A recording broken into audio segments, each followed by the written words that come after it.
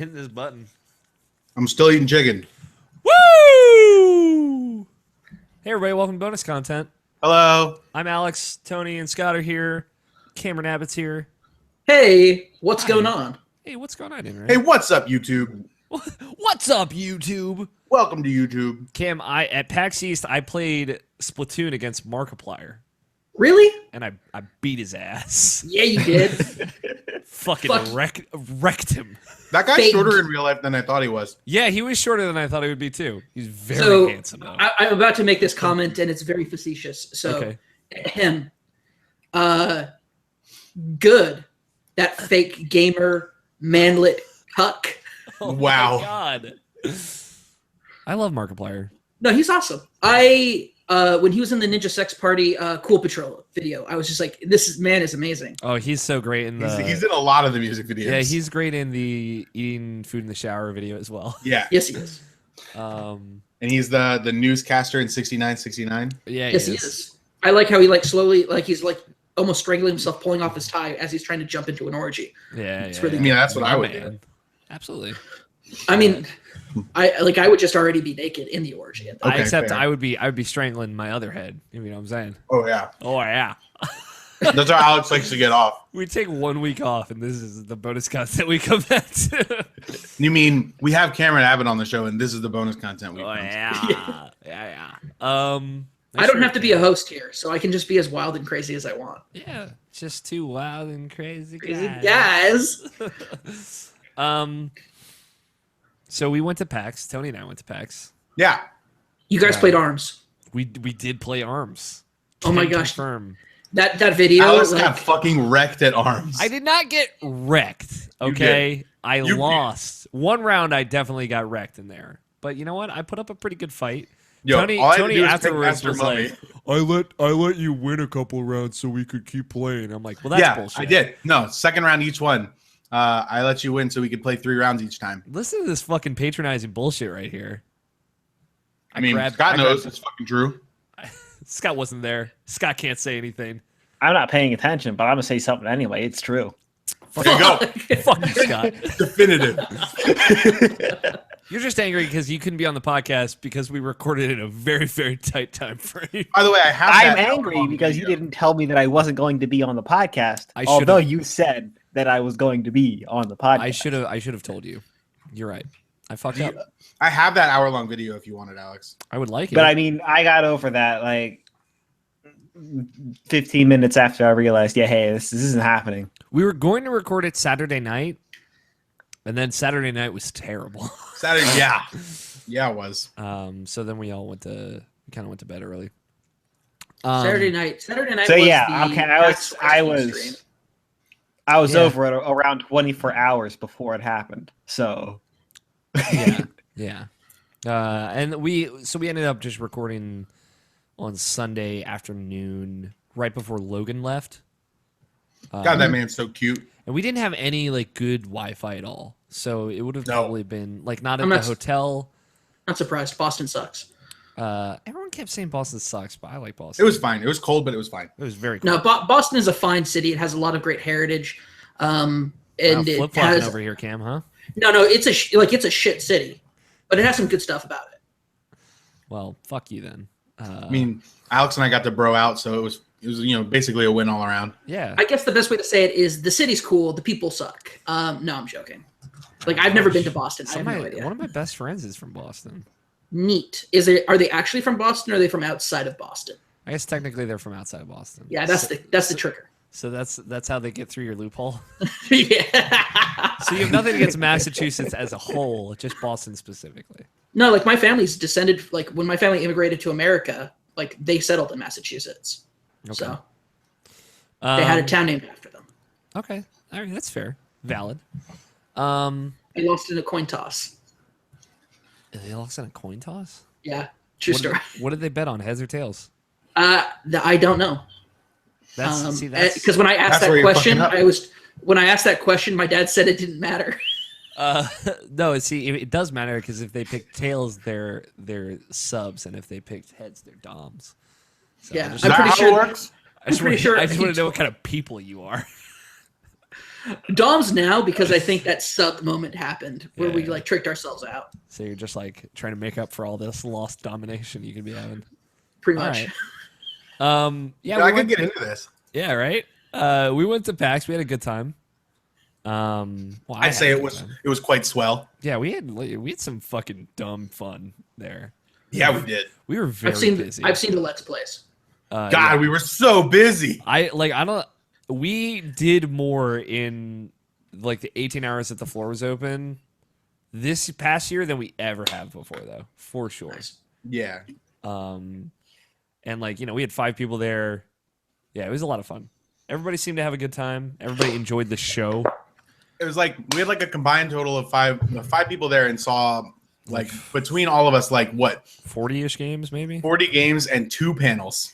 Yeah, Damn. yeah, like no panel. None of us went to panels. I'm used to actually being able to like go to panels and see some cool shit. This year I didn't have time for any of that. Yeah, I mean, What panels did you guys hit up then? I went to the Kind of Funny panel. Yeah, that's the one that matters, right? As it turned out, which I was on. If you didn't know, if you haven't seen it, I was on. Oh, I've seen it. I've seen it. I watched it live. Did you watch it live? I Did did. you expect that? I also watched it live. No, I did not. Neither did I. There's a lot I of things also about watched that it live, I didn't expect. but I heard the conversation that brought that on the night before, so I did expect it. Yeah, Tony was not in the audience. You can you were hear. covering games.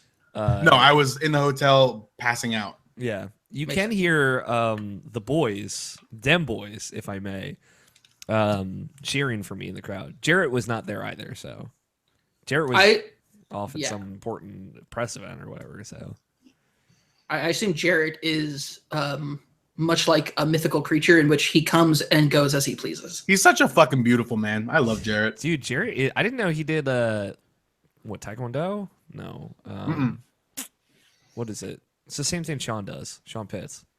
Jiu-jitsu. Oh, jiu-jitsu. Jiu-jitsu, yeah. Yeah, I had Okay. chicken in my mouth. I'm so sorry. It's okay. It's all right. No, yeah, jiu-jitsu is awesome. I was about to say taekwondo's for pussies, so I don't know the difference. So no, it's okay. I like when I did martial arts for like 3 years, I got shit from people who did taekwondo, and so yeah. I did the karate. Karate. I was a green belt. I got to green belt and then I quit like an adult. Like, what is green belt in like in your dojo? 4 belts. In. Okay, that's Alex- pretty Alex substantial. dojo. It was substantial. Yeah. So I didn't like. So it's white, then yellow, then orange, then green. Nice. Okay. Basically, what you're saying is that when you are attacked in the dead of the night in an alleyway, you come out alive. So and then it's like it's green, then brown, then purple, then I black take belt. that as a challenge. So I got halfway up the ladder. Yeah, I when I did martial arts, I made it to. They broke them out into junior and adult divisions, so I made it to green junior, which translated to purple like adult, and that's where I stopped. Okay. They reorganized the entire system. When I took a semester off, and then when I got back to it, I was like, I have no idea. Like everything I know has been scattered around, so I quit. Okay, that's valid. Yeah. I'll accept that. He totally understood. Like my sensei totally understood. Although if he heard me call him sensei, he'd kick my ass. I bet he would. Like I was your instructor, not your sensei. I'm not your sensei.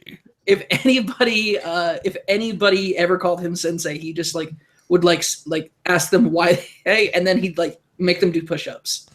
Tight. And he wouldn't give you a number. He would just make you do push-ups until he decided you could stop. That's what happens when I call Scott sensei. Yeah, but No, Scott, I generally ignore it. But Scott is our sensei though. Yeah, I saw. Did you go to any other panels, Tony? I can't remember what the panel was called, but I went on the first day for to see the second half, and this is the only panel I went to see the second half of the panel by and I forget his name too, which is this is going well. The guy who made XCOM. Oh yeah, I totally. It's like Eric or something. Yeah, he was telling his story of how he ended up making the XCOM games and stuff, and The original XCOM or the new ones? both. Okay. Yeah, because he would be involved in the revival series. Yeah, I interviewed. That's awesome. I interviewed the director. yeah, it was interesting. I don't know. I just wanted to go see something on the first day, and that's what was going on in the main theater. So I went up there and chilled for a little bit. Yeah, I went to like I peeked into a couple panels for a little bit. We peeked into the IGN panel for a little bit. Oh yeah, I did sit in that for like 12 minutes. And there's like a +1 to journalism panel that Jarrett went to and asked a question at, and I saw a little bit of that as well. I wish, like, I don't know, I was like way more. I was not as into wanting. I didn't want to go see panels as much this year. Like last year, There was so much good shit on the floor to do. You know. Yeah, there's a lot of good people to talk to as well. Like whether it be like friends or like developers or indie devs. But yeah, last year there were a lot of panels that I went to for sure, and this year it was mostly just hanging out. But we had Sexy. We had good dinners. We had a nice dinner Thursday night. Yeah. It's pretty quiet.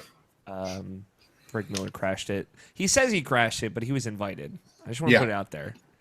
Like, he was expected to come. So, I don't know. Was he expected, or did you just think that, oh, we'll invite him and we'll see if he shows up? No, he was invited and he said he would come. And then he texted me and said, hey, I might be a little bit late. We'll let you know as it comes along. And then he just showed up at some point after that. So nice. Was Jen with him, or did she not join until later? I think she didn't come in until Friday. So yeah, because I think she was working the event. So no, she was actually there just hanging out. Oh, cool. All right. I got to meet her for the first time after the Kind of Funny panel. I'm really excited to meet her for the first time. She and I've had like a really good like rapport on Twitter. Mm-hmm. Weirdly enough, I have like a way better rapport with every Kind of Funny and now former Kind of Funny members, like girlfriends, that I do with them themselves. Yeah, I like. She's the nicest human being. Cameron Abbott, the homewrecker. The homewrecker extraordinaire. I actually my official moniker is unsexiest comedian for a reason. The man with the face bill for radio, I believe. Yeah, that's right. Technical term. Yeah, she's like the nicest human being ever. I'm really excited to meet her. I got to talk to her a little bit, and after she wanted to chat more during the show, but like I said, we were so busy. But she DM'd me after PAX was over just to let me know it was nice meeting me. I'm like, oh, you didn't have to do that. This is super sweet. Yeah, we had a good PAX, strong PAX. Nice. A lot of PAX hashtag content going up. We had videos go up for the first time as well. So that more coming. Really excited for those. Yeah, I think is the only other one left the podcast. Yeah, I think so. Okay. Is the dude that interrupts us in that video at all? So no, and I mean maybe in audio form, but there's no video except for you guys. I cut him out of the audio podcast, so it's gonna be in there. Okay. Unless you go in and cut him out, he's in there. I might cut him out.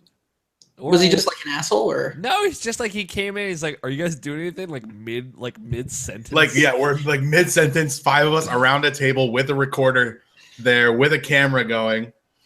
Fucking oh my god! And they're like 4 people that are in like the whole time, like loudly conversing and eating in like chips and bags. They weren't talking that loudly. They weren't. It was loud enough that like me like paying attention to like this is all being recorded. Like fucking, I was furious inside. I did not know why they had to come into this room to eat. Yeah. So I don't know. Did any of you ask them to like leave? See, like no. I was real close to standing up, walking over and be like, hey, shut the fuck up. We're busy. They came in to eat sandwiches. I mean, at least it's not like they were eating like really loud potato chips. There was a guy that did that.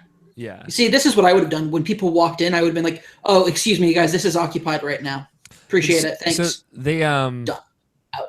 Well, I mean, I didn't want to interrupt the podcast. We had a pretty good flow, and we were like on a really tight time limit. So fair enough. Okay, fair that enough. hour like was like super tight. Like it was like right at the end. It was, hey, Tony looks at me. He's like, we have 6 minutes left. It's like, okay. Yeah, I had a timer going at that point. Like I was like, hey, we are out of time. Yeah.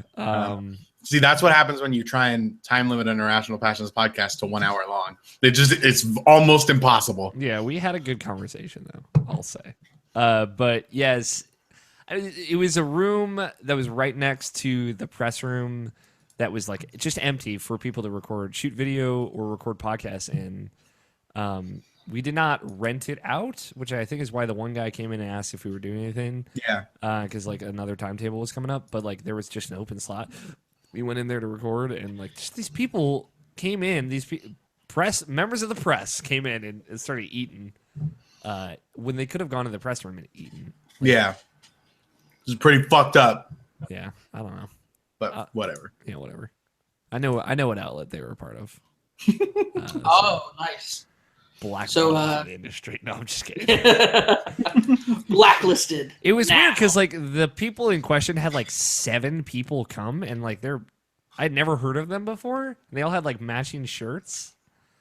And like when I had like requested 6 badges once, I was told that we could only have 5, and I was like, well, okay. I get we're not IGN, but you know, who are these kids coming out of nowhere? But yeah, no, they're probably from that new website, like YouTube. Yeah, the YouTube websites. Oh, YouTube. They're totally ruining us traditional media. Yeah, dude. I did not see as many con or content creator badges as I did last year. Yeah. That was interesting. Good show. You have fun, Tony? Did you have a good PAX? We'll go over it in a little bit of just some of the stuff that's gone up, but there's still more PAX hashtag content coming. So yeah. And we had that podcast go up. So if you've not listened to that, it's audio only. So you'll actually have to go to the website and figure it out. For now. Cam, how's your week been? Pretty busy. So like I'm in school, and I've been trying to balance school with some work stuff and trying to write stuff for this series I'm trying to record, and at the same time trying to plan for a 50th anniversary. So, or not 50th, like 50th episode anniversary. 1 year anniversary, right? Well, we had our 1 year anniversary a while ago. Yeah, it was what, January? Right? End of January, beginning of February was like technically when we did form.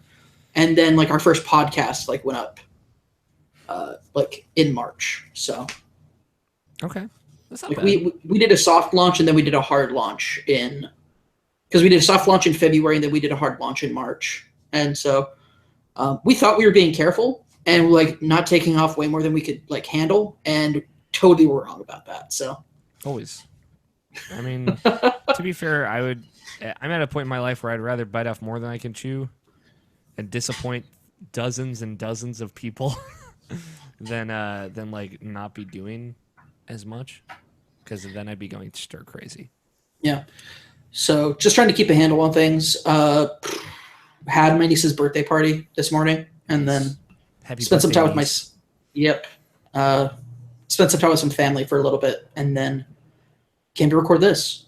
Yeah, here we are on this garbage truck. Let's light it on fire. Man, Alex is giving you a gift. Now you can go up to your niece and be like, hey, the Alex O'Neill says happy birthday. She's 4. That guy talked about his penis on the Kind of Funny panel. I didn't talk about my penis explicitly. But you did talk about things that involve it. Yeah, I did talk about sex. The sex. Now, like, it's weird because now, like, thousands of people know more about my sex life than my mom.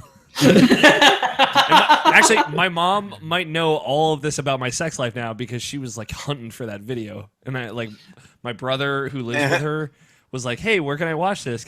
Me and mom were gonna watch it." I'm like, "Please, God, do not let mom watch this." It's like it's my first appearance on any panel, and it's like I can't show this to my parents. Oh, well, or you could. You're not totally open with your parents about your sex life? No. I think my mom still doesn't know that I've had sex. She probably knows. I was going to say, Alex, I'm pretty sure she knows that you've had sex. I would bet that she's in denial about it. Why? Because what's wrong with my beautiful son? My sweet baby boy. My sweet baby boy put his thing in something. Please don't say that ever. Alex, I think your mother is mature enough to know that like sex is an important part of any shark. Let's be real. Linda the shark hanging out. Yeah, dude. Rocking it. So I'm sure she understands that like you are a sexual being.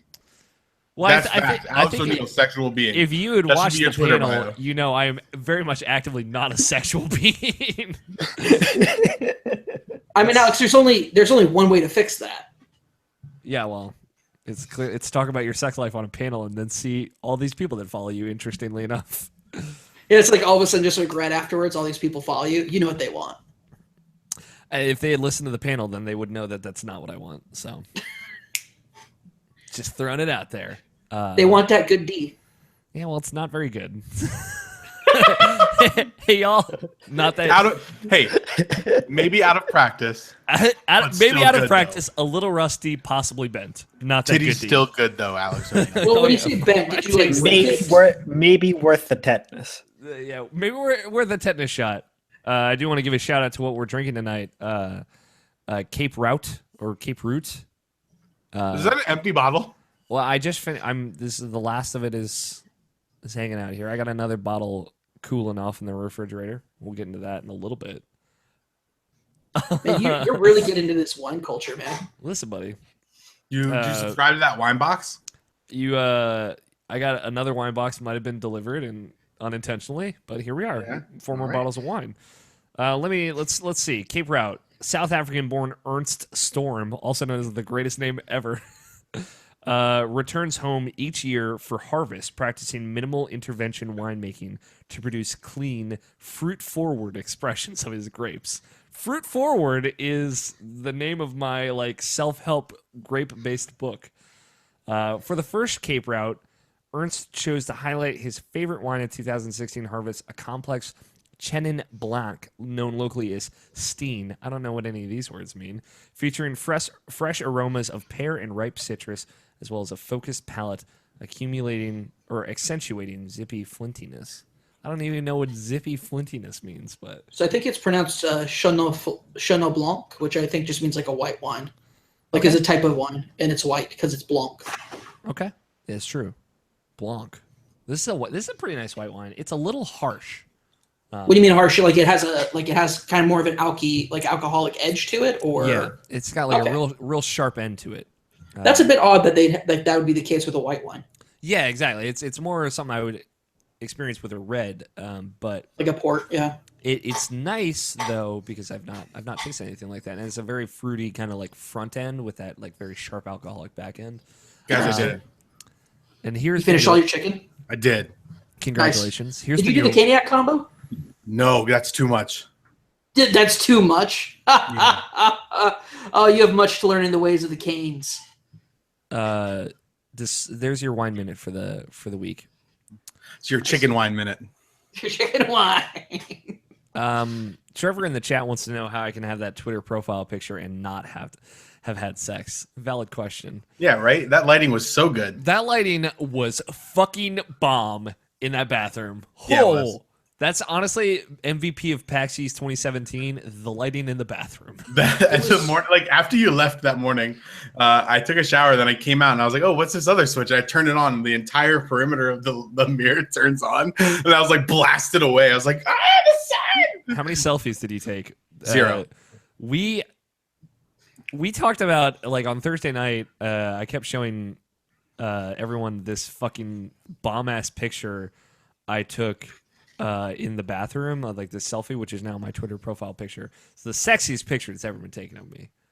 Do you need that I beg to differ. Cam? I have I already know the best picture of Alex O'Neill. It's from last year's PAX.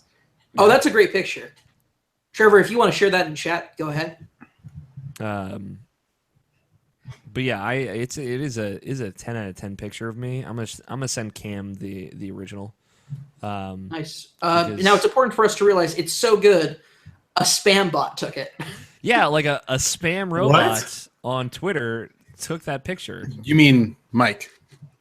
Yeah, Mike from Mike and Sally. Is Mike and Sally a thing? No. Who's no, Mike and Sally. Michael Martin. Mike and Sally. Oh. It's the show that Jenny McCarthy is on. Oh shit. No, I'm sorry. No, that's Mike and Molly. Yeah, there you go. That was close. But it's a real good picture, and yeah, some robot stole it. But it's okay. I got him back. When Alex. yeah, you did clearly. Is the picture gone? Is that account taken down? I don't know. I just sexually assaulted a robot. So yeah, it's fine. Not sexually assaulted, sexually harassed a spam bot, which then made me tweet out I think I might have a problem. If it's a robot, is it really assault? That's what I was questioning. Oh no, right? it's still up. Still up. That's oh my! I didn't see like the full like body of that picture. Oh, they're tweeting. They're tweeting at industry people. Oh good. shit! Oh, that's great. So, I mean, this means we have to start the campaign to get me a blue check mark. That's true. What's up? There you go. It's time to get me verified, folks. The real Alex O'Neill. Oh my gosh! That is the lighting just makes your eyes so like Hot. amazing. I know. Yeah. Wait, so where is this? Where is this fake account at? Do you want to tweet at it? Yeah, I dude. wonder. There's got to be a person behind this then. Your eyes look like a stormy sea in this picture. It's not even using my handle or nothing close to it. It's at Arcovey Xbox. ARCOVEY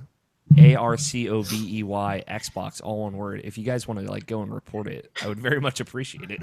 Oh, thanks, Trevor. Covey Xbox. Yeah, sorry, Trevor EY made it a Xbox. correction. It's Melissa McCarthy, not Jenny McCarthy. I think Jenny McCarthy is the lady who's like what is it? Vaccinations give you autism or whatever. I searched that and I didn't see anything. Most people don't when they search whether or not vaccines give you autism. Not what I said. Fucking savage, Cameron. ARCOVEY XBO. Yeah. AR Covey. Xbox with at the end, weirdly enough.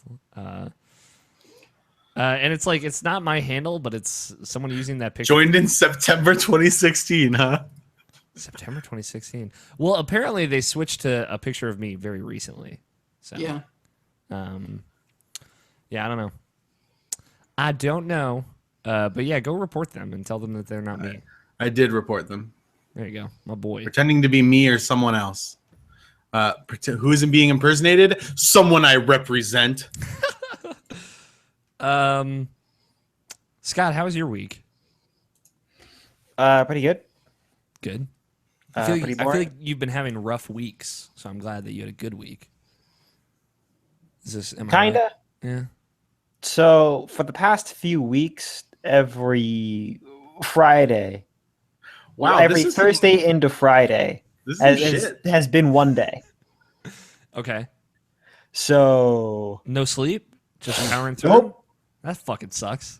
Yep. To be fair, I slept for an hour between Thursday and Friday this past week as well, so.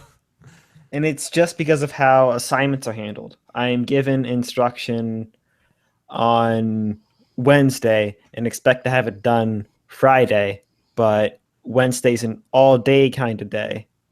So I don't have time to do any of the work on Wednesday. So then I have to do it all on Thursday. That sucks. And I don't get home on Thursday until 8.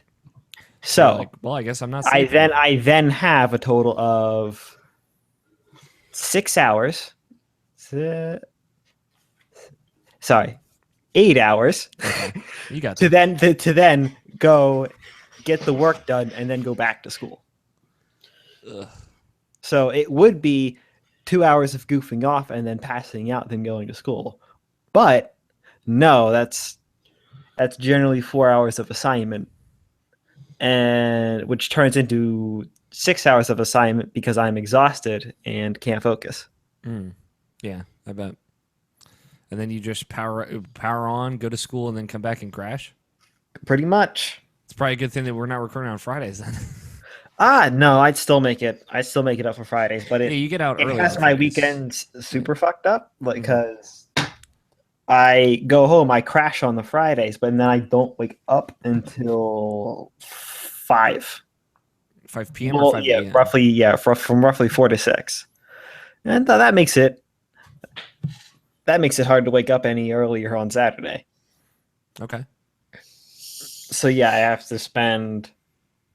I get real fucked up on Friday, and then I have to spend the entire weekend adjusting. Okay. That's terrible. I'm sorry. Yeah, I knew that was coming. Yeah. You're working hard. That's good. I'm proud of you. Proud of you, Scott. I know you don't care. It's fine. I'm trying to think anything else I want to cover in bonus content. Nah, I think that's all I got. It's good. It's a good week. It was a chill week. I worked on Monday though, after getting back in at 10:30 in the morning, 11 a.m. And then I had to go right to work, and that was bad. But I slept real good. Slept until like 3 p.m. on Tuesday as well. I had Tuesday off. Alex, I just remembered. I have to thank you. Yeah. Your question that you tweeted at us last night. Yeah. One, thank you for actually tweeting the question at us because nobody ever does. No worries.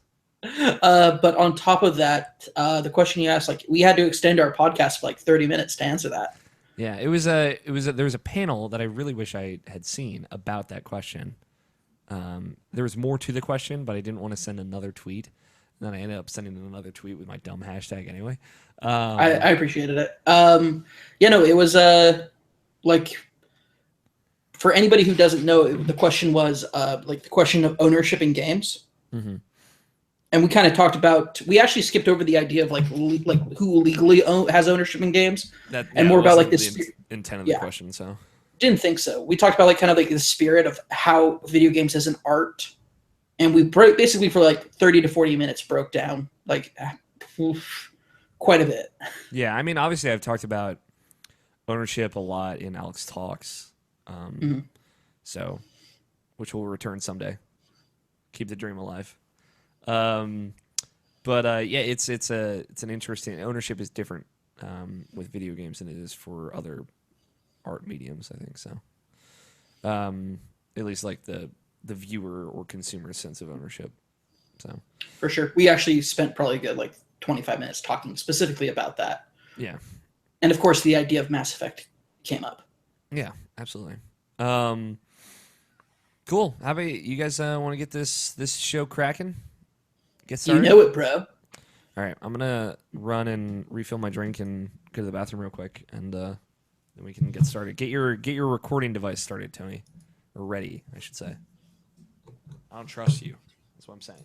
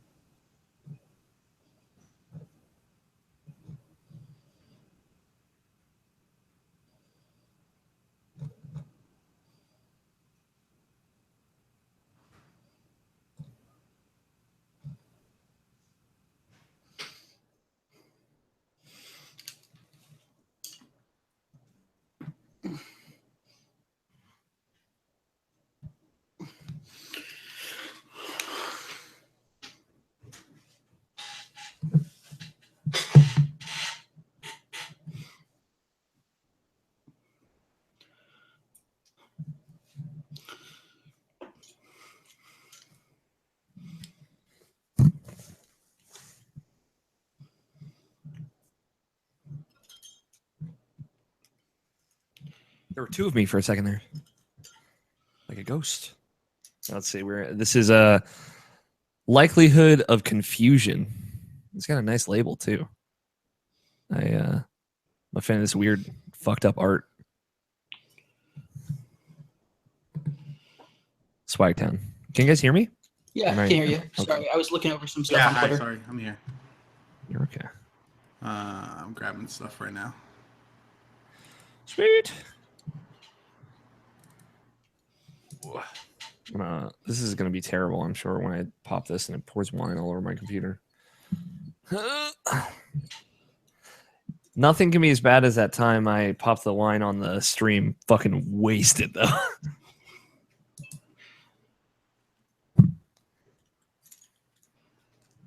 That's why we do what we do.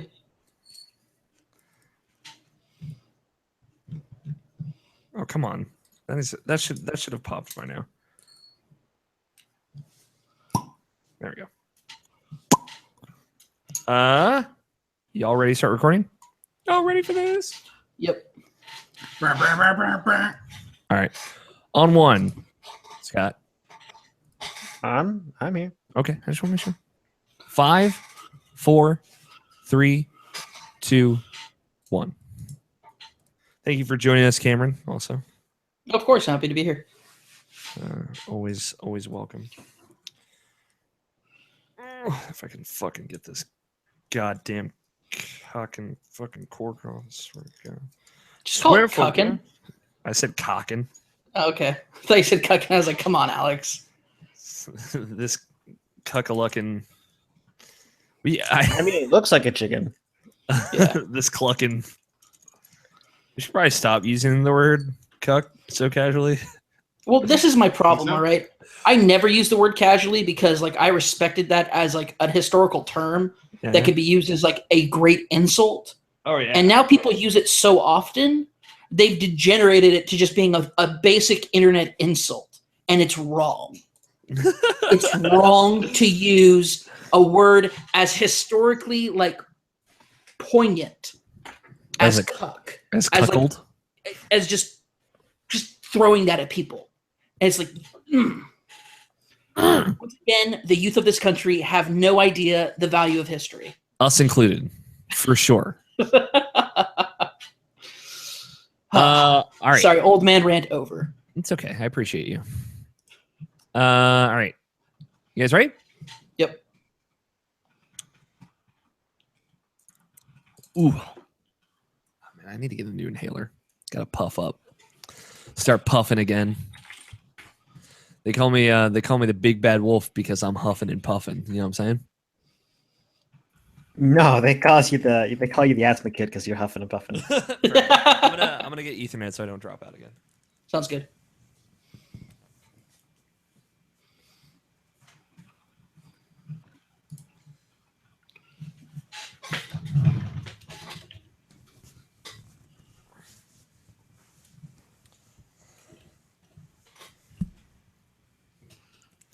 Also, I'm sad that you weren't here last week, Scott, because Zelda happened. Yeah. Have you played Zelda, Scott? I'm gonna assume no. Oh, you have? Okay. Yeah. Besides, you mean the Sounds week like, before of last course week? I have. What the Yeah, fuck you're are you talking about? You're right. I didn't know. Okay.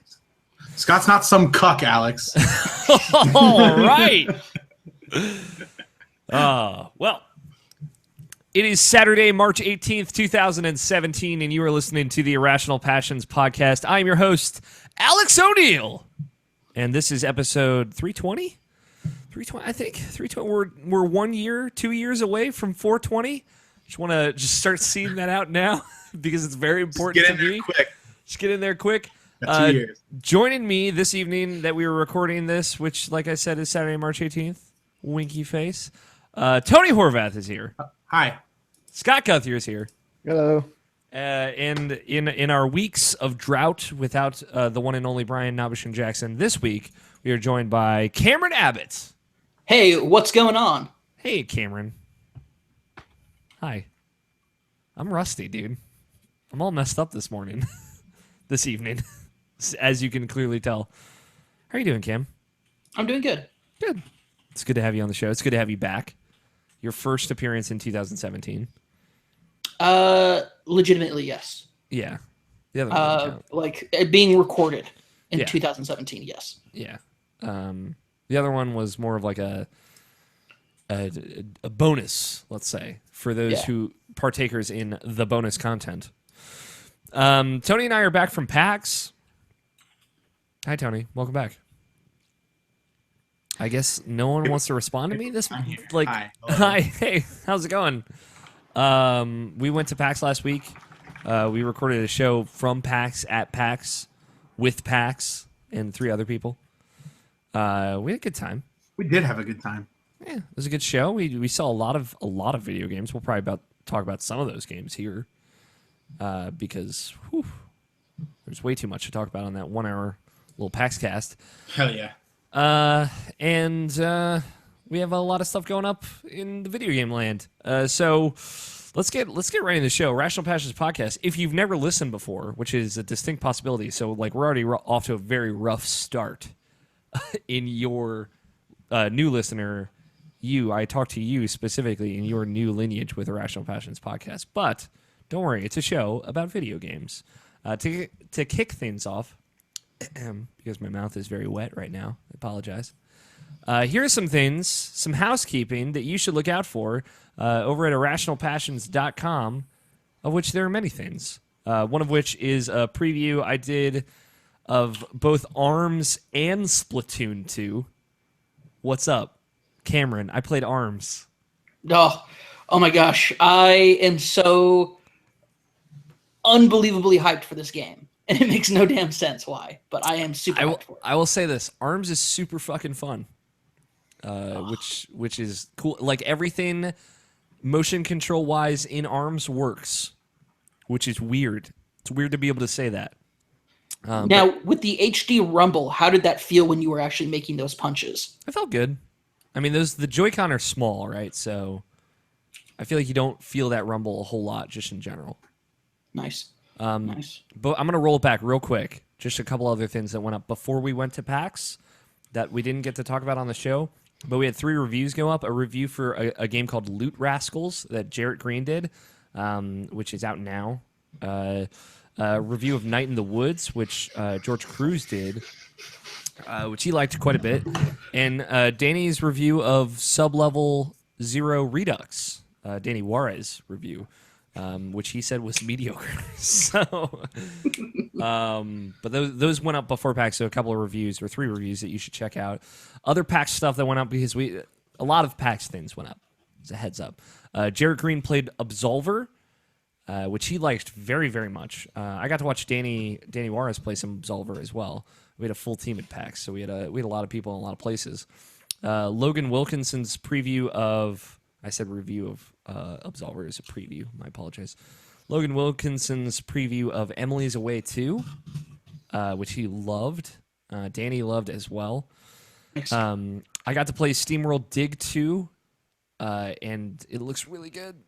I'm very excited for that game. It's coming out this summer, and it looks great. It is more SteamWorld Dig in every way, shape, and form, and is also like more Metroid-like, which is super cool.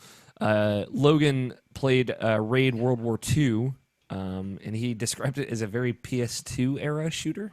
Oh gosh, that's not good. Which is good for him, but maybe not good in general. He said it was good though. Like he enjoyed it. So there's a preview of that up. Oh, so that was like a positive indicament. Yes, in the better ways. Like he said, Okay. it doesn't look that great, but it is fun in those ways. Okay. And the fun fact about the Raid World War II preview, like by far our most viewed PAX preview, weirdly enough, but by a lot. But there you go. So, The Gardens Between, indie game that Logan and I got to see, is a cool puzzle game based on time mechanics. Logan wrote that. Logan also wrote a preview for My Memory of Us, which is a super cool, like 2D adventure game set in like World War II, like Nazi Germany, World War II. Oh, cool. Where you play is like these 2 siblings running from the SS, I believe. I did a preview of Songbringer, which is a cool procedurally generated Zelda 1-like. But there's more to it. It's very stylish. It's kind of like a drug trip. There's a lot of drug references in it. And I wrote a preview of Hob. A second preview. I wrote a preview of that last PAX East, but there was a lot more to see this year. That's from Runic Games. It's their game after Torchlight 2. And that game looks excellent. Another kind of like Zelda-like. It reminds me a lot of A Link to the Past, but in 3D, of course. Very cool. And Logan had his last preview, because he wrote so much from PAX East, of Ultimate Chicken Horse, a game that holds a special place in all of our hearts here at Irrational Passions podcast, I'll say. There's more stuff coming up. Tony, you got two things. Yeah, coming. 2 things in the works. One of them coming very soon. The other one, it requires me to play through a video game before I can finish it. So there you go. Also coming soon, just as long as I have more time to play video games, you know. Danny's got a couple of things coming. One preview and one, I think, review-esque thing of a thing he saw at PAX. And I have one other thing coming. So, and Jared has 2 things that I've not published yet, but I believe are written. I just have to get them published. So, a lot of stuff from PAX East. There's also the podcast last week and multiple videos of things that we played together. Played Gang Beasts together. That was dumb and fun. And we played Striker's Edge, which was a cool 2v2, like brawler-esque, like combat game where you're like shooting at each other from across like this median, kind of like dodgeball in a weird way. Trying to think other thing. We played Just Shapes and Beats, which was cool. You can't hear the music of that game in that video, unfortunately, but it's a very cool game. There's a great Mortal Kombat part of that where we played a game to the Mortal Kombat theme.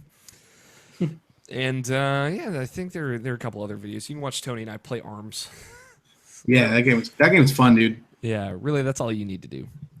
So yeah, I just wanted to say something real quick because I am keeping an eye on the chat Mm-hmm. because that's usually where I hang out Yeah. when I'm watching this show. Yeah. I want to give a shout out to Ivan Lekovic. Yvonne. It's Yvonne? Yvonne. Okay. I found. Sorry about that, Yvonne.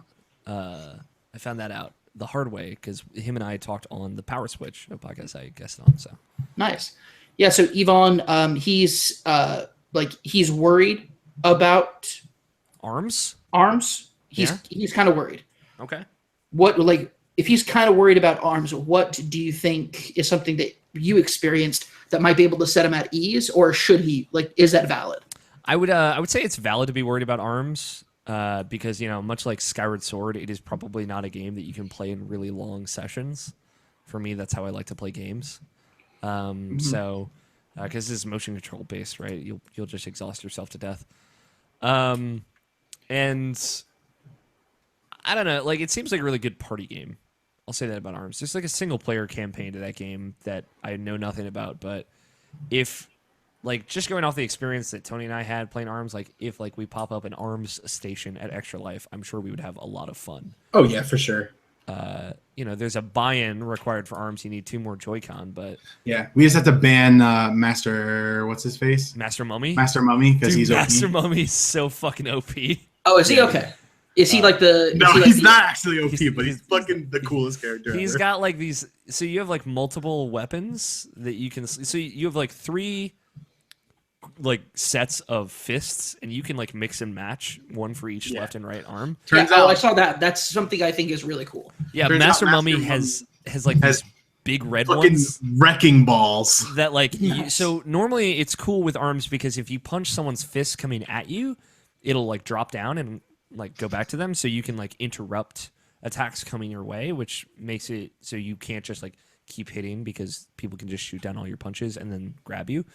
But Master Mummy's big wrecking ball fists would just go through everything that came near him, so you'd have to either dodge them, and I was fighting against Master Mummy, not very good at dodging, as I'm sure you'll see in this videos, which is the primary reason why I got fucking smoked.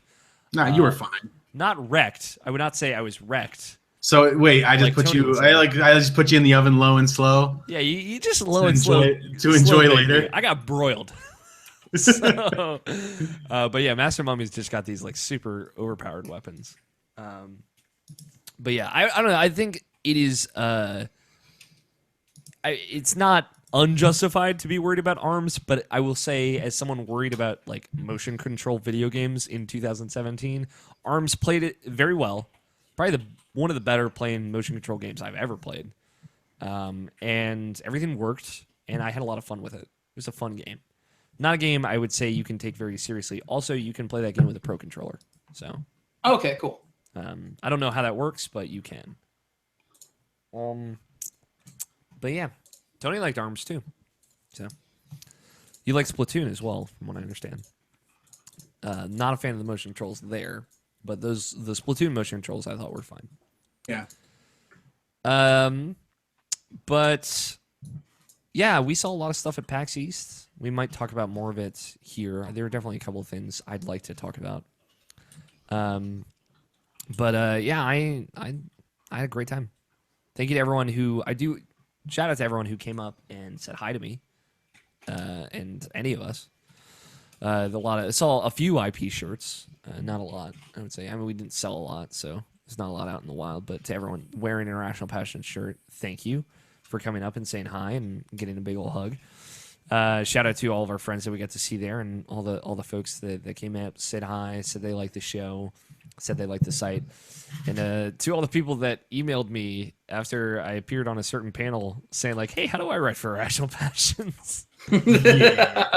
So welcome to our sinking ship. Yeah, welcome to this sinking ship on fire. It's really small leak. We've been going for 7 years somehow, but eventually we're gonna sink. Oh, for sure. It's burning. It's on its way out. Yeah, taking on water. Yeah. That's why we're launching another show. Like, the only thing, it would sink faster if it weren't so on fire that the water was evaporating. Yeah, the fire is so hot, the water is evaporating. And also, for some reason, the boat is made of steel. Are you trying to say that our show is lit? It's lit AF. But yeah, that was a lot of fun. To the people that sent me emails throughout the show, I will get back to them hopefully this weekend, if not next week. Very busy week of hashtag content going up. But let's get into the show proper. Rational Passions podcast is a podcast predominantly about talking about video games. I need to know, Scott. Let's talk. You weren't here last week. I'm sorry. I have to make a quick interjection, Alex, and I apologize. Please. Emergency message from the chat. Here we go. Somebody said Tony may have won at ARMS, but everybody lost to me at Gang Beasts, and that's one Griffin Senpai. Is this accurate? This has been missing from all of the PAX East reporting that I've been hearing about. Griffin Guccione. Oh yeah, Griffin fucking us. wrecked. Like, I don't know what it was about. He also broke the game within 30 seconds of us playing. Yeah, Griffin actually gladiatorially held someone, picked somebody up over his head. He threw me off the edge. Threw someone off the edge of a building. I'd never seen someone successfully do that with the weird controls of Gang Beasts, but Griffin did that. Yeah, and then the camera decided to follow me as I was falling into oblivion, and we just looked over the PlayStation guy and we were like, we broke it. It's like, this is the fastest I've ever seen anyone break this. I know we picked up the controllers 26 seconds ago, but it's real broken. Yeah. It was funny when I asked, hey, can I film them playing Gang Beasts? He was like, thank you for asking first. No one does that. I was like, I guess it is a public show, but I wanted to be courteous. Yeah. Griffin did some fucked up shit in Gang Beasts. All right, cool. I will say, if you want to watch live and be a part of our live chat, remember we record every Saturday around 7:30 p.m. Eastern time. And you can also tweet your questions anytime at IrrationalPod with the hashtag IPQ, which we will read at the end of the show in our mail sack, of course. Let's get into it. No more fucking interruptions, Cameron. Don't make me come over to Arizona. I will. Please do. I swear for God. I swear for God. I'll treat you to a wonderful, nice dinner. I will feed you all the foods, Alex. If Scott, you Phoenix. Everyone complained about it last week that I talked about Zelda for an hour with Logan. Or 2 weeks ago. Sorry, I'm all fucked So up. it's time to talk about some more? I need to know where you're at with Zelda. Let's see. I really only got past the first part, the tutorial part. So you're off the Great Plateau. Then. I'm off the Great Plateau. What are you playing it on? Well, I'm not, since I don't have the game. Okay, well, you played it, I assume. I did. Did you play it on a Nintendo Switch or a Nintendo Wii U? Switch. Okay. Is it your brother's Switch? Yep. Okay. What do you think of the Switch? I mean, so far, so good. Okay. I don't know if you're playing in handheld mode. Are you a believer yet? Are you a believer? Stop. That's not what I said. That's what your anime avatar looks like it wanted to say, though. Or did you play like in TV mode, in handheld mode? Both. Did you play with a Pro controller or the Joy-Con grip? Joy-Con. Okay. Are you where are you at with it? How you feel about it? Talk to me. The game itself, it's The pretty good, although it's really goddamn slow. really slow. Really goddamn slow. Like, are you talking about like frame rate, or are you talking about like just the pacing of the game? I mean, I disagree, but it's how when you notice it. You notice these types of things when you're used to these kinds of games. Yeah, I mean, like, I wouldn't say I'm used to these kinds of games, but I also would say I'm very used to Zelda at this point. And I don't know, I like At the very least, at the start, this has been the slowest Zelda game I think I've played. really, Really? I totally disagree. Because like my thing is I don't interpret it as like slow. I like because I'm just doing whatever I want. So I'm not. It's not slow to me. I'm happy, right? I'm content doing what I want to do. So that's like the antithesis of slow. Slow would make it feel like if I'm not allowed to do what I want to do, then it feels slow. In context, this is all I'm saying. But I mean, like, to each their own. But you're off the plateau now. Well, you got off the plateau. Yep. And obviously, like there are literally no holds bar at this point. You can do whatever you want, and I imagine you haven't really had a chance to explore the world at all. Only a little bit. Okay, where'd you go? What direction did you go? Up, down, south? I north? started heading towards the objective point. Okay, toward the village that it tells you to go to. Yep. Okay, all right. Is that like? Do you have any like nuanced opinion so far, or you think it's too early? I think that's about the one nuanced opinion that I have about it. Is that you think it's slow? Yep. Okay. I'm curious where that goes as like hopefully you spend more time with it because that game is something. I've played a lot of that game. It's worth noting. That's almost literally the only outside of PAX, the only thing I've played for the past 2.5 weeks. So, which is a lot. I've played 90-ish hours of that game, I think. Sweet Jesus. Somewhere more than that. It's gonna approach Witcher 3 time by the time I'm done with it. I think probably more. And I'm still very happy when I play that game. It's one of the happiest time. Anytime I'm playing that game is some of the happiest I've been playing video games in a while. Quick note: Yeah. Trevor Snarky Starkey himself in the chat said, "Having gotten to that village, I agree. Pacing has been real slow for me in an hour or two segments before bed." So he's in an hour or two segments that he's been doing before bed. So it's funny because like, and it's different. I'm so removed from it, so I can't really speak to it. It never felt slow to me because everything I did was so engaging and interesting to me.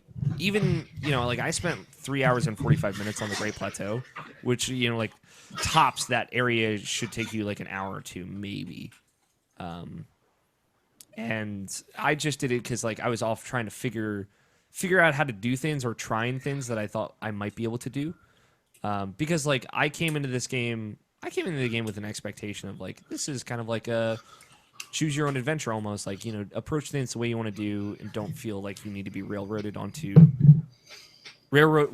forward. Even if like I was anxious to get to the wider world, I was also intimidated. So I felt safe in that opening area.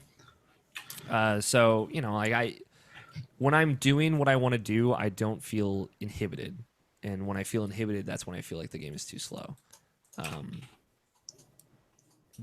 think that's where I like disagree with that idea. But to each their own.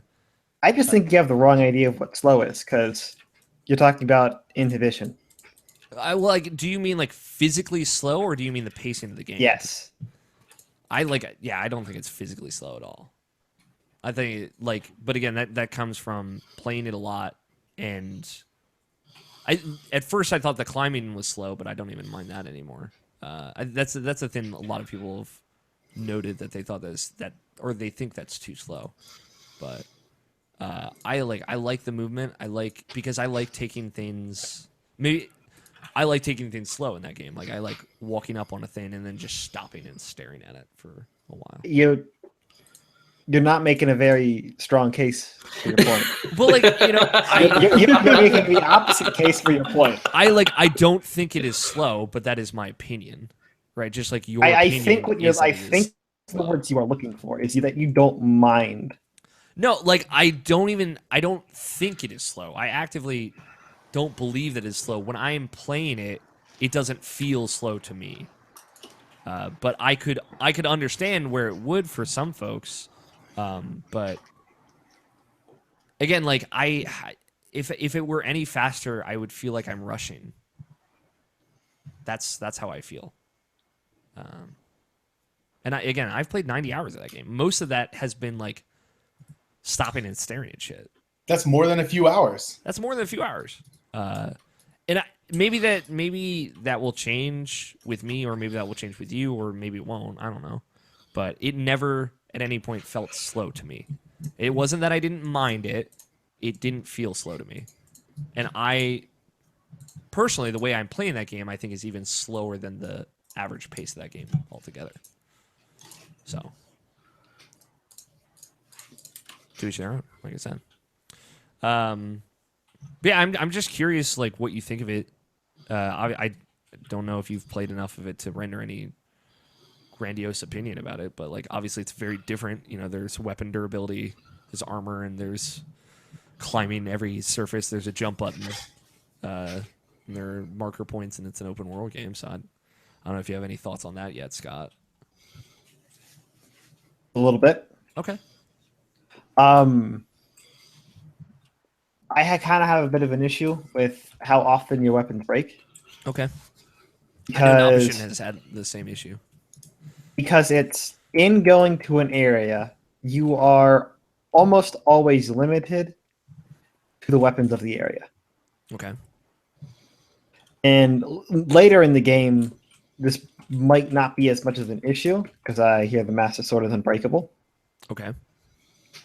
But at the very least, where I am now, if I were to jump back up to the Great Plateau, even though I'm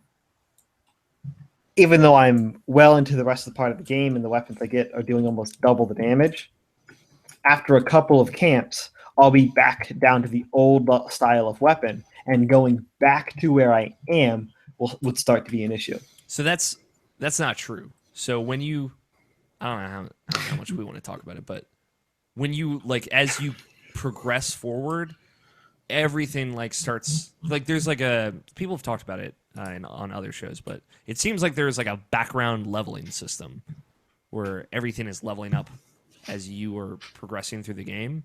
Whereas like you don't like have a strict level, but like all the monsters are getting stronger for the most part. Sometimes you'll see like those weak guys, but they'll have stronger weapons, and like you will continue. Like at this point where I'm at, I'm not seeing any weapons below a certain power threshold.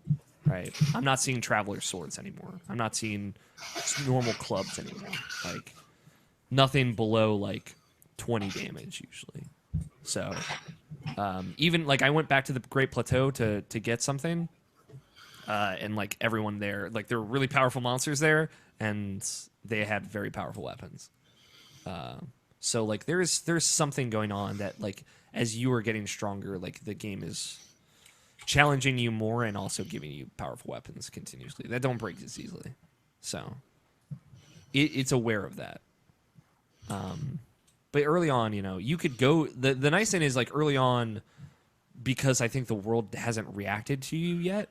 There are parts where like there are really powerful monsters just like right from the get-go. You could go them and chip away at them and kill them eventually, and then get their really powerful weapons, and then take them with you to other areas. Obviously, they'll break eventually, but you could do that. You could break the system. But I have so many weapons now, and I have so many. A lot of people have been talking about the weapons breaking stuff, but like, it's only after a really, really hard fight where I'm like strapped. And usually I can pick up a few things and be okay. But I haven't gotten to a point where I've been weaponless. Nobishin, I hear, did, because he did. I guess he did one of the dungeons of the game, and he was like he broke his last weapon at the very end of it, I think, is what he had tweeted out. So That sounds awful. yeah. Well, I mean, yeah, and like that was the other thing that I was getting at. It's the weapons. The weapons that you have limits what you can do. Not greatly, because you definitely have the ability to be more places than any other Zelda game and most other open world games. But like your weapons determine the limit of where you can go, and generally, if you find yourself in a situation where your weapons are not enough to handle what you've come up against, or you generally don't find yourself in a situation where you can prevent you coming into those situations. okay. You don't know until you're there, and then you have to leave. You don't have to start actually trying to take the situation on. That's on you for misreading it. But you will come into those situations. I've like found when I have found myself in those situations, I've found like creative problem solving ways to get around it. Like hitting things with boulders? Yeah, and that's a big one. But like using other things, like not using my weapons to handle those like difficult situations. Which I think the game has a really good visual language of like encouraging you to do. And like I feel like you haven't seen as many of like those cool environments, but they do lay out some fun ones on the Great Plateau. Like, you know, there's like one Moblin or Bokoblin camp that you see early on where it's like two boulders sitting at the top of a hill and you can just like push them down and like blow up some barrels or whatever. And, yeah, no, I've done that before. Yeah, but like the explosive barrels or like one thing that I saw somebody tweet about, I'm like, oh, I wonder if I could try that. Was so typically when you sneak up on a camp or if you get near a camp, you can see like here they've laid out all their weapons near this like weapons rack, essentially like a log that they've laid all of their spears and swords up against. So I was like, what if I snuck up and threw a bomb and laid it there by their weapons and then pissed them all off, and they all go running to the weapon rack and then blow up the bomb and the weapons go flying and it hurts them. And then I run up and I collect all the weapons, and I did that and it worked. Okay. So, like, I found, and again, the game has a really good visual language to convey to you, like things like that. You can see these weapons, you can see them away from them, and like I've seen situations like maybe like a goat or a boar or something that they would hunt and try and kill. Would go near them and they'll like all like run over to their weapons and pick them up and then start chasing the thing. So it's very good at telling you how they're going to act. And I've had a lot of fun just like solving problems around what I can expect their behavior to be. And sometimes they'll do shit that I will never expect.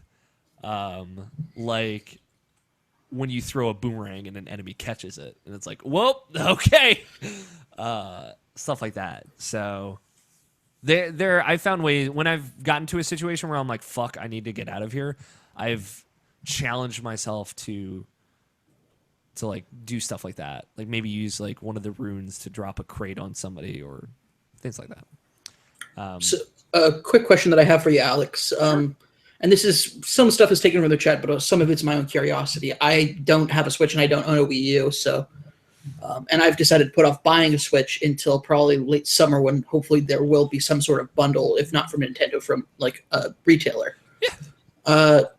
So this was brought up by somebody in the chat. I think it was Trevor specifically, but with the let me go ahead and find it real quick.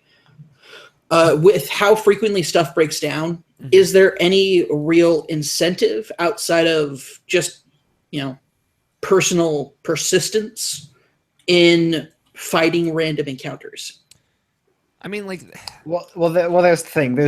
If you can kill something, there is never a shortage of weapons. Yeah. The issue is when you fight something that you do not have the physical durability and damage in your weapons to actually take down. I'll say like that. Okay. When like I've not burned through all of my. I said it earlier. But I've never burned through all of my weapons fighting. Right. It's not that it's a common problem per se. It's that is your limit. Instead of it being, I can definitely see it happening. Instead of it being the RPG level, instead of it being barriers where you have to go ahead and you have to get this to access this entire map, that is your new barrier. And you don't know where that is until you come across it. Yeah. That answers that question. The game is really good about, again, like there's this background leveling system that they have going.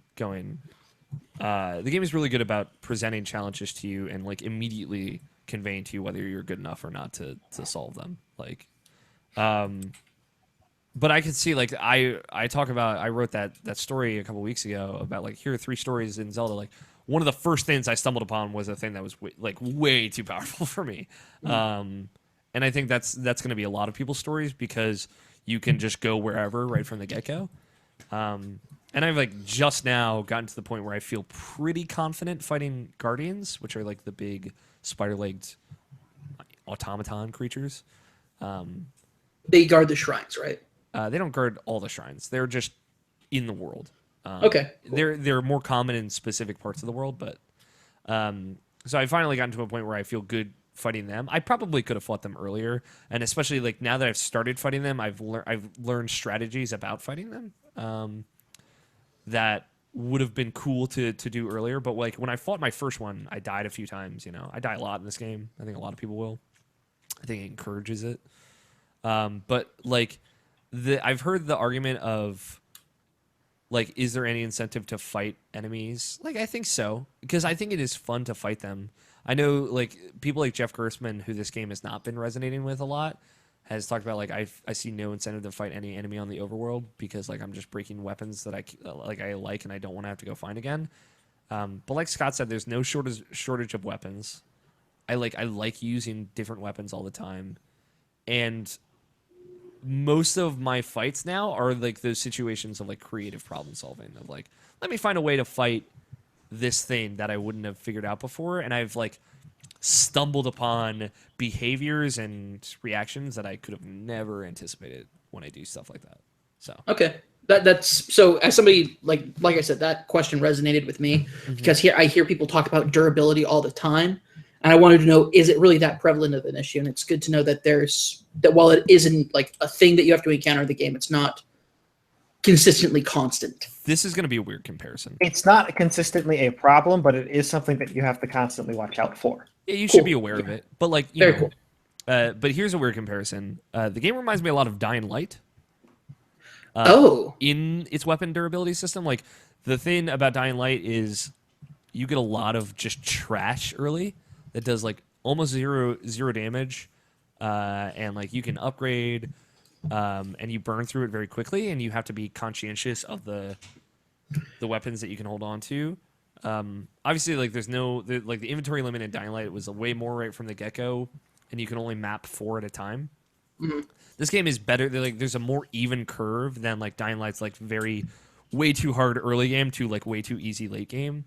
But like where I'm at in it, like I have a lot of weapons and they all have a pretty good durability. And like any one of them or 2 of them could get me through like a big encounter. There's still situations like where I fight like one fucking super hard enemy and I'm like burning through a lot of stuff. But like it all feels rewarding. It doesn't feel unmerited. So. Oh, okay. Very cool. Very cool. Yeah. Like in the same way that I thought Dying Light felt really rewarding to play. I know a lot of people hated that part of that game, but that was the only other game where I've like really been into weapon durability. That and like maybe like Elder Scrolls, because like the durability tail on those weapons were super, super long. But yeah, I played a lot of that game. It's pretty much all I've been playing. Just because I don't have too much more to say about it. Yeah, I think it's incredible. I think it's probably one of my favorite games I've ever played. So I'm looking forward to playing it when I get the Switch. Yeah, I like it. Have you seen a lot of Princess Link yet? No Princess Link. Bummer, right? Yeah. No Princess Link, but I'm supposed to be playing as Zelda, the legendary warrior, right? Yeah, exactly. Fuck you guys. I don't hate the voice acting as much as a lot of people do out there. Did you find the Supreme Sword yet?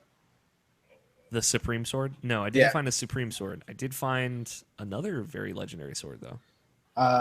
The Purple Sword? Yeah, the Purple Sword. Nailed it. Ooh, that is All I know is that thing exists, and that's all I want to know about it. Like I'm very thankful that everything we've discussed has been like very much spoiler free. Yeah. Because I'm trying to like go in as blind as possible. I'll say this, like, again, it's spoiler free, but I really like how that game conveys its story. Like the format of it, I guess. I don't know how to word it, but like the way it tells you its story, I think is really cool. And I like the voice acting for the most part. The first character that you speak to that speaks is like, he's probably like the weakest link in the whole bunch. Some people hate Zelda's voice. I think she sounds very regal, very princessly. Cool. So I like it. That, like whatever. I guess according to Nabushin, like I can't tell whether her voice acting is good or not because I like Prompto. So fair.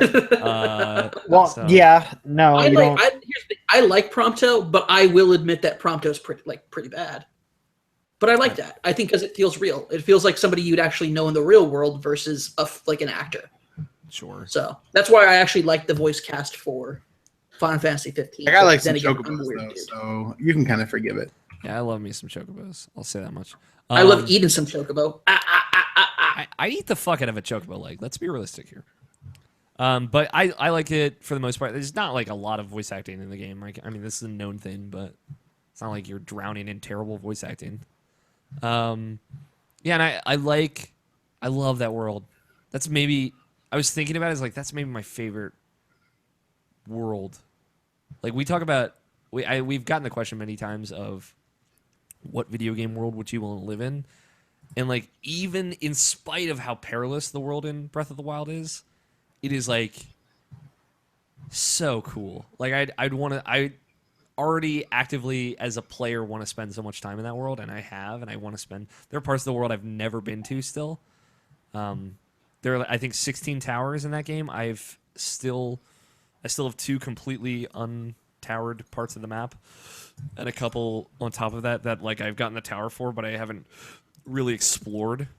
To give you an idea, Scott, of like how I'm playing it, I'm like going to an area, finding the tower, and then like very slowly combing through all of that area, which is very different than how a lot of people have been playing it. Nato Johnston and I have been DMing about the game a whole lot, because I think he's played about as much of it as I have, maybe a little bit more. And he like went and did all the towers first, and then like he did most of the story first, but he still hasn't done certain things.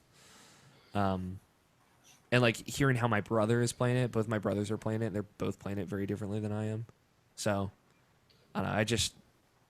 The way that game works and how different it is for everyone who plays it is like, yeah, it's a real special game. I adore it. There are other things I could say. I've like written parts of my review of it. However, that's going to shake out, but we'll see. We'll see how it shakes out. It's very good. I don't know how into Zelda are you, Cameron?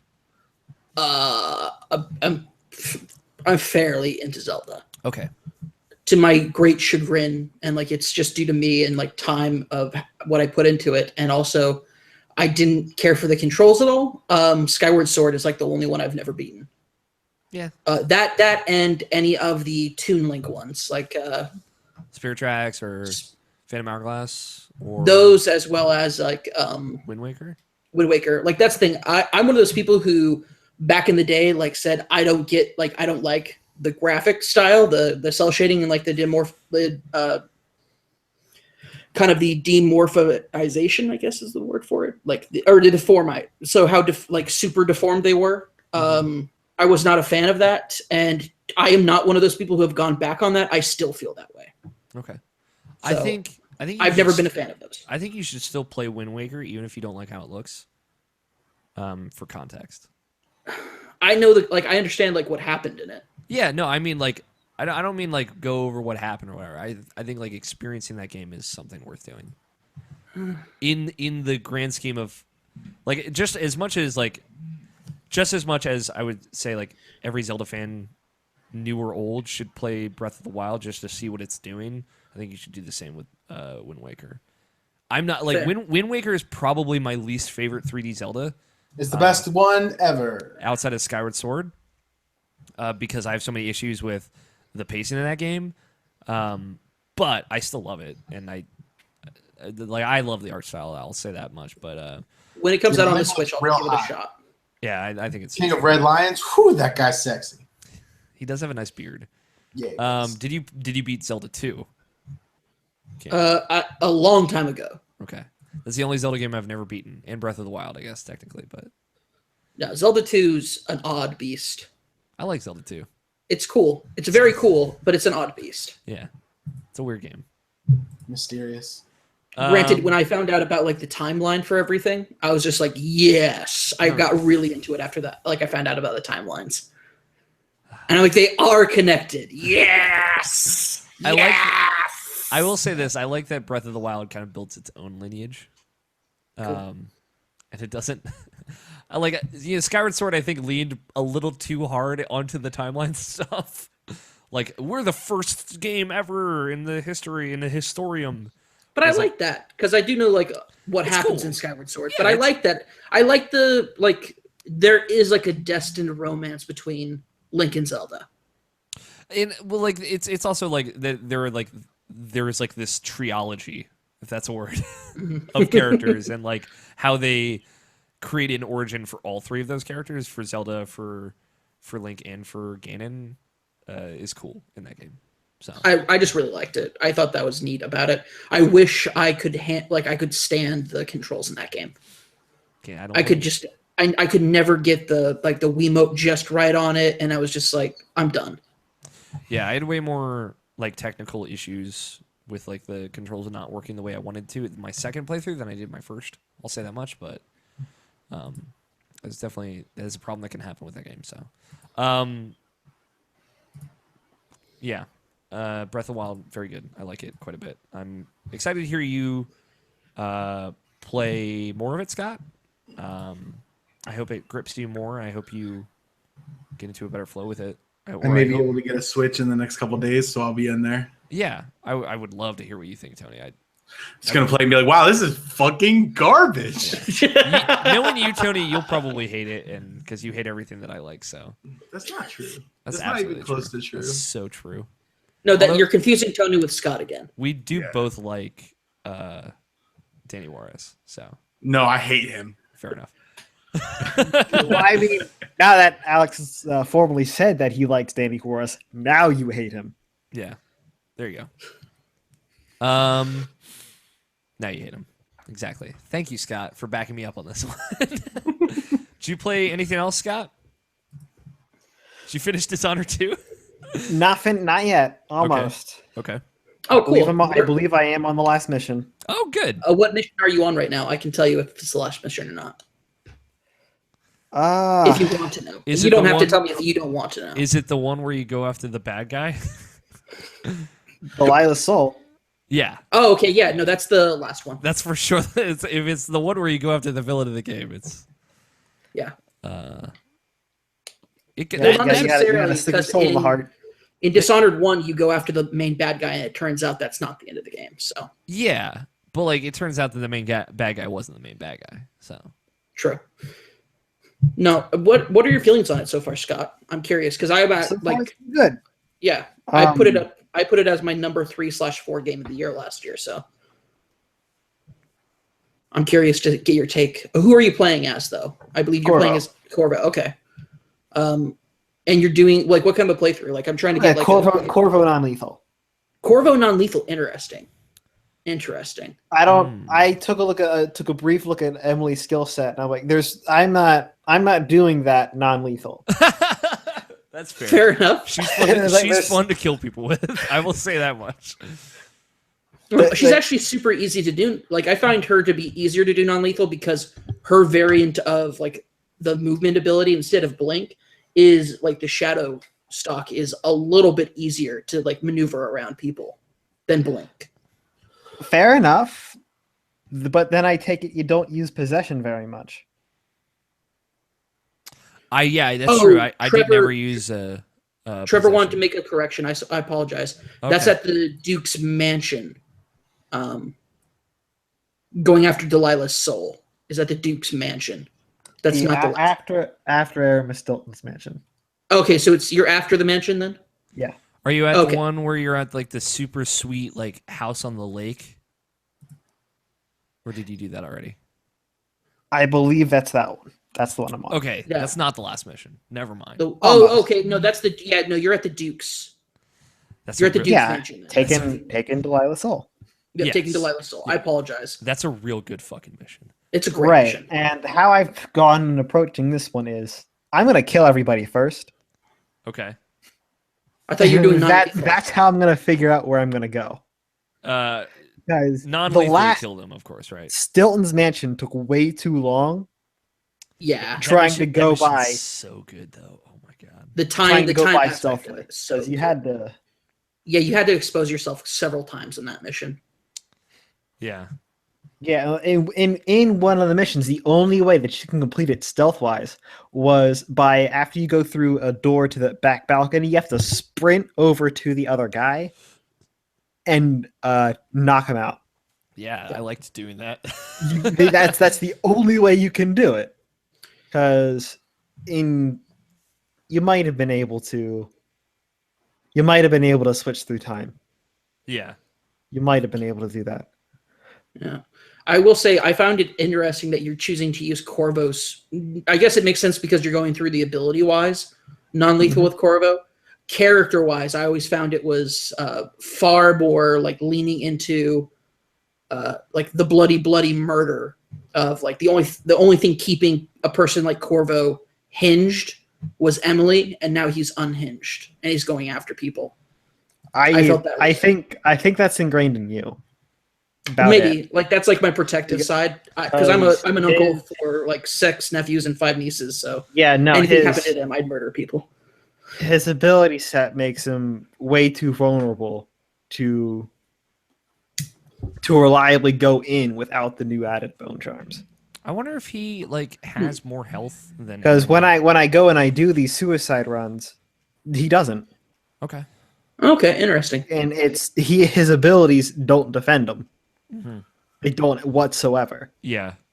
So Okay. you walk in on hard difficulty, you get hit twice. That's it. Yeah. It's over, and that never changes. Good night. So you're trying to run and blast through Clockwork Soldiers. Ooh, that would be 2 or tough. 3 at a time, and it's not happening. Gotta drop some Yeah. stun grenades. Let's go. But even when you're going through and you're killing everybody, there's an element of stealth to how you have to play Corvo. Yeah, absolutely. Okay. So are you killing everybody or are you like taking No, everyone out? it's a non-lethal route, and I'm not even taking everyone out. Okay, I'm just making sure. I pay attention to the people I need to pay attention to. Everyone else, I'll throw glass at them. Yeah. I like that. So the time shifting mission was my favorite mission in the game. For your reference, Scott. Yeah, makes sense. It took forever. It took me like 4.5 hours. Yeah, That that's was a really last mission. Forever, and I think that's what drags it down. Yeah, I loved it. Obviously, I like slow games apparently, so slight. I know. I felt it was awesome. Because I just got off of Titanfall 2 after that, and so seeing 2 completely different time management like gameplay methods was incredibly awesome. Yeah, both did it very well, I think, as well. Mhm. Once you figured out how to use the time piece to your advantage, it got quite a bit better. Mhm. But at the same time, they forced you to lean into it in place of every other ability that you had. Yeah. That Just it about, still became very tedious to try and say, all right, because I'm one of the people, I go and I try and collect at least every bone, charm, and rune because I know where they are. Yeah. I played on normal and you're playing on hard, it sounds like. So that might also change our experiences quite a bit. So For stealth, not really. It just means that when you get caught and you're like, I guess I'm going to kill you and grenade the rest of the people, you're more likely to die instead of actually get anywhere in the rampage of, hey, I got caught. yeah, that's true. Okay. I could get away most of the times I got caught. So Right. In hard, it's if you're coming up to any more than 2 or 3 people at a time, when you're spec for stealth, that's not happening. That's not happening at all. I can see that. Okay. Yeah. I'm really happy to get kind of more into this with you. Yeah, it's good to have Normally- context. Yeah, normally with Dishonored 2 check with Scott, it's usually like 10 seconds. So Not always. I try and get into it. I know. Generally, I try and tell you how I go through each mission. It depends on how I get into it. How did you end up doing the 2 gangs? Ooh, yeah, I'm curious about that. Did you do the full I non-lethal went route? over and I did want to tell you about this. Yeah, Because yeah. I went over and I restarted, and of course I realized I didn't have to. But before I did anything else after I restarted, I noticed, oh hey, there's this thing here with a code. Mm-hmm. Yeah. And then I also found the riddle. Yeah, And then I solved the riddle. yeah. Yeah. My boy. I knew you would solve it. I thought I had it. I was like one thing off. I was so pissed about so it. here's the thing about it. It's Yes. I didn't find this out until after I solved it because I wasn't writing anything down. I used and after I was going back and forth between the things just to match up what I found out. Mm-hmm. And as it turns out, you don't have to pay attention whatsoever to where they sit. Nope. Yeah, that's what was throwing me off. That's what throws everybody off with that riddle. It's really good though. Right. I really and then enjoyed the other thing is you have to pay attention to every other part. Mm-hmm. Because it's where they sit, what gives you one bit of information, and that's it. Yeah. And it's the other parts that are irrelevant. And what was throwing me off for the longest time is that I wasn't paying attention to the drinks. Okay. And That got me as well, actually. I don't think I think I cleared it out of my office already, but I had like it looked like I was a crazy person with the kind of notes, just because I had like several pages of like a notebook, like just filled with like theories on how to solve it. It's awesome. Like that. Did you have a 5x5 grid? No, You're doing it wrong. that's what happened. I was doing it without a 5x5 grid. Because I realized it's like by the end of it I was like, this is more like a math equation than like a word problem. So like I thought the riddle was going to be more of like a clue of like how it's written, but it turns out no, it's just you need to do math. Okay. I wish I had solved it. It's a logic puzzle. So you have a 5x5 grid, and that is your answer. That is your answer set. Mm-hmm. And then you just start marking down what you know, and then you take a look at the grid that you have, and from the grid that you have, you see what you can find out based on the grid. Makes enough sense. I wish I had done that instead. Yeah. Sorry, I wish I would. I wish I had too. But I didn't do that. You didn't do it? No. I was like, hey, I know how these logic puzzles works. I'm just gonna go ahead and I'm gonna put down what I know over on the goddamn wall. Yeah. And I didn't fully solve it. I just happened to come across because it gives you 3 that are really easy. Mm-hmm. Mm-hmm. And then so you only have to find out the other 2. Okay. Which is you have, I want to say 6 possibilities to go through. Yeah. So that's what I did after I found that much out. And did you just skip the whole And level? it took me like 5 minutes after that. I stopped trying to solve the puzzle. And I was like, wait a second. Let me just. So I went try ahead and I as went many through. answers as I can. Yep. Did you skip the level after that point, or did you go back? No, I was like, I have to go and I gotta get all my bone charms and My boy. my runes. Making me proud. Fair enough. Yeah, no, I skipped that entire part. I was like, oh, cool, I've solved the riddle. I'm out. And then it's like, yeah. That level's so good, Cam. Did you go back and play it? No. I Fuck, don't. dude. You I get like- to throw 2. You get to to. be fair, I haven't gotten back to that part in my second playthrough yet. You get like a whole level. It's real good. I believe It's like real my good. second favorite level. It's a really cool thing, and I was like, so I did do to get like the runes because I was trying to upgrade abilities. I did like jump through places and get to it, but my main concern was not to side with one or the other. There is a way around that. If you had played the level, you might have found that.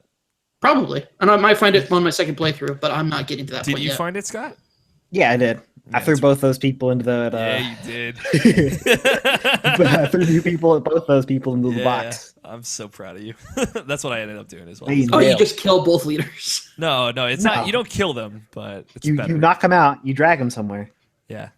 It's really instead of just knocking them out this time and or somehow incapacitating them.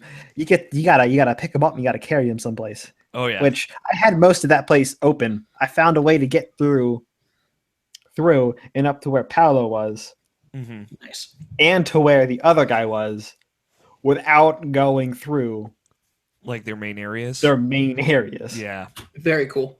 So I went ahead and I did that, and I found the key near the observatory place Nice. and what to do with it yeah. right after that. So I just dragged him right over there, it was real hard getting around that dog. Yeah. That's all. Oh, Like, because everybody was still up. I killed all the dogs. I murdered the dogs. I'm gonna be honest with all. You of you. have to murder the dogs in that game. I killed the dogs, and I don't feel bad about it. You could use a sleeping dart, but that's expensive. But yeah, that's expensive. That's a precious material. But at the same time, when you're playing to get all the bone charms and the runes, you have spare money by that point. Yeah. Yeah. I didn't make as many trips to like the black market as I probably could have to buy more sleeping darts. But anything else in Dishonored 2, Scott?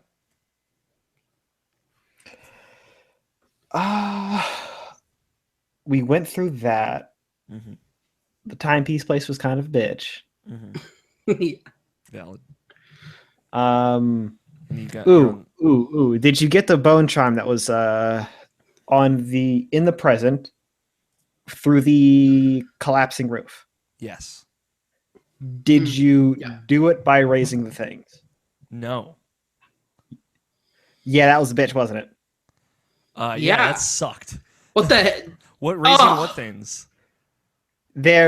I went ahead and I did it the same way you did. You Mhm. jumped, you went through time and you try and jumped on the thing, which Mhm. ended up working eventually Yeah. to get up there. However, when I went down and back to the past, there's levers to control those things, which takes you right the fuck up there. Oh, why? Oh, I remember that specifically. Yeah, Oh, you hurt me, Scott. I'm gonna remember that when I play Yeah. through again. Little There's telltale levers thing up pops to the up right in the there. upper They're on corner the that says balcony. Cameron will remember that. I'm learning Um, stuff about Dishonored 2 for Yeah, my dude, second Scott's playthrough. taking me on a journey. It's very nostalgic. That game's real good, isn't it, Scott? Yeah, it's real good. Yeah, I'm glad you like it. Anything else you've been playing, Scott? No. Okay. I want to blow through my games real quick since we talked about Zelda already, which is most of my time. And like at this point, people are so sensitive about spoilers, right? Like I don't want to ruin anything for anybody. I'm sensitive too about it, so it's not like I'm like angry about it. It's funny because I talked about it in the bonus content. Greg Miller came to dinner with us at PAX East. That game is not a game that contains spoilers. Well, the thing is, I don't mean like story spoilers. I mean like discovery spoilers. There's so much of like, I'm very glad that I found things in the world for the like without expecting them. That's what I'm talking about. And I wouldn't want to take that away from other people as well. Like Tony, for example. Who's that? Some guy, That probably sucks. probably. New phone, who dis? You'll find new mechanics or how things work, and I've already talked about a little bit of those, but like there's way more. I heard you can make a slime eat your sword and it gets repaired. Yes, like that, or an Octorok. Yeah. So I like finding that stuff and seeing it and not expecting it does contribute a lot to what makes that game very special. So that's why I think like talking about it sucks because it takes away a little bit of that experience. But it's funny. I wanted to bring up because we had dinner with Greg Miller, like I had said, and I just like had to bring him aside for like 30 full minutes and talk to him about Zelda. And he's Nice. like, he's not like the biggest Zelda fan, but he loves this game, and he's been playing his Switch a lot. And ended up, I had already played more of that game than he had because I've been playing an unhealthy amount of it. Yeah. And I We just discussed like that 90 hours at this point. 90 plus hours. Yeah. And I just like I needed to talk to someone about like very specific things in that game. There are tentative plans to do like the fact that the second you get off the Great Plateau, you can pretty much face Calamity Ganon. yeah, you could go beat the game. You can just go walk up there and be like, "I'm out." Yeah.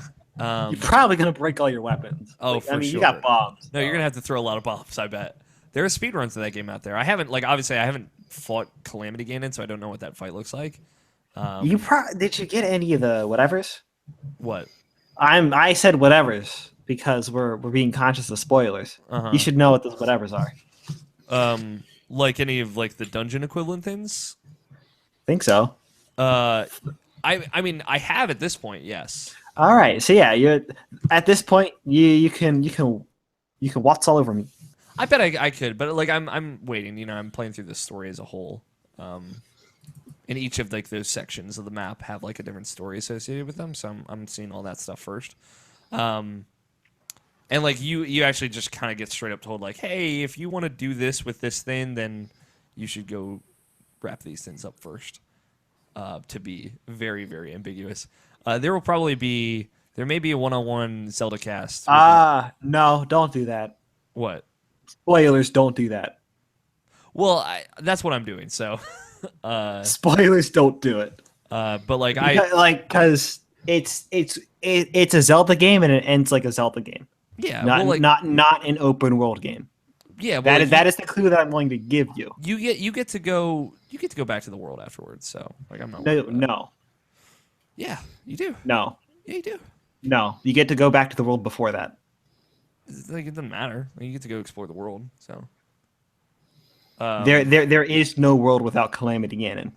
Spoilers. well, like, is that a spoiler? Yes. Well, like, you get to like go back and continue playing that game after you beat it. Yeah. Okay. absolutely. Okay. So here's the thing. I have no idea what's going on. That's the point. Yeah, like you can continue to play that game after you finished it. Yes. That's all. So that it's like pretty much almost any other Zelda game. yeah. Right. But like, there's actually stuff to see after you beat the game instead of like other Zelda games. But like, I think Yes and no. I think like we're getting a little too into the nitty gritty, Scott. That's the point is to ambiguously get into that. I know, but like if you've spoiled the game for it, like I don't want to know these things. Like I don't care if you've spoiled the game for yourself, but like I don't want to talk about those things. Not yet. I want to see those things for myself. But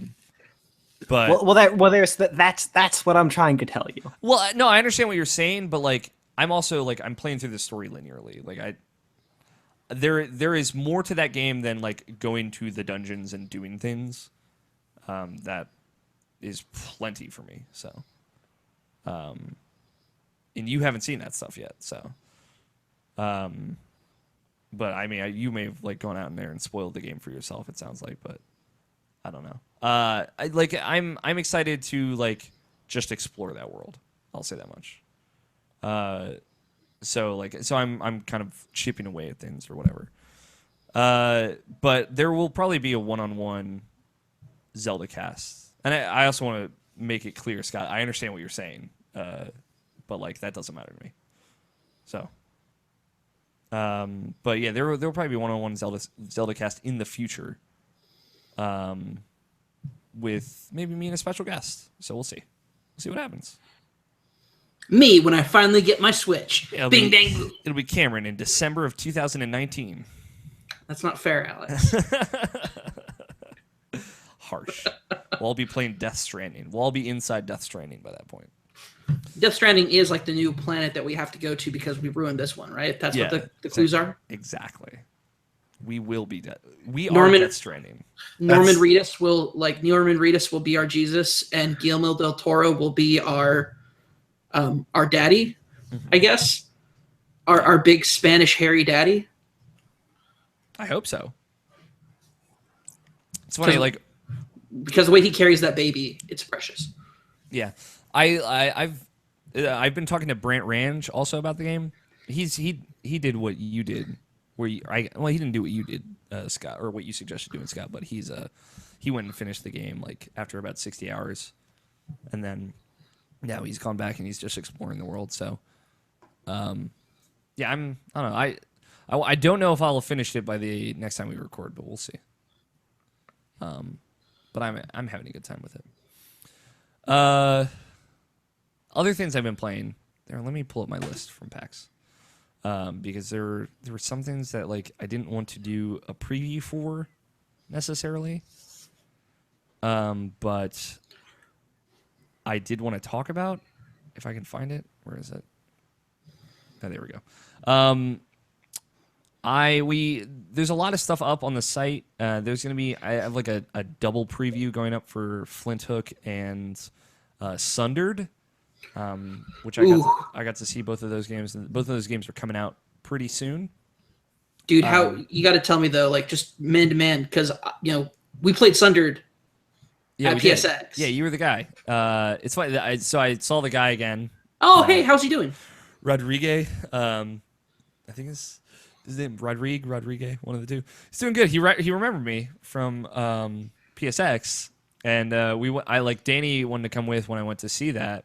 And they were like showing off the same part of the game. I was like, oh, cool. Like, are you guys showing anything new? He's like, well, here we're not, but let me take you into our secret room. And he like, he moved like this, like, they had like this very well hidden third monitor at their demo station with like a late game demo that they were showing to press.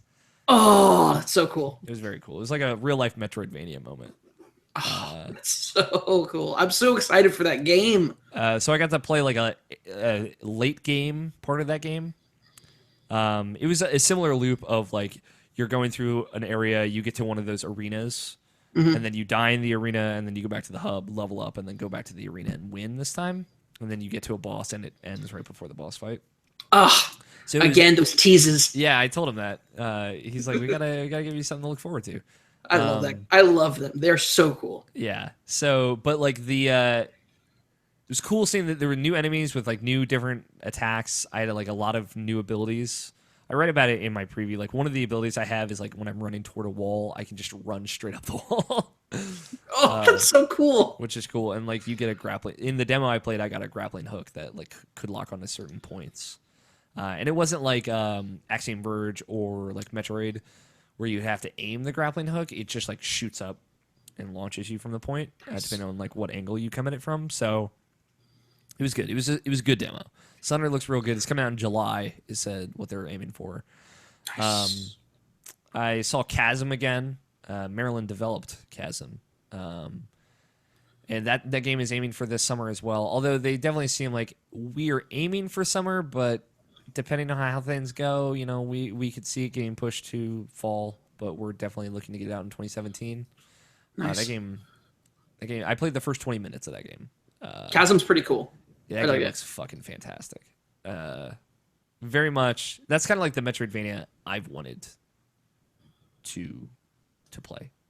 So, it has kind of like the leveling and equipment ideas from a Castlevania, but it feels a little bit more Metroid-y in the way it like presents itself. So, it's very cool.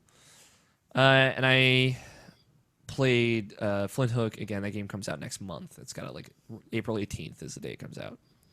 Game's still awesome. Happy to say, and like it definitely feels like it's near finished. And it's looks very, very, very good. And I played Hob, but there's a preview for that as well. That's just another thing that I played again. I played a game called Kingsway.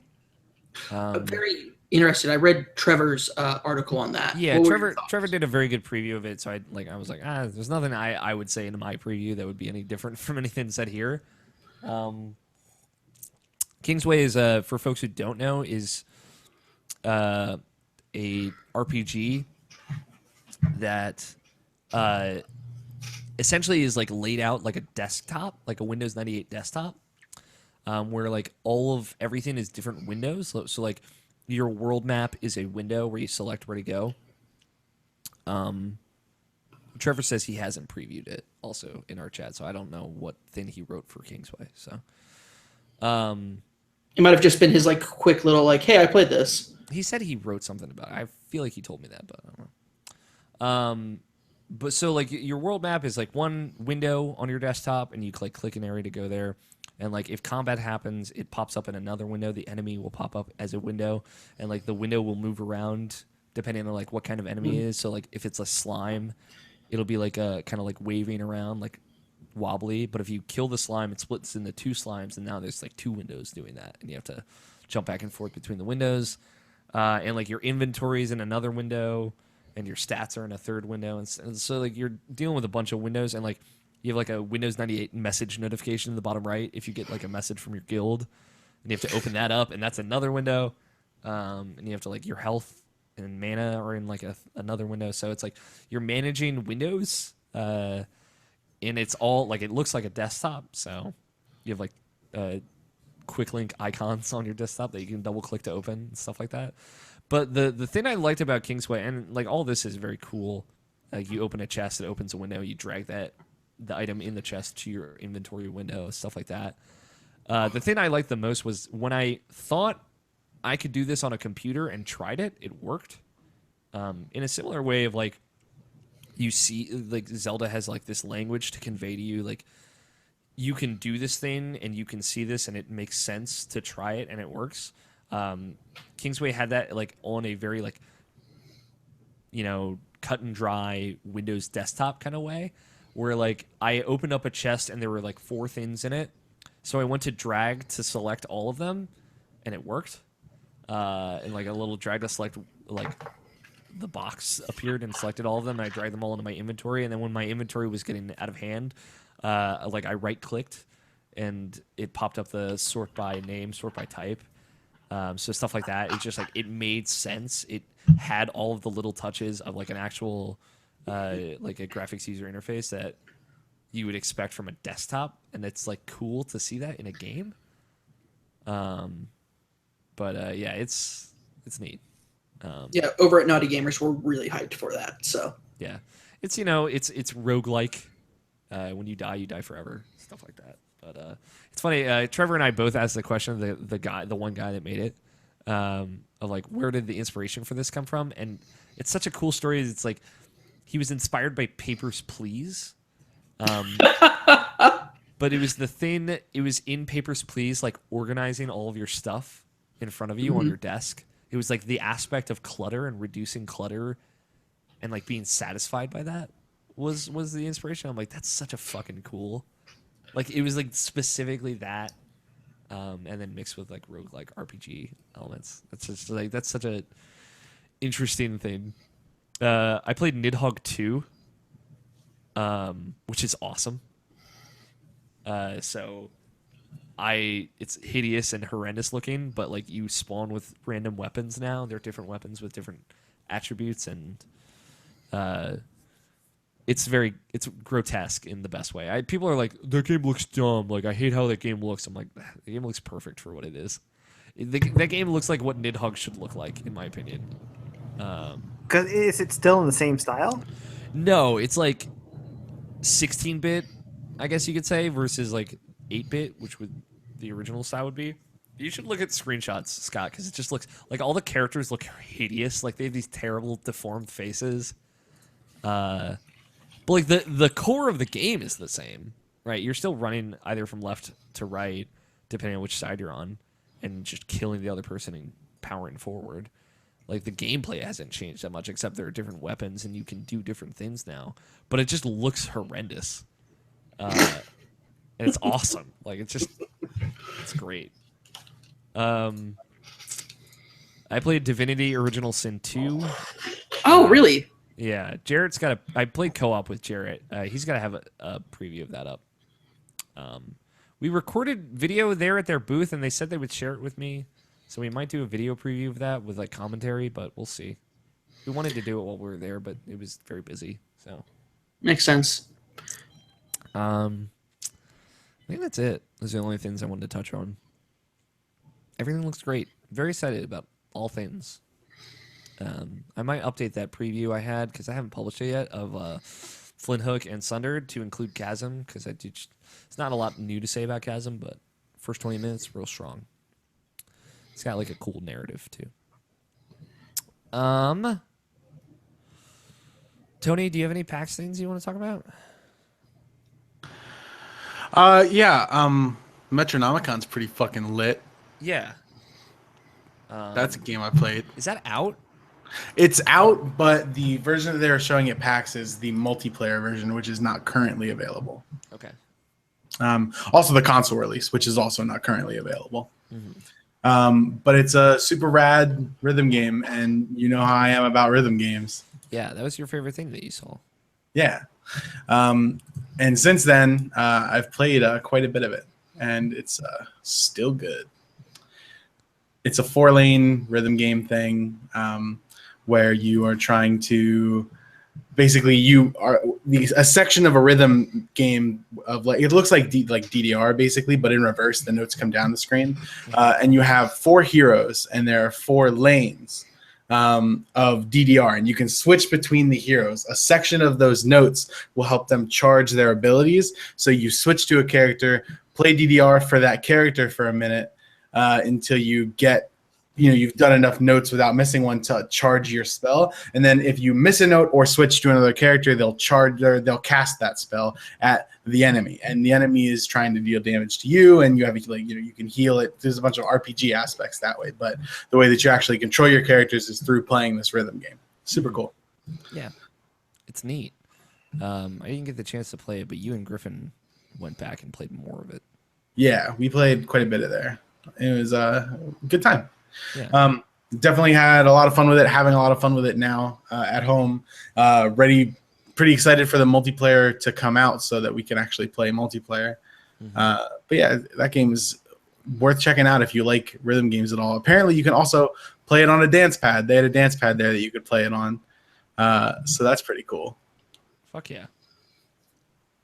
Anything else from PAX that you didn't get to talk about?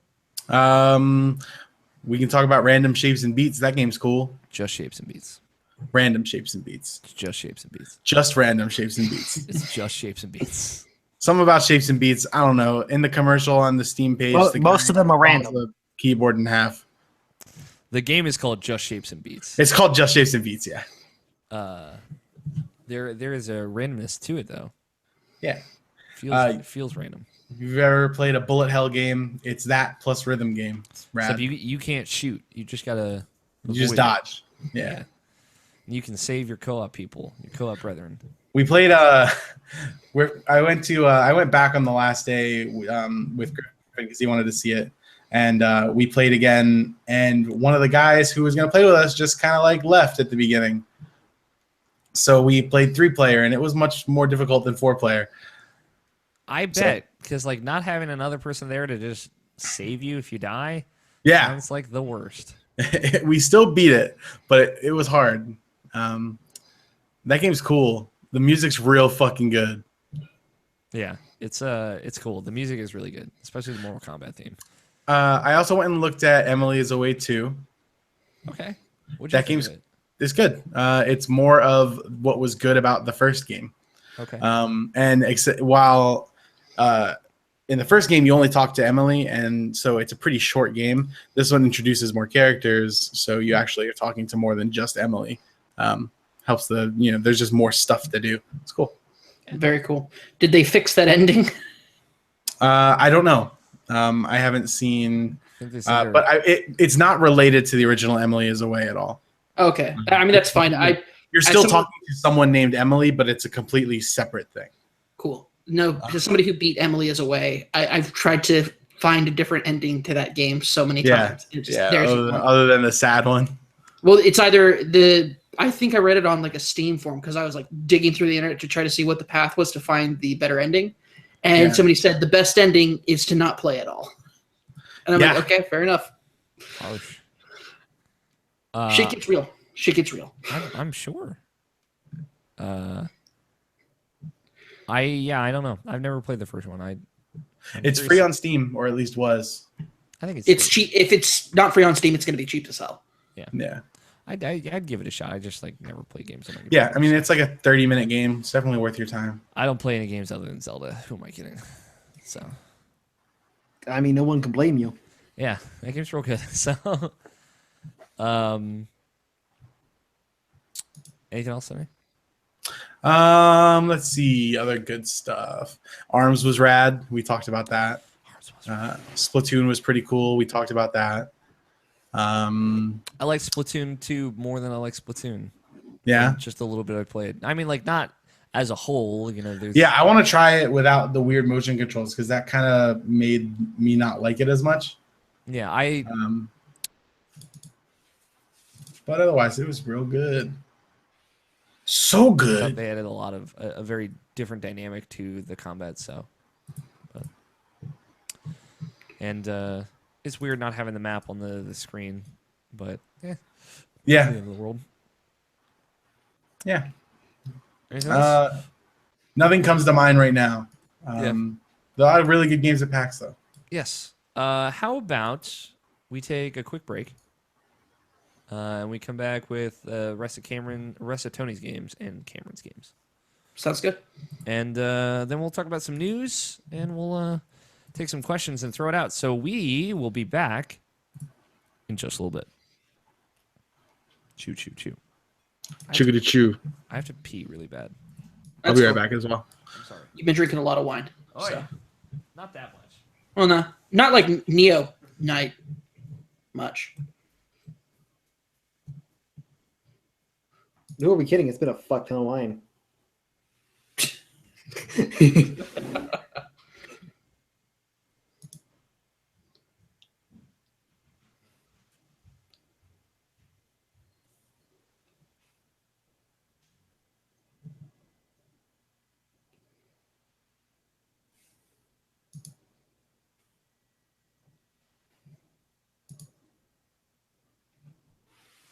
Am I still recording? Yep.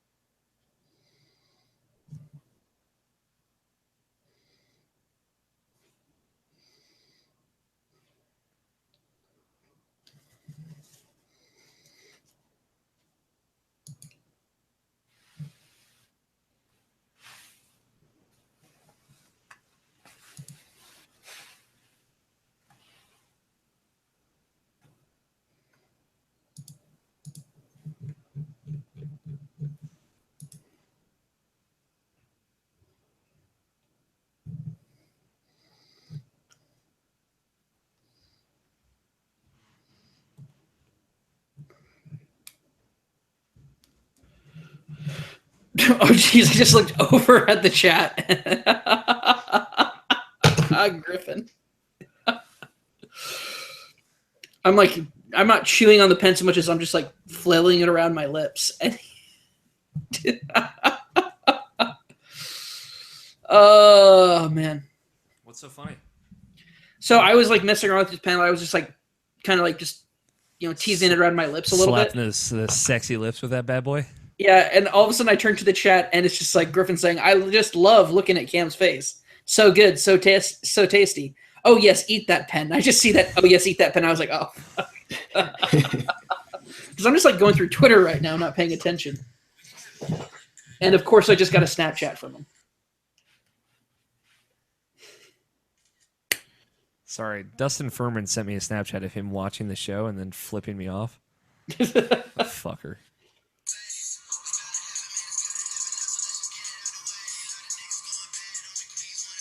Roger McCorney is... What the fuck is happening?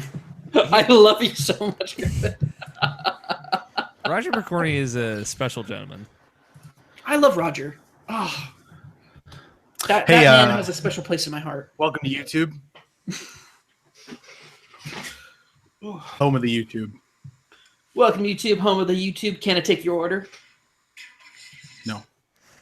Griffin just sent me a video of you just like suckling on that fucking pen. It's just like, just fucking it. Grade A content right there. Hashtag content. Content. Man. Is Scott back? Yeah, I'm back. I've been here. Scott never left. I don't know. Scott never leaves. Scott never left, therefore he can never come back. Thanks, Trevor. I heard that. It was a delayed PAX Plague for Trevor Starkey, looks like. Yeah. I think it's because he like came back, started working right away. And so it didn't like he didn't have time. I went to work immediately on Monday. Yeah, I landed and then went to work. Alex was at work before we left Boston. Yeah. They tried to fucking call me when I was still at work. Yeah, I did do that. Oh man. No, but like I think Trevor like got back right away, started working and didn't let himself get sick. I didn't get sick either, which is fucking nice. Yeah. My leg is still fucked up though. What'd you do to your leg? I don't know. Was it during that orgy? Yeah, the orgy did. Now really you fuck sound up. like me, Tom. I walked further last year and was in worse shape last year, and I was fine. This year, though, my fucking like top of my calf muscle on my left leg was like, "Fuck you, we're done." So here we are. Now, to be fair, this actually kind of relates to me because I'm so happy for Kind of Funny Life 3. Because for Kind of Funny Life 2, I was like a borderline cripple with my busted ankle. So like I'm super pumped. And then I found out this year they're going to have seats. And I'm like, couldn't we have reversed this, please? Why? Why would you do this to us? I'm excited for Kind of Funny Life 3. George Cruz is going to be there.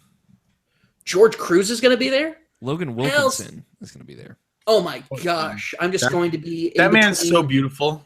Logan is beautiful. I'm going to be in between an Irrational Passions writer sandwich. Yeah. We still, like, Scott won't be there, but we should still convince him to go. Yeah. The most of us, I think, will be. No, I guess, like, Extra Life it depends how long my class in the summer takes. Because if it's 2 months, like I think it is, because this thing is going to be in August, right? It's in June. First week of June. Oh, yeah, probably not then. Well, it's like, Cameron, if you do end up coming to Extra Life, you get the full Irrational Passions experience. So I will. I can't wait. Scott, if you don't come to Kind of Funny Life 3, I will meet you at Extra Life, and I will hug the ever-loving shit out of you. Yeah. Not if I hug you first. Oh. You can ask Danny what that's like. Yeah. Wait, Griffin's bringing his girlfriend? Jesus, Griffin. No, Griffin's not bringing his girlfriend to Extra Life. Not Extra Life. I was talking about Kind of Funny Life 3. Okay, I was about to say. Come on, Griffin. You fucking ask me about this shit, okay? Hey, what? Hey, can I bring my girlfriend? Your girlfriend's Danny Juarez. No, it's not even close. No, it's your girlfriend. I just need Aren't you a no dating Rosie? context yes or no. You're dating Rosie Okay, Palms fair. right now, aren't you? Rosie I'm dating Palms? Cameron Abbott right now. Cameron, you're not coming to Extra Life. Yeah, there you go. I Turns out. drew a line in the sand. I'm a casualty in Alex's war against Tony's bullshit. There you Hey, go. it's not bullshit if it's real. I love you, Tony. It's very real. The tension, the sexual tension's very real. So fucking real. All right, you guys ready? Yeah. And we're back. It's so real in here. It's too real in here. Maybe a little too real. Tony, what else have you been playing? So I played some video games on the plane Okay. to Boston. Two balls. That video game was anime. was Zelda, A Link Between Worlds. Oh, shit. No, nice. That's a good game. I played like the first 30 minutes, and then I was doing something else, and then my 3DS was dead for the entire way home. So Wow. Good job. I played the first 30 minutes of that game, and it was all right. I will say this much. I like how much A Link Between Worlds there is in Breath of the Wild. I theorized that game as a testing of the water Yeah, I've got it now, so I'm gonna play some more of it. That's like what's gonna tide me over from here till I can switch is back in stock in Las Vegas, which is probably never. But we'll figure it out. That game seems pretty good from what I've played in the beginning so far. It's excellent. One might call it Game of the Year, 2013. Yeah, not me. Yeah, of course you never do, Tony. What do you mean I never do? You have never agreed with one of our Game of the Years. That's not true. Overwatch is fine for Game of the Year. Okay. What about Undertale? Undertale, yeah. Okay. All right, I'll take 2. 2 out of 6, I'll take. Whatever. Fuck. XCOM, you guys are fucking nuts. Dude, whatever. That was such an integral part of the Irrational Passions experience in 2012. What was your Game of the Year in 2012? I don't fucking remember. Yeah, dude, I don't remember what games came out. Fuck off. You fucking piece of shit. Did XCOM even come out in 2012, or was that like 29? Yeah, it was 29. 29. The year 29. Yeah, dude. Yeah, it was 2012. Okay. Fuck, I don't know. I think it was the Stanley Parable was my Game of the Year. Oh, yeah, that's right. Fuck you, yeah. That game is excellent. That game's great, but it wasn't happening. No, but it should have, because that game it's well deserved.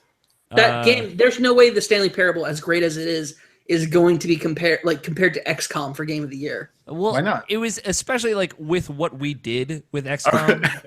We could argue about this, but I'm not going to let it happen. I also played and finished Horizon Zero Dawn this week. Well, and last week. Yeah, because we didn't talk about it. You texted us like immediately, like it felt like 2 days after you had started it. You're like, finished Horizon. No, dude, I played that game. Well, okay, so here I finished it on Sunday. It's like Sunday night after the podcast where I was talking about playing it. And I didn't expect to finish it so quickly, but I just I had expected to record a podcast that day, and then we couldn't record, so I just ended up with an entire afternoon with no plans. Yeah. So I was like, fuck it, I'm gonna play some Horizon. So I played Horizon for so long that when my roommate came home, he was like, hey, have you been doing a lot of weed? And I was like, no, I've been doing a lot of Horizon. Have you been doing the weeds? They're like, yeah, dude, you look like you're so high right now. I'm like, my eyes hurt so much from looking at this TV. You gotta fucking gun up, dude. Get your gunners on. I don't know where they are. They're in a box somewhere. Yeah. Figure your shit out. But that game is fantastic. I'm excited to go back to it. So good. That I recently went back to it and I'm just doing side quests and stuff that I never got to finish. Mm-hmm. But God, that game, there's so much good stuff about that game. I need one other person on this podcast to finish it so we can just talk about the story. I think Nobs finished it. Well, I mean, I can't. Well, he's not here right now, is he not? Come on. About the story, but how do you feel about Deathbush? Deathbush? Deathbush? Question mark. Like when you sit in a bush and call people over and kill them over and over again. Yeah, that's great. I tried not to do that, even though I could. I did it with a couple. When there's a bunch of machines that are maybe 3 machines that are just all right next to each other. That's a good tactic. You draw one over and kill it, then draw the other one over and kill it, then kill the other one normally. Mm-hmm. But there was only one time throughout my playing the game where that was actually a strategy that I employed, and that was when I was farming for metal shards. Turns out, once you get to the main city, after you get out of the Embrace, the main open part where you start the game, you can buy the second level of Marksman Bow, which unlocks, or the third level rather, of Marksman Bow, which unlocks a Harvester Arrow, when you shoot components off of stuff, you can get more than what would fall off normally. Yep. So you get that, and then you go back to the first training ground. There is a mission there where your goal is to shoot canisters off the back of Stride. No, not Striders. No, it's the deer-looking ones. The deer-looking fuckers. And if you stealth in a bush and call them all over and kill them all, you can still shoot the components off after they're dead. So you kill them all, and then with your stealth attack, so the components don't come off, and you equip Harvester Arrows, shoot all 4 canisters off of each one, and I think you get 16 canisters when you shoot it off with a Harvester Arrow. Yeah. So you get 6 stacks of the thing in 5 minutes, and then you just go and finish the mission, but you didn't finish it. So the guy's like, "Well, you fucking failed, you dumbass," and then you sell everything to the merchant right next to him for 1,000 shards, and you do it again. Nice. I actually never had. So Tony, I'm about to make your fucking day. Here we go. Because I beat Horizon. Yeah. Yeah.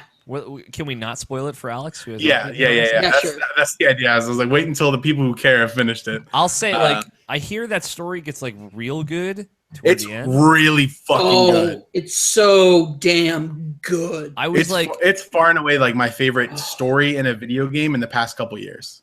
It ranks up there with like some of the best storytelling that I've ever had in a game. Again, just my early parts of the game. So I played I played 14 hours of the game, but I didn't get very far into the story.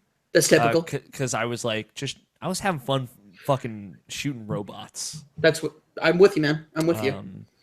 And I dropped the game as soon as Zelda came out, obviously. And I feel like it would be weird for me to go back and forth between those two games. That's fair. They're very similar games, but I think also they're similar in idea, but different in execution. Exactly. So like, I feel like it would be a disservice to both of those games to jump back and forth between them. Yeah, I think in an ideal world, right, like there would have been enough time after Horizon came out for you to like fully experience that game, because it's still gonna be kind of weird when you go back to it. Yeah, for sure. But like, I'll have been so far removed from it, it'll be like surprising. How far did you get before Zelda came out? So I was on my way to the city. Okay. I did not get to the city. So had you left the Embrace? Yeah, I was in like the desert canyon area. Gotcha. Okay. So like I was just hanging out there, and again, like it was a thing. Like I could have probably powered on to the city, but like I was having fun just like shooting robots. Hell yeah. And there's one very large robot that you will encounter on the way to the city. Yeah, that guy is. Where I stopped was like, I believe the Thunderjaw, is that what they're called? Yeah, Thunderjaw. I saw my first Thunderjaw and I was about to fight it, and I saved the game and turned it off. Yeah, there's a bonfire like right next to him. Yeah, and then my Switch came a day early, so it was like, all right, cool. Yeah, you're like, cool. Ship it. So basically, cool thing about basically the gear in that game, right? There's not a lot of it. You just buy the purple gear is the best gear. Yeah, I have the purple bow, marksman bow, and like the thing that shoots. The trapper. Okay, the rope caster, or the trip caster. Trip caster. Thank you. The one with elements. Yeah. Cool thing that you can do in the city that you're going to. There's a merchant that just sells machine parts. So if you have enough shards, you can buy all of them. Yep. All right. They're like 700 shards each or more, but you can get anything once you get to that city if you've got a lot of shards. And I've got like especially now that you know how to shards. farm for shards, you'd be rad. So another cool thing, like when you get that marksman bow, right, that lets you use the 3 different kinds of arrows. And as Trevor was just saying in the chat, good way to farm the mods that make your weapons and armor really good. Whenever you kill a Thunderjaw, and these guys are fucking tough, you get 3 purple mods. But there's an easy way to do it where you can get like the Thunderjaw down with relatively no danger to you. All you have to do is the marksman bow. The second level, you unlock those like sound bomb arrows that rip off components. Shoot off its like grenade launcher thing. Yeah, they have disc launchers on each side. If you shoot both of them off, like just those are your first 2 arrows, one on each side, then you can run up, grab one, shoot him with all the disc things to rip off all the rest of his components, like especially the one on his mouth that's going to shoot a turret at you. Then go pick up the other one, shoot him with a couple from that one. He'll probably get knocked down, and from there he's fucking dead. Cool. If for some reason you miss a couple, pull out your grenade launcher at the end and toss a couple slingshot grenades on him, and he's dead. And then you get a bunch of shards, you get 3 mods, and you can buy whatever the fuck you want. It's rad. Great strategy to take them down quick is to, on their, like right above their shoulders, there's like these panels that fly off. If you shoot into those panels after they've been like blown off, it does hella amount of damage. Yeah. Kill those guys. I hope I don't get all this before I fight one, because I was looking forward to just figuring it out. But that's all right, because the ones that you're actually going to fight in the story, that doesn't really work all that well. Okay. Nope. That's cool. There's so much good about that game. That game is so good. I'll say, like, I wasn't as into everything as I wanted to be. The thing that I like, when I left off, I have a lot left. There's even some like really like crazy attention to detail where like not only does the game look amazing, let's just put that out there real quick. Yeah. Incredible. like there's a specific set of armor that you can buy in the second city that has like it's much more revealing than every other set of armor that you can buy in the game. And That's the fire armor, right? Yes. Some characters' dialogue will change because you're wearing that armor, and Really? Aloy is not happy about it. No, she would not be. Yeah, it's really fucking rad. Aloy's a classy lady. All right. For sure. Do not go. Oh man, I love Aloy as a character. I really love Aloy. It's so weird. Logan Wilkinson tweeting out there like that he just hates Aloy as a character. Really? Fuck Logan. Really? Logan? I don't want to see your face. He's like, how dare you? Don't ever talk to me or my son ever again. Am I your son now? Yes. I don't know how far he is into the game. I feel like he's pretty far. But he just like says like I don't know why she has to be an asshole to everyone. I'm like I mean everyone was an asshole to her. Yeah, I don't know why she would be nice to anyone ever. Yeah, She's an incredibly compassionate person who very early on in her life was not allowed to be compassionate. Yeah. So she has a jaded edge to her, and I feel like she has some of the best justification for how she treats other characters. And the only person she treated well was the only person who treated her well her entire life. And Rost is but like I did not. I came to this game to kill robot dinosaurs. I did not expect the feels. I'll say like the thing is with Aloy, like she's very great, but she is like such a wonderful different disposition than all the other characters in that world of like I don't understand what's happening. She's like, no, I fucking get it. Like I'm sick of your weird bullshit. Like this is a machine. It was created by a person. They made it. I get it. Let me do my thing. Here's the thing, like you're not wrong, but a lot of that is strictly with the Nora. The Nora are much more spiritual than the rest of the world, and they've closed themselves off from the rest of the world. So that creates her disposition. I think. Like, definitely does because of what happens at the beginning of the game. It's rad, and it's really cool when you like actually get to experience a bunch of dialogue with people who are not Nora, and then see like how radically different those viewpoints are. Yeah, I'm excited to see that stuff. There's very, very, very few select people in that world who are as inquisitive about it as Aloy, but there are people who kind of get it. You know? Yeah, I'm excited to engage with those people, and it's just like I don't know if Logan is. There's some awesome shit waiting for you in that game. Immediately, like after the fucking terrible training montage, like Aloy was like, I was so all in on her character just overall. Yeah, she's a very well executed character and with a very well executed personality. I agree. Oh hey Tony, all hail Sun King, right? I mean that guy's all right. Yeah, I mean he's nice. I like him. He's a nice guy. But I just like I wasn't as into the story when I walked away with that, but I was very much into the combat. Like the gameplay loop of that game was very satisfying for me. Oh, it's so good. Yeah. The story picks up after like you're very close to the story picking up steam. Yeah, that's why I think like my only big complaint with Horizon is that the world is slightly too big for this story.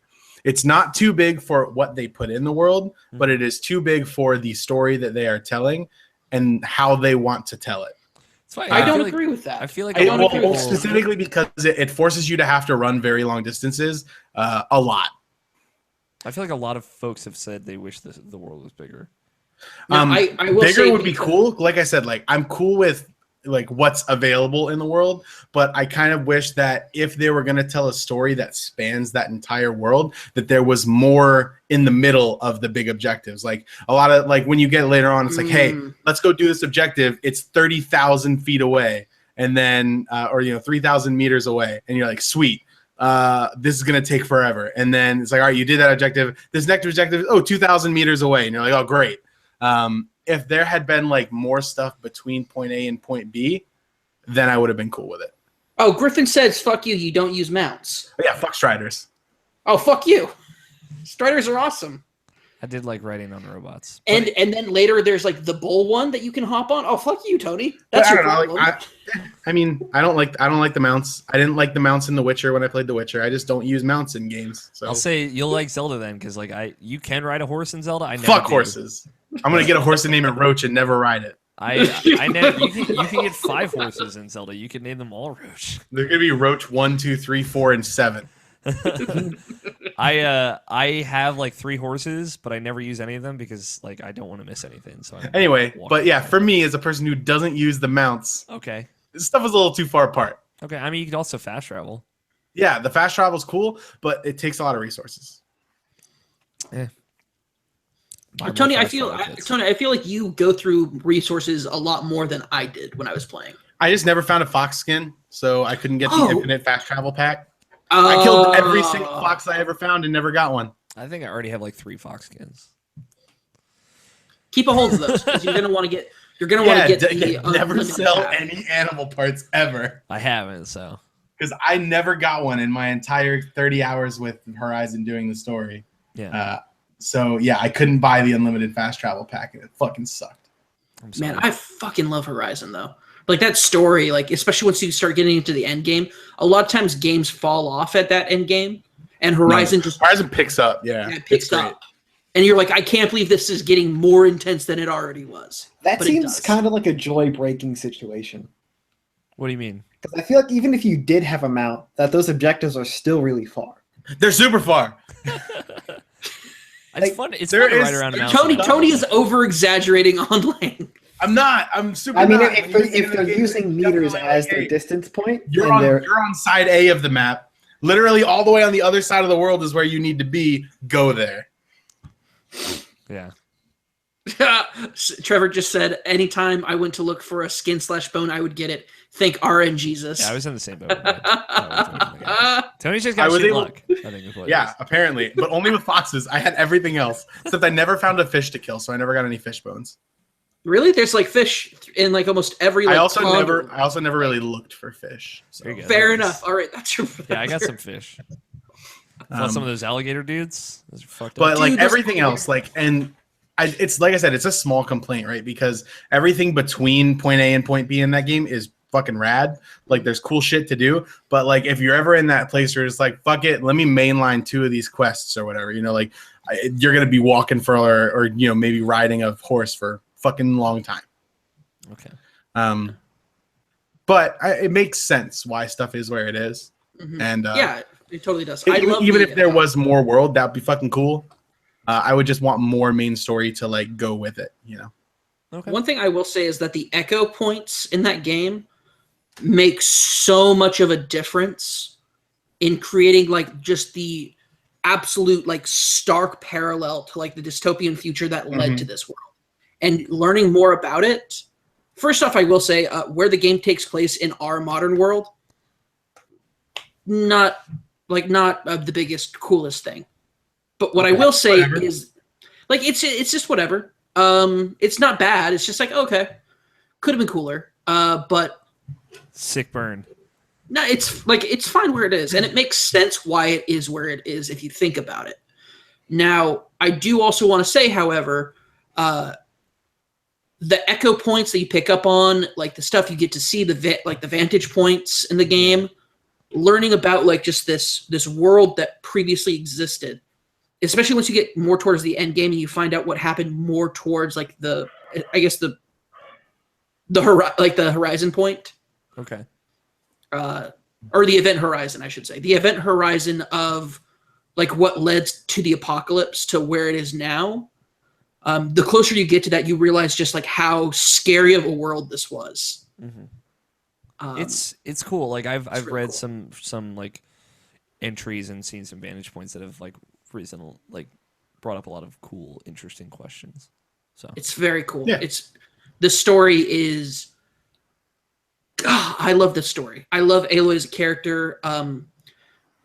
Ashley Birch, I believe, is the VA on that. She played Chloe in. She did. Another character that I also love. Strange. Yeah, so me too. I made that connection when I was talking about it on the Naughty Gamers podcast for it. Yeah. Any one of the 4 podcasts that we've discussed about it on. Yeah. No, like she's did an amazing job, and she just fantastic. I cannot wait to see more from her. I was wondering what she's been doing lately, and then it turns out she was doing Horizon. It was like, hey, what you doing? Yeah. And so I'm really excited to see what she does next. Cool. Anything else you've been playing, Tony? I think that's it. Okay. Cameron, what you got? All right, cool. What I got, so we already talked about Horizon, so that's solid. I've been playing Odin Sphere. Oh, shit. The Luftrausers remake or whatever it's called? Yep. Liftriser. Sure. I've been playing that. It is super, super, super fucking good. I'm on, for anybody that knows, I'm on the Milena chapters, which I put off for a while, like for a couple of days, because I didn't like her character when I had to fight her. And now I'm playing through her story, and even though she's kind of boring, her story's interesting. So I'm intrigued by that. I'm enjoying that a lot. Writing is... Like, I could tell from the writing that the writing was done for, like, a PS2 game. Yeah. Like a PS2 Japanese game translated to English. Totally can tell. Very clear in that. It's still really good, though. And the best part about it is, like, the combat's just fun. And each character has such a different way of doing combat. Okay.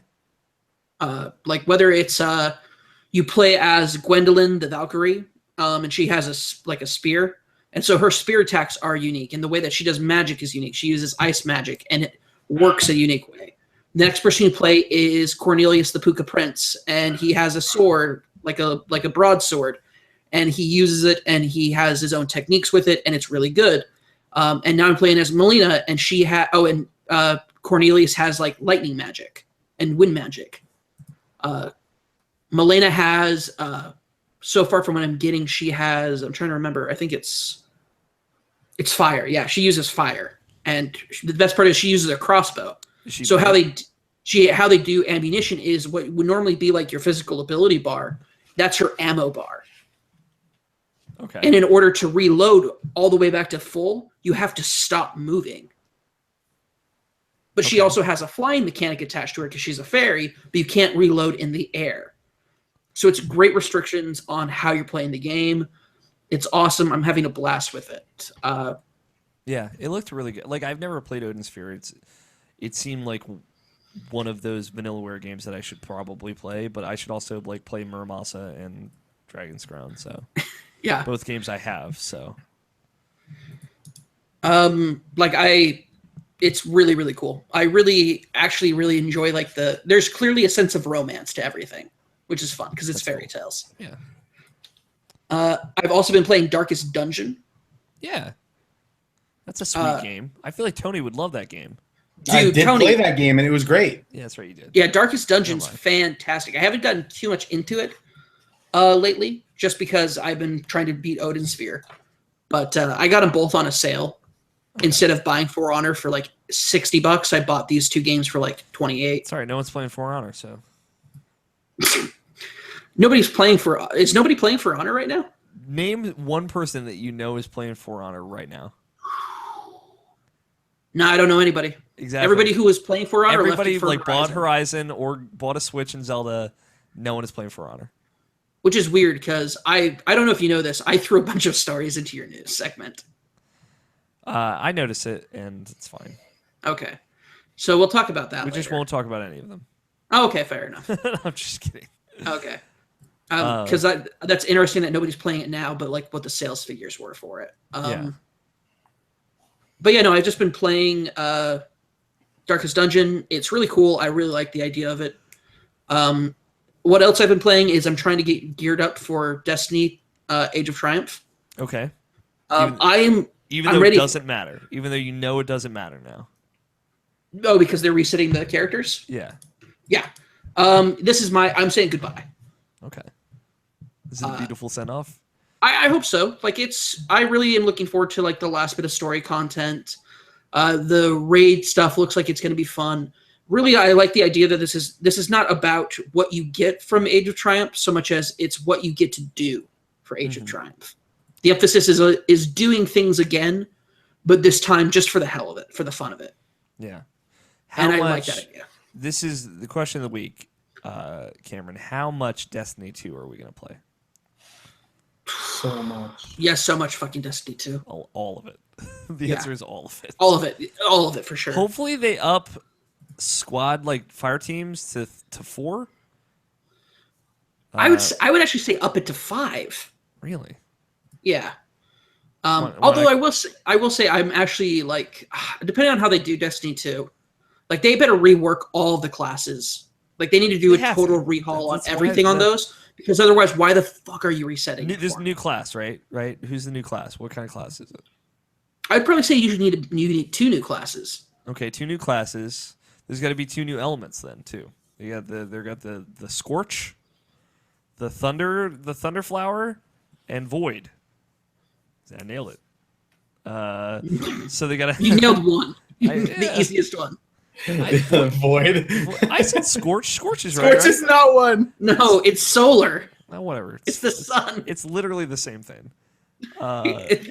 Getting scorched and being the sun is not the same thing. Absolutely the same thing. So they got to have like ice for sure. Ice has got to be one. I would assume so, since there's like ice weapons in the game. So even though like the electric one looks like an ice symbol, yeah, which is fucking me up always. And you know what? Actually, I'm sorry. There's no ice element currently in the game. I'm getting fucked up by the symbol. See, there you go. And what will be the 5th one? Butts. I don't know. Butts probably. Yeah. You shoot butts out of your. You just shoot asses everywhere. Jesus. Yeah, and 2 new classes. Griffin, guys, stop. Destiny is bad. It is so bad. Destiny 2 will be bad. Griffin, no. This is why you got to be like us, Cameron, and not read the chat. Yeah. People listen to the audio version of this podcast. They don't get to chat. That's true. Chat's for bonus content. Fuck people in chat. Yeah. Griffin, nobody's going to do a goddamn Earth element. Cameron. Earth element failed us. Yeah, you failed us. Sorry. I literally I saw that. I snapped. I snapped the moment I saw Earth element. Yeah, it's Griffin. He got to you. I'm closing it. I'm closing Shut it down. now. Shut it. I closed it. It's over. That's right. Shut it down. You're dead to us, chat. Earth element, last straw. I'm giving up on you. Yeah, I don't know. Destiny 2 is gonna be all right. I'm gonna have a gun that shoots rocks. Get the fuck out of here with that shit. That sounds all right. I'm not gonna lie to you guys right now. That sounds all right. What is it? Just like a slingshot? Get out of here. Fuck yeah. There's a slingshot in Horizon. It could be all right. The slingshot in Horizon throws bombs. Yeah, but imagine how good that gun would feel. Because it's Destiny. Destiny feels so good. Oh no, I'm really pumped for Destiny 2. Runs at 60 frames per second on PS4 Pro. Suck that, fucking plebs. No, I really like the idea of Age of Triumph, basically going back to the old raids, doing some fun stuff, giving people a reason to go back and play the old stuff. Yeah, that's cool. Just to say goodbye. It's just a swan song. It's just to say goodbye. I'm not bent out of shape, because we discussed it on the Naughty Gamers podcast. You gotta teach him how to say goodbye, Cameron. Yeah. I love you so fucking much. I know. Now I'm just thinking of that song. Teach them how to say goodbye. So good. Especially since that song's so good. George Washington. Oh my gosh. One last time. Although I was recently called in an Overwatch. Like, we were playing Overwatch, and Ben Bellevue's just like, I said, yeah, I'm like, Trevor said, I'm like, I can be the George Washington. And Ben's like, you can't be the George Washington. I'm like, why can't I be the George Washington? He goes, if anything, I was like, what am I, like the Thomas Jefferson? He goes, yes. I'm like, well, fuck you, man. For folks listening, including Scott and Tony, we stealthily worked Hamilton into this podcast. Yeah. So there you go. Yeah. That's why I'm referencing historical. Tony's like, yeah, I'm real upset about it. No, like, I'm really, like, especially since the only thing getting carried over is the one thing nobody really fucking cares about. Yeah, your character customization. Like, what? Well, Yeah, oh, like, you mean everyone hates their Destiny character. Yeah, it's a real love-hate relationship, you had, like, except for when you're 3 looking choices. at their face, and it's a very hate relationship then. Yeah. If you're, like, the only way that you have any decent customization is if you're the robot. Yeah. And that's it. But if you're the robot, you're going to be... I actually had to remake my characters to make them not look ugly. And then they were You have, so like, ugly. 6 leveled up my hairdos. characters. I gave up my reputation with all the things to who make it cares, not look Tony? ugly. You did that like 12 times a week. I know. No, like that's the thing. Like when they said that, we understand that like progress is important to you guys, and we understand that legacy is important. That's why we'll be importing the character. I'm like the one fucking thing. It's almost like Nobody they cared said about. at the beginning that it was going to be a, you know. You cut out for me, Tony. You What'd you cut say? out. Oh, I said it's almost like they said at the beginning it's going to be a 10-year long adventure for your character. Yeah, except Yeah. for Like weird how it's not anymore. it was going to be a 3-year-long adventure for your first character, and then 7-year-long adventure for your next one. Yeah. Oh, but you can import your characters like thanks. Yeah, I'm gonna find out again, like See, but like here's the thing. six I don't options I care. had. I don't care at all that they're not bringing in like my weapons, my armor, any of that shit. Put new shit in there, fix it, make it good. That's yeah, what I care exactly. about. If Destiny 2 is a good game, like at its core, even better than Destiny 1, then like who fucking cares? Like it'll be great. That's fair. My thing is, what the fuck? What about our reputations? Those fucking things better stay. Oh, those are gone. No, Everything's they're gone. gone. Yeah, I know. There's gonna I be know. new factions. There's gonna be new reputations. I But- feel like they would reset that anyway. Though. What if they did not have a black and white faction anymore? No, No, everyone would hate everything. everybody would just be Dead Orbit was the only faction because it's the faction where you get the coolest shaders, and every other faction shaders are fucking garbage. It's fucking slight. like if you put your stuff together for Future War Cult, it won't be too terrible because you can minimize the orange. Yeah. If you can minimize the orange with your like Future War Cult stuff, it's fine. Maximize the orange is actually the name of my autobiography. So Go fuck yourself. No, anybody who just says like started new writing it monarchy, right now. like new monarchy, like anything, go fuck yourself. there you go. New monarchy, first off, is like is basically the faction of the ungrateful bastards. Hmm. They literally are like, you know what, Speaker, you've done a great job, but get the fuck out of here. And they have the balls to like set up shop right next to them. Like, get the what? Yeah, fuck you. Like All you're Right? you're We're in the tower walking towards the speaker, and you just hear like some propaganda, like as you're coming out of the thing, like, "Hey, that guy probably sucks," and you're like, "Shut up." All right, we're deep in a Destiny hole. We gotta get out. All right. And then I think the last thing I had on here was I've been watching some Iron Fist. That's not a video game, Cameron. No, it's not, but I'm going to say Iron Fist, a lot better than people have been talking about it. Yeah, that show's got a lot of shit. I watched the first 4 or 5 episodes. I like it a lot. Here's the problem. It's Fuck not the tackling people. it's like they're not tackling any social issues this time. So everybody's like bent out of shape. It's not as good. No, there's a reason. Danny Rand and Iron Fist is not as socially important as Jessica Jones and definitely not as socially important as Luke Cage. Yeah. It's okay. He's the lighthearted, fun character. This is a kung fu adventure. Go with it. Yeah, I'm having a good time. But like, Luke Cage, like it doesn't have to be as good as Luke Cage. Luke Cage fucking real good it ends up.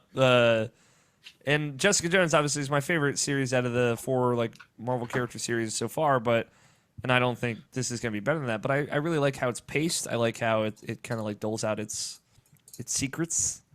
The characters aren't like one note. There's complexity to them. Yeah. Like, especially the character Ward. Ward has a lot of like things he's dealing with. Yeah. And it's very clear, like, is Ward a good guy or a bad guy? Neither. He's just a guy. And like the villain isn't like just strictly a villain.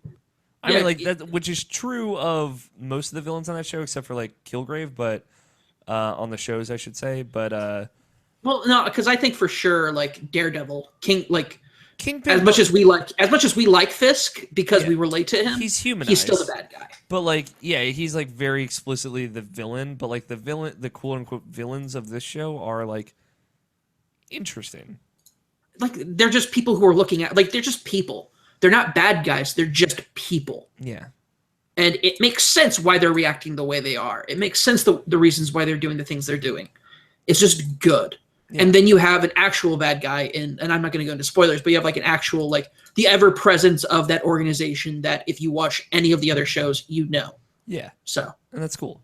it's good. It's very good. I'm really I like enjoying it. Yeah. Again, I saw your tweets about it and I just wanted to come on and say, like, echo that sentiment. yeah, It's like good. I like it a lot more than other folks. I think for me it's about as good as Daredevil.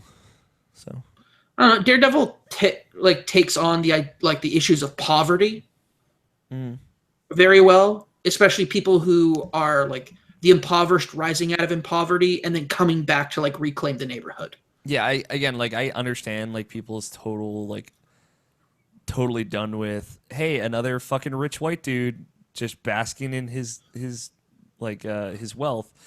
I'm like, I get it, you know. Yeah, I get that, but this is Danny Rand, Iron Fist. He's the fun person. We're not here to be thinking about like our current society. It's not a reflection on anything. It's just good times with kung fu. I feel like, but like also, like his character is more reflective of just that sentiment. I think he is taking a lot of characteristics on that go beyond just rich white dude. So for sure, like the idea of PTSD, the idea of like not taking care of your issues that you gain in childhood, and what happens after it carries over. I think is like very also big like theme. Like giving and open heartedness and actually how it can bite you in the ass. Yeah, but like this idea of like prioritizing the greater good in a totally selfless way instead of a totally selfish way. Mm-hmm. I agree. In the way that's contrasted to the other characters on the show. So yeah, it's very good. It's good. It does good things. Yeah. Fuck that. People should enjoy. Yeah, fuck that. Well, like I saw something from Andrew Goldfarb earlier, like a tweet, and he's just like, yeah, it's just like, same thing. And I was like, all right, Andrew, I get it. Like, I get it. Like, maybe Iron Fist could have taken on like a bigger social issue, but it didn't have to. Yeah. But I like it quite a bit. It's really good. You guys want to talk about some news? Yes? No? Only if you have the new news and gaming music. Well, I've got good news and I've got bad news. Is the good news that you got the new gaming music? Because I hope so. News in gaming. With the bad news out of the way, how about we get to the good news? The good news is that we're not doing news this week. All right, see you guys. That good news. Overwatch's new character has a release date. Yeah. May 1st. March 21st. March 21st. Orisa, the new She's tank. Rad. Fucking rad. She's fucking rad. I have not played Overwatch in like 3 months. Yo, you should. Game's so good. I really should. I love that fucking game. I've been playing that. I didn't even put it on my list because it should just be known that I play Overwatch sometimes. I wish. How dare anyone assume otherwise of you? I wish I could stop playing Zelda so I could play other games, but I don't think it's gonna happen. That's your curse to bear. Bear it well. Yeah, it's a good fucking curse. I'll tell you what, man. Whew.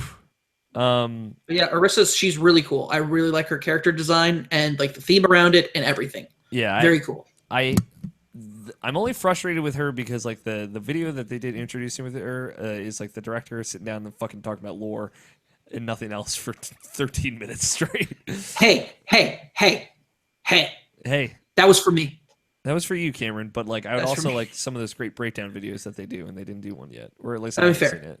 Fair enough. Of like all of the abilities and stuff. But they break down her abilities. There's a video breaking down. I'm sure that's out there. I haven't seen it. She's a centaur. Yeah. She's a robot centaur. Yeah, well, duh. She's a robot centaur, but she's a centaur? Yeah, she's got 4 legs. That's cool. I liked Vinny Caravella proposed the idea on the Beastcast that one of her abilities be like allowing someone to get on her back and ride her to the objective. That'd be pretty cool. That would be real good. But the best part is she's a tank, and her shield that she puts out, she like shoots it in front of her. Fuck yeah. And so you can like shoot it over someplace. That's really cool. The ability where she puts someone on her back, can that be called Hydra's back? Get up on the Hydra's back. You'd have to give her 3 heads to start out with. Yeah. She's got 2 horns and a head, so. All right. Or do you have to put faces on them? Winky. I draw a little.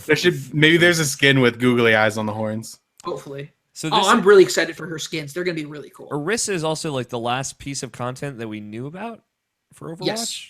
No. Yeah, they're just going to stop development now. Fuck it. No, there's one more that we know about, and it's Doomfist, and it's that's what Terry Crews is voicing. Well, I mean, that's the theory, but we don't know that for sure. We like they'd been out there saying like If hey, they don't, we're working on another character in another level. That other level is out, and that now this other character is out. if Terry Crews' Doomfist is not happening, the world is not right. You know what? I don't necessarily disagree with you. And that means Zelda's bad. That's fucked up, dude. Why would you say that? Zelda is bad if Terry Crews is not Doomfist. I also know that that's not true. So, there's a strong correlation between how good Zelda is and Terry Crews' voice career. Like, what's going on? Specifically as Doomfist. I mean, I'm sure there will be more Overwatch content. Hey, spoilers. There's going to be more Overwatch. That game's probably going to go on forever. Like, why not at this point? I don't know. People said that about Team Fortress 2. Well, Team Fortress that game's still going on. To be honest, though, Team Fortress 2 never added characters or like all they ever did was add skins that I ended up buying. And hats. They added game modes though. Some of the game modes they added were cool, like the co-op mode versus automatons. That was really fun. But yeah, no. So, but fuck Overwatch. Team Fortress 2. I don't like that game. That's fair enough. You're wrong, but fair enough. I'm wrong for not liking the game. Nice. No, I'm joking, of course. But no, I have to say that because I played. No, get off this podcast, Gabe. You're fine. All right, fair enough. Bye. Just leaves. No, I've played a metric shit ton of Team Fortress 2. Metrics, oof. Getting that Canadian measurement. I prefer to look at as fuck it, why not? Let's just call it Canadian. I was gonna say like everywhere but the United States. It's funny, when we were hanging out in Boston, Tony and like Griffin and Danny were trying to explain to Ali Mushka how hot Las Vegas was. Like, yeah, it's like 114 degrees at the hottest. And she's like, that's a crazy thing to say out loud. Your temperatures don't make any sense. And then we finally converted it to Celsius for her, and she's like, oh, no, that's fucking hot. And I was like, yeah, that's what we're trying to say here. I told that to Tom Hawkins when we were talking at Kind of Funny Life 2, bonding, and and I fell in love. Yeah, we all did. We all fell in love with Tom. Yep. He I was trying to explain to him, and I told him finally it's like what is it, like 52 Celsius? No, it's like 40, 41, 42 or something would be like. No, but for specifically for Phoenix, because it gets up to 125 degrees. Yeah, it can get up to 125 degrees. It might be a little bit less. Yeah, I think I think it's 52 or maybe just 50. But and I explained that to him, and he goes, "That's that shouldn't be a number." That he goes to. He's like that. He's like he's like at that point you're like that's what the kettle's at when you're making tea. Yeah. And I was like, that is like the most British thing you could say. Yeah, you know he's British because he said fucking kettle. That and they're undercooking tea. Last time I heard the word kettle, it was in reference to corn. Yeah, you got to get that 100 degrees. Boil that water. Fuck me. Come on, let's go. The fuck me was maybe a subliminal message for Tom Hawkins. We can only hope that he will. In other news, Sonic Mania got delayed. Fine. The Sonic Mania being like the referential kind of like reimagined Sonic 1 through 3 or whatever, but like new. But the classic style Sonic, which was going to come out like in April, I think, that's now been delayed to some ambiguous time in 2017. It seems like. Mm-hmm. And the other Sonic game, Project Sonic 2017. Excuse me, has been fully unveiled as Sonic Forces. God, it does not look good. And it looks like a 3D Sonic game, which, as Tony said earlier, does not look good. It's running on a new engine called the Hedgehog Engine 2. Oh, God. Why? Really like, even Frostbite would have been better. And that's... Tony, what's your opinion on Frostbite? Just okay. I think it's bad. Yo, the Decima engine though that Horizon runs on, fucking real good. Oh, so good. So good. Put Sonic in that, and I'll download it. Yeah, let's go. Sonic 2017 or what's it? Sonic Forces. I keep fucking forgetting that name because it's a terrible goddamn name. Is still set to come out later this year. And the name is according to this GameSpot story, written by Chris Pereira. Pereira? Yeah, I think it's Pariah. Pariah sounds very derogatory. I'll say Pereira. because it looks like Kevin Pereira's last name. Then it should be Pereira then. The name is a reference to a battle between the forces of good and evil. Oh my god. Tight. Earlier when you said we have some Sonic news, I did, for people watching, I did the jerk off motion. I need to re-emphasize jerk off motion at this point. So there you go. Sonic Forces. Still this year, Sonic Mania coming out later this year. So I don't know. Why? Just why more Sonic games? Why? Sonic Mania looks okay. Having seen it at like PSX, it looks all right, but like it wasn't at PAX East. That should have been a hint that. But now it was Persona 5, so I guess like I mean, wasn't really there. The comparison I hear is that at this point, Sonic games are like The Room. Oh. Is that a good thing or a bad thing? Both. Except for you actually have to pay for Sonic. Oh, that's true. Okay. Yeah, okay. That's the difference. But people will do it. Yeah. Yeah, people will do it. People I definitely would never Sonic pay games. to see The Room. That's for sure. Fucking Nobishin's gonna buy that game probably. Buy it on a Switch. Poor Nobishin. I feel like Nobishin just like gets suckered into buying Sonic games. Yeah, well, I mean, Sonic Mania might make him happy. We'll see. He probably won't go for Sonic Forces. Probably not. He'll I get hope Sonic not. Mania. He already has like the collector's edition pre-ordered or whatever. So. Oh, buddy, I love you, Nobishin, but Nobishin. It's. I feel like everybody who was a Sega kid has like Stockholm syndrome with Sonic. Like he kidnapped them and kept them in his basement for like 5 years, and now they love him. I feel like Guys, I'm launching a campaign. Stop Nobishin from buying bad Sonic games. Friends don't let friends buy bad games. I feel like Nobishin isn't even a Sega kid. He's just a Sonic kid. Like That's worse. he doesn't like have You a just need to reverie. mail him 36 copies of Sonic Adventure 2 Battle, and he'll be set for life. I mean, I like that game, so like I know that game is bad, but I enjoy it. So No, it's a good Sonic game. Adventure 2 Battle is fucking great. it's not a good game. It's a good game. It's a good Sonic game. How about that? Yeah, that's fine. I'll agree with that idea. When you have to compare it to every other Sonic game, that game is great. It is a good Sonic game in that it is a bad game, but that does not mean it's irredeemable. I was like just hanging out with some friends. This is a while ago, but they're like, I was like, yeah, what do we want to play? Do we want to play like Mario Kart? They're like, well, we don't have Mario Kart. It's like, okay, what are we going to play then for racing games? And they're like, we got the Sonic racing game. And I was like, Sonic Jesus, Racing is good. oh, it was so bad. It was like so bad. George Cruz just hopped in our live chat to say Sonic is good. Sonic Mania looks so good, frowny face. And then Trevor asked him how he was doing, and he said bad now. so we single-handedly ruined. I mean, like, I feel bad for George. So Once again, Sonic Stockholm syndrome. It's a real problem. People need help. I never liked Sonic though. Like I played the original Sonic games and I never really liked them. I like playing as Tails just because I could fly everywhere and that was fun. I like playing as Knuckles because you could like climb shit. Yeah. So Whoever wanted to play as Sonic was an idiot. fucking savage. George Cruz is crying somewhere now. I love George, especially for the reviews that he does. I'm so sorry, George. He's the Sean Baby of the Irrational Passions Network. He just said, I like Sega a lot. He even capitalized Sega. Like that's how you know he's real. He's a real Sega fan.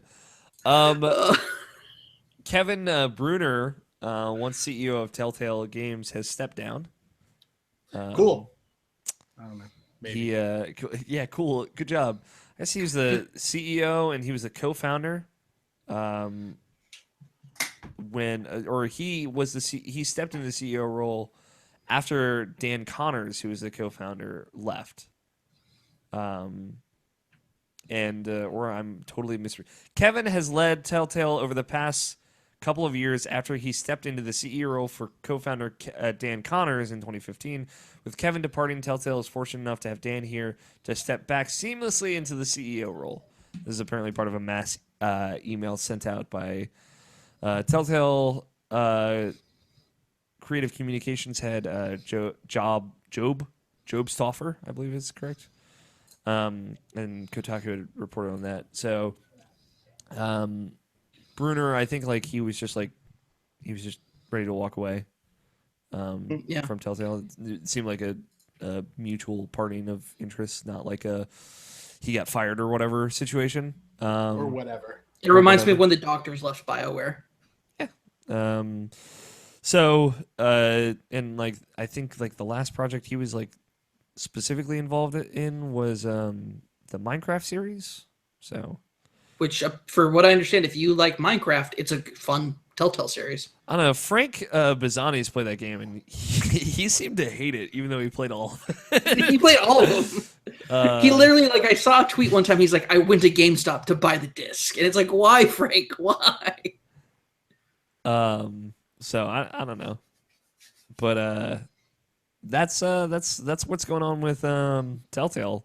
Seems like nothing is really changing. Like they're still on track. There's the Guardians of the Galaxy reveal during PAX where they showed off some of the characters and a new female character that hasn't been seen outside of the Marvel comic book universe. They're teasing. They haven't said who it is, but I don't know. It seems like Telltale's doing fine. You know, they've got The Walking Dead season 3 happening. I don't hear anyone talking about that. Also, Which should tell you everything you need to know. I know Jacob Bryant has been playing it. But does he say it's good? He likes it. He says it's really good because there is not as much of the stuff that made season 2 bad in it. And I'm like, well, that's good. So that one lady is not there. Cool. Oh yeah, there's a lot of stuff that. What was her name? Claire. Oh, fuck Claire. Dude, season 2 of Telltale's Walking Dead, man. Talking about all-time biggest disappointments. That's up there for me. That's a bummer.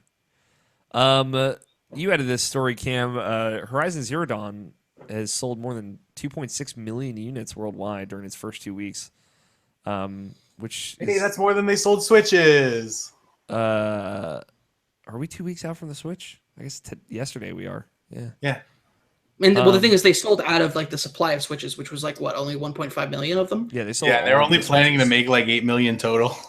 Yeah, they've doubled that to what 16 million Yeah, I by think so. by April or no, between April 2017 and April 2018. They're now going to be making 16 million instead of 8 million. I didn't add that story, but apparently Switch was one of Nintendo's strongest launches worldwide, but it's also like their first worldwide launch. Mm-hmm. So that makes sense. That and like nobody is confused as to what the Nintendo Switch is. So And you're not getting like a Play School tablet with it. yeah, there's no like U attached to the end of the previous console's name, which helps quite a bit, I think.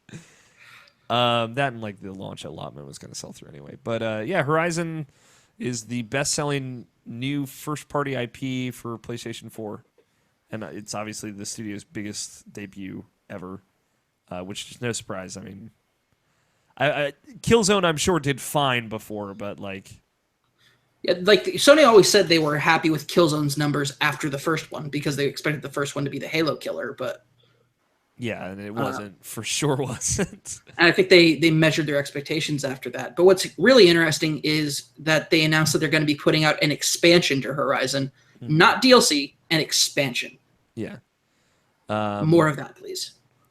Which sounds cool. For comparison's sake, this IGN story notes that Uncharted 4 Thief's End sold 2.7 million units in its first week. Also, not a new IP and a much more established franchise. So it's cool to see Horizon do well. Obviously, that game probably has already made a profit, I would imagine. But yeah, that's a good game, and I'm glad it's doing well. They'll probably make another one of those games. I can't imagine a world where they don't. So. Well, Aloy's pretty much been geared towards to being like the new like face of PlayStation right now. So yeah, she's all over everything. And for good reason. She's fucking awesome. Yeah, very good. You added this story, Cameron. Apparently, Ubisoft's For Honor is at the top of the MPDs for February. Yeah. Which is weird. And I mean, the list. So MPD obviously is keep in mind only North America, and it prioritizes physical sales, although it does include some digital sales. If it has an asterisk next to it, it means they don't count the digital sales. Which in this case, for It's this just Neo. was just Neo, yeah. Which, to be noted, Neo actually did not have a strong disc press run. Yeah, because they didn't think it would sell that much. And it's sold out everywhere. Yeah, it's sold out, like on Amazon and stuff like that, which is crazy, which is great. And it sold out like a week and a half after it was on Amazon. Yeah, which is crazy. So I expected it to actually be higher on the NPD, but yeah. So For Honor was number 1, and Resident Evil 7 number 2, which is good, especially considering it came out like mid-January of this past January, so it sold well through February, which is very good. Obviously, I'm a big fan of that game.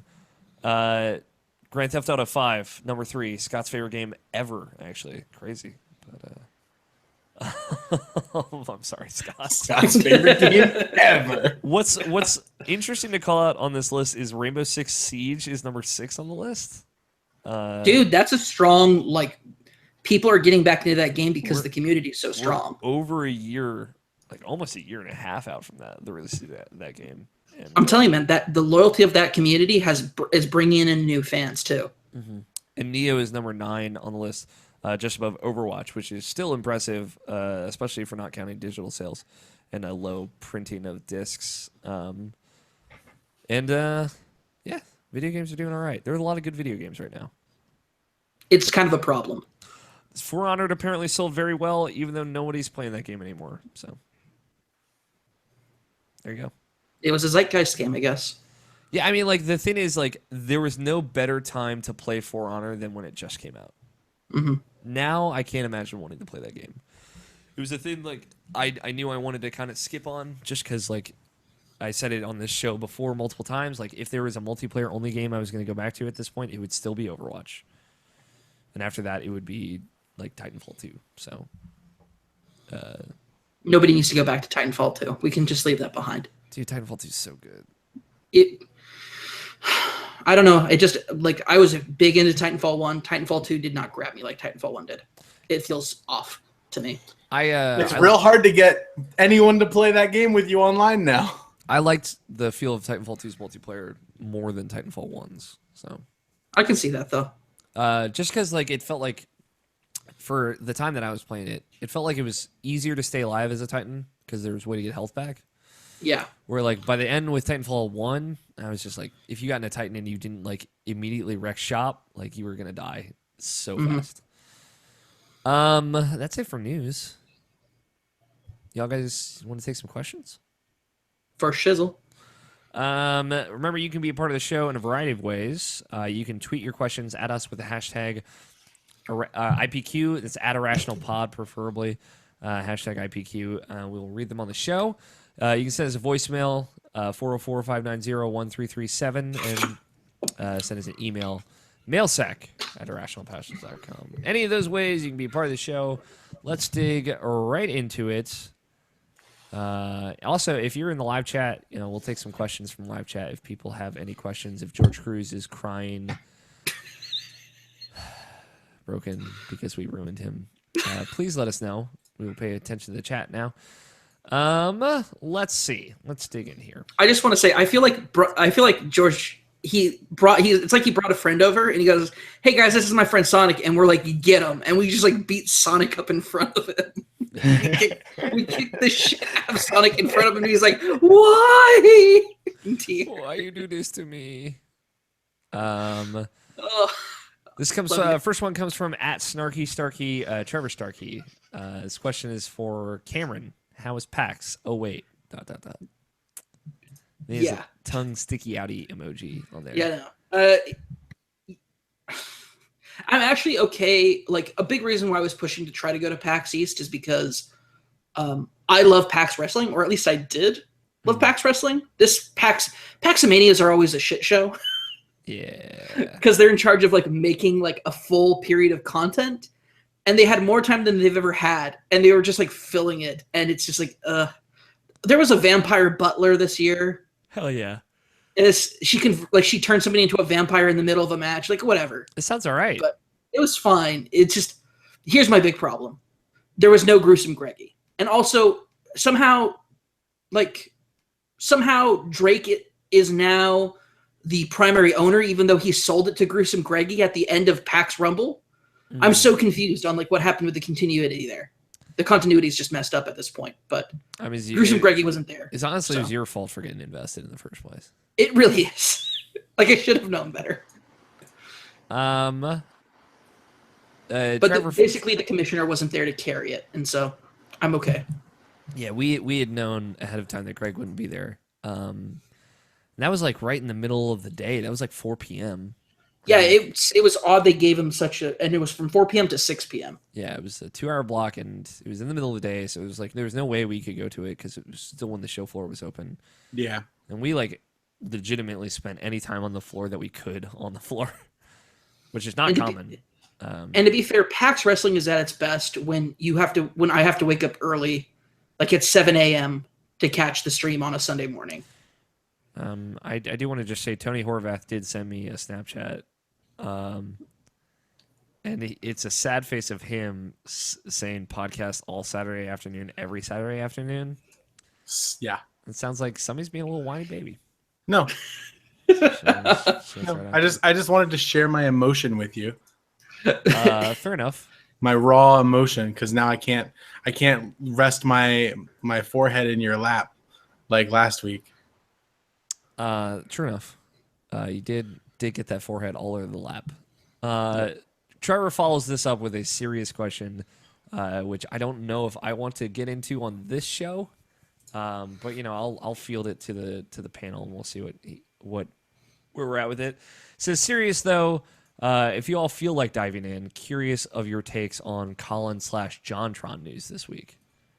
So I think it's big for us to start off to separate the two. Yeah, I don't because they're two very different pieces of news. Very different. I was just gonna suggest that we'd not. Yeah, I like the JonTron thing. Like, I don't think we need to discuss at all. No, because it has pretty much nothing to do with community or it's all politics. And like the Colin stuff that we all discussed privately, I know that's like not super helpful to the show. Like, I feel very close to that news personally. Obviously, I do as well. I've in different ways. I think I have friends there, so it's a complicated thing. And I tweeted about it earlier in the week, and like I feel like I said everything I want to and need to say about it. I was not happy about it. And I just not something I really want to bring here. Like, you know, we never really talked about Gamergate on this podcast.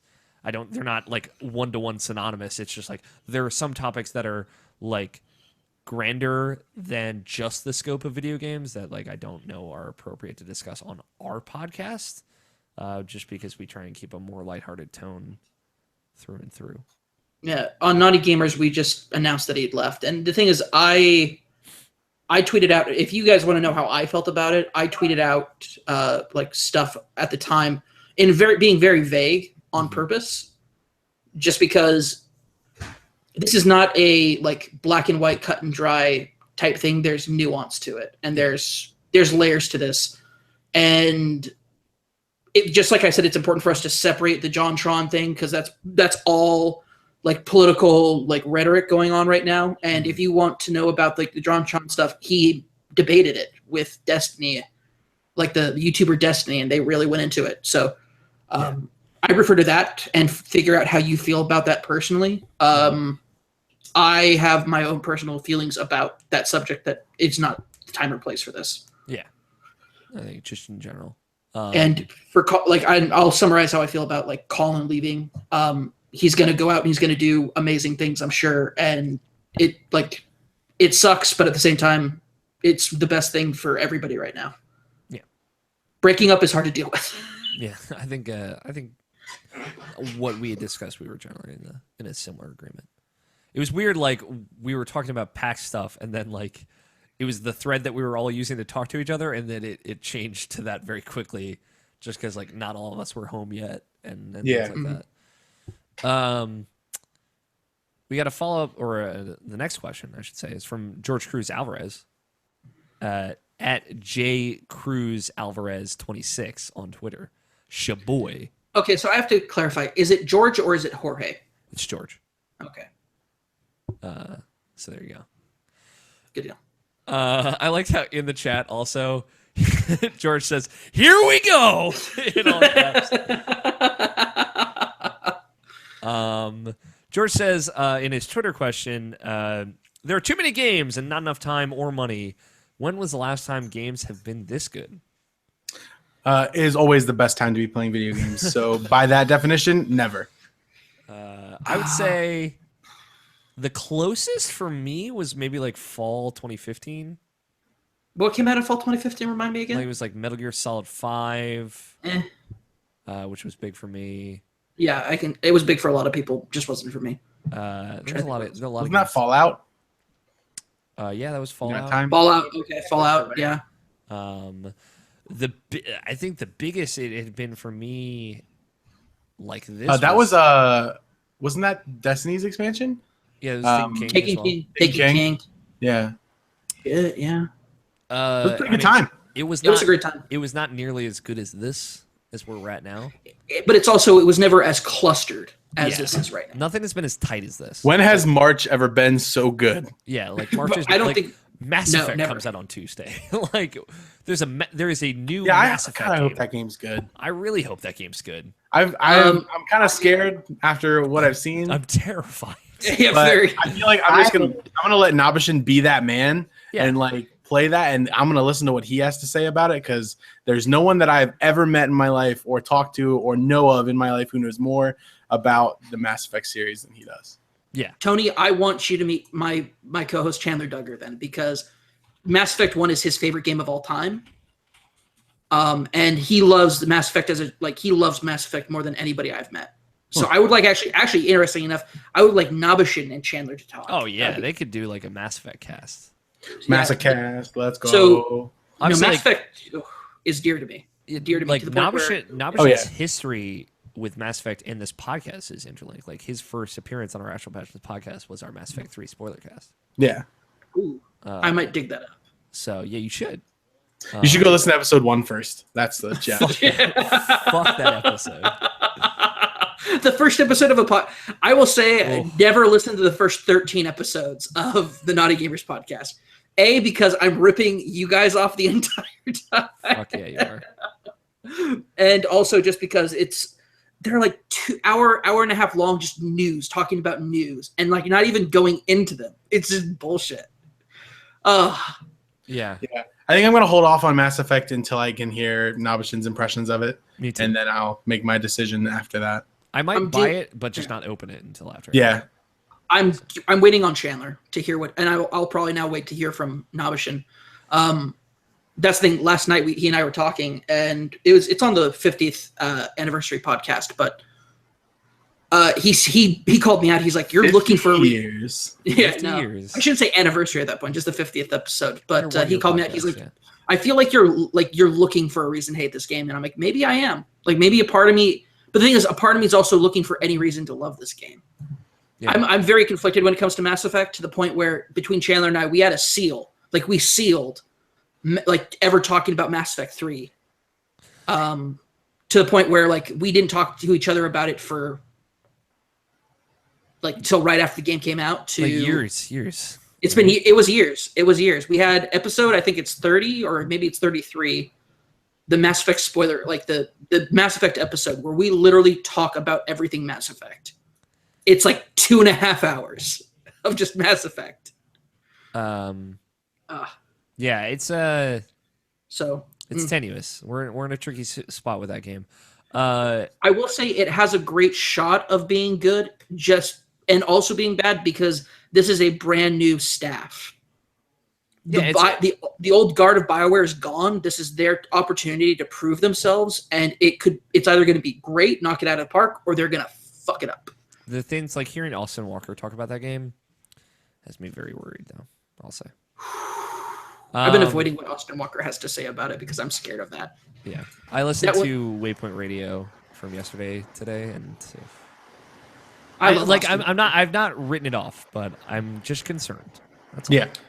I just wanted to be known. Austin Walker said Phantom Dust is one of his favorite games of all time, and I will love that man forever because of that. I love Austin Walker so much.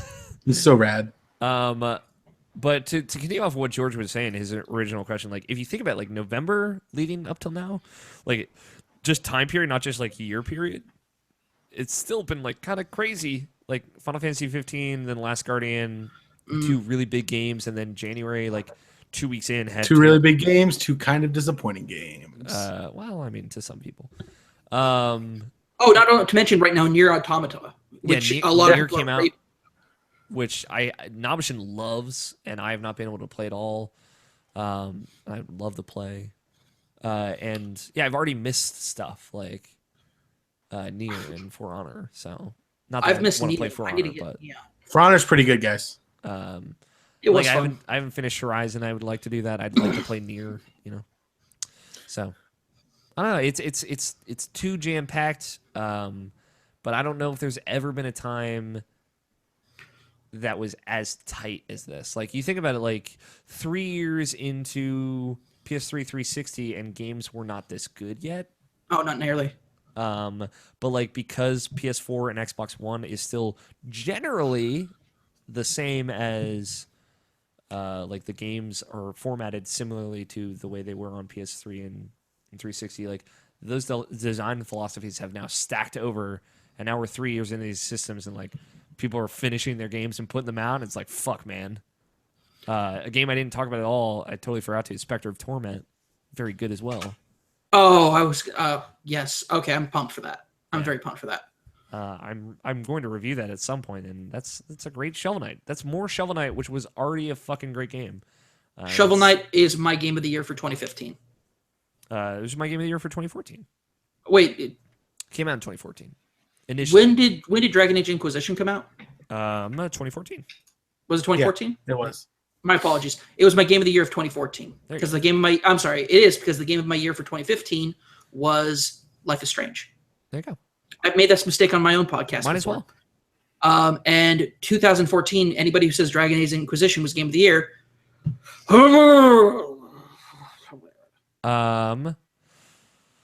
So to check in with the chat real quick, Nobshin said, as far as Mass Effect, which is related to our next question, I'm going to fall on that sword so fucking hard, it's going to make or break me. Speaking of falling on a sword, here's the thing. If Mass Effect Andromeda is bad, you guys, Mass Effect Andromeda is literally the Jesus Christ of video games. Because it's from the dead? Not necessarily, because of course they'll make a new Mass Effect, but technically it has come back from the dead. It's a revival of a series that ended, of the trilogy that ended. Mm-hmm. But on top of that, it might die and be bad for the sake of all the other games. You don't have to play Mass Effect Andromeda because it sacrificed itself so that you can play other good games. No, it's too far of a stretch. Get out of here. I feel like is it? It's too far of a stretch. Leave. Leave. That is it. Our next question, and this is relevant, Nobishin is in our live chat right now. Comes from LaCroix Boy, which is Jake Nichols, at Jake R. Nichols on Twitter. I don't know why he changed his name to LaCroix Boy on Twitter, but it's pretty funny. He said, despite all the negativity, is Nobishin still looking forward to Mass Effect Andromeda? It matters not if he's looking forward to it or not. It's whether or not people like it. It's he has to get it at this point. Oh, he's gonna play it for sure. I am curious if he's like. I feel like regardless, I'm gonna play it. Yeah, but me I just kind of want to temper my expectations first. I would like to go into it with the right expectation. Like I went into Zelda with very high expectations and ended up like exceeding those. But I don't think that's a thing that like many games can do. With Mass Effect, it's like so all over the map. Because like when I think back on the parts about Mass Effect that I really love, like I get like way too excited. And I remember, like Andromeda is also just one game. It cannot like be 3 games, which is like my memory of Mass Effect right now. Yeah. So, and it's also important to realize this is a new team. This is not this is not going to be Mass Effect 1 and 2, led by Drew Caption story-wise, led by like Patrick Weeks, an amazing development team. These guys are gone. Yeah, Casey Hudson's gone. Team. It's like, That's a boon. I'm sorry. I like Casey Hudson. I apologize. I shouldn't say that. Casey Hudson's a nice man. He's a nice young man. Nice young. To check out the chat. Oh, go ahead, Cam. I was just going to say, I don't think we've said it though. Do you guys know about the animation issues? Yeah. I have seen it. I've seen it. I'm aware of it. I haven't seen it. I've seen the whole thing where like I- Ryder raises his arm and he's like pointing at things, and it's not pointing. The arm, like the hand, is stuck in the downward motion. Okay, so Alex, I'm gonna need you to do a little demonstration here. Okay. All right, for the audio viewers, just do this wherever you are. I need you to On a stand bus? up. What am I On a doing? train? I'm Stand with up. you, Alex. You need me to stand up? Really? All right, now get into a wide stance. Like It is a stance that is not comfortable to walk in. like this? It's got to be wide enough that if you're walking, it feels real weird. Okay. All right, now It's weird. I'm like moving back and forth. It's squat weird. just a little bit, Okay. just a Okay. little bit. What is Okay, Scott making you do now on this podcast? This is right how now? they run. No, Like this? no, no. Am I like doing my arm swinging thing like from that Take On Me like parody video? Fuck yeah, dude. That is essentially how they run. Fuck yeah. Why? This That sounds is how that is how, like in some of the stuff that I was looking at, because I heard about it and I had to see it. I thought that was a That bug. is- I saw. That I saw a is snap. how Mm. that is how one of the characters runs. You're making I don't me know upset, which. Scott. I didn't look into it that far. Okay, I think that was like a bug because I saw it in like a GameSpot like track like Andy Cortez. Shout out to Maxim Cortez. He called out GameSpot for doing like saying like that's how you walk when you need to poo. Rough. Which is funny until you realize that came from like a respected game company, Yeah. like Game Journalism. There you go. It came from GameSpot. There you go. Hey man. Clicks, man. Gotta get those clicks. So I think that's just a bug because I think Hopefully. that's the problem is that it's probably just going to be Apparently hopefully it'll be less buggy than Inquisition was. But the issue is that that was one of the worst that I saw. Mhm. But I didn't see anything that was good. Yeah, That was the it's- worst. But everything goes in from stuff that is barely passable, especially not in recent years. Yeah. Some characters, and when they're talking, it looks like they're a fish blowing bubbles in the water. I do want to hop into the chat real quick for questions. So it's anything story wise, any serious moment is going to be completely ruined until that gets fixed. Yeah. It should also be noted that I just remembered Ian from the Easy Allies podcast. Mhm. Also, once again, thanks again, Alex, for bringing me into those guys. Yeah. They're awesome. Ian was on this last one, and he actually had like a whole thing where he's just like, "It looks terrible." Yeah. I'm like, "Oh no." Ian's gonna tell you how it is.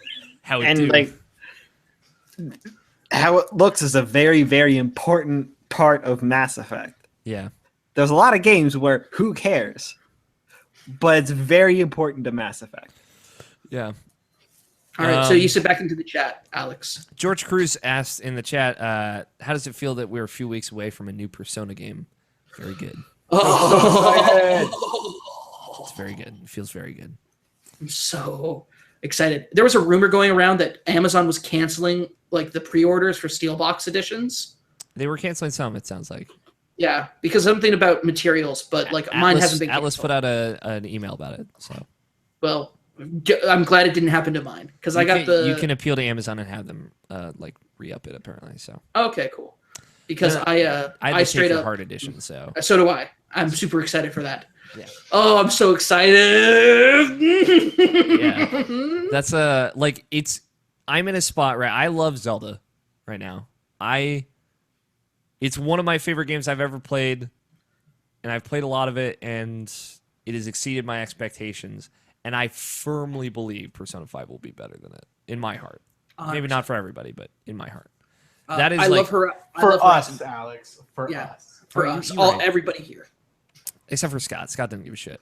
Yeah, Yeah, but Scott also doesn't give a shit it. about Zelda. So but like Or here's the thing. I'm not gonna play it as a service to you guys. yeah, that's true. So that way Scott doesn't shit all over it for us. Honestly, it's the nicest thing Scott could do. Although Scott liked Persona 4. Like, it's not like Scott hates everything that I love for the most part. 50-50. No, Persona 4. You have to really like those games to finish them. Yeah, that So is very true.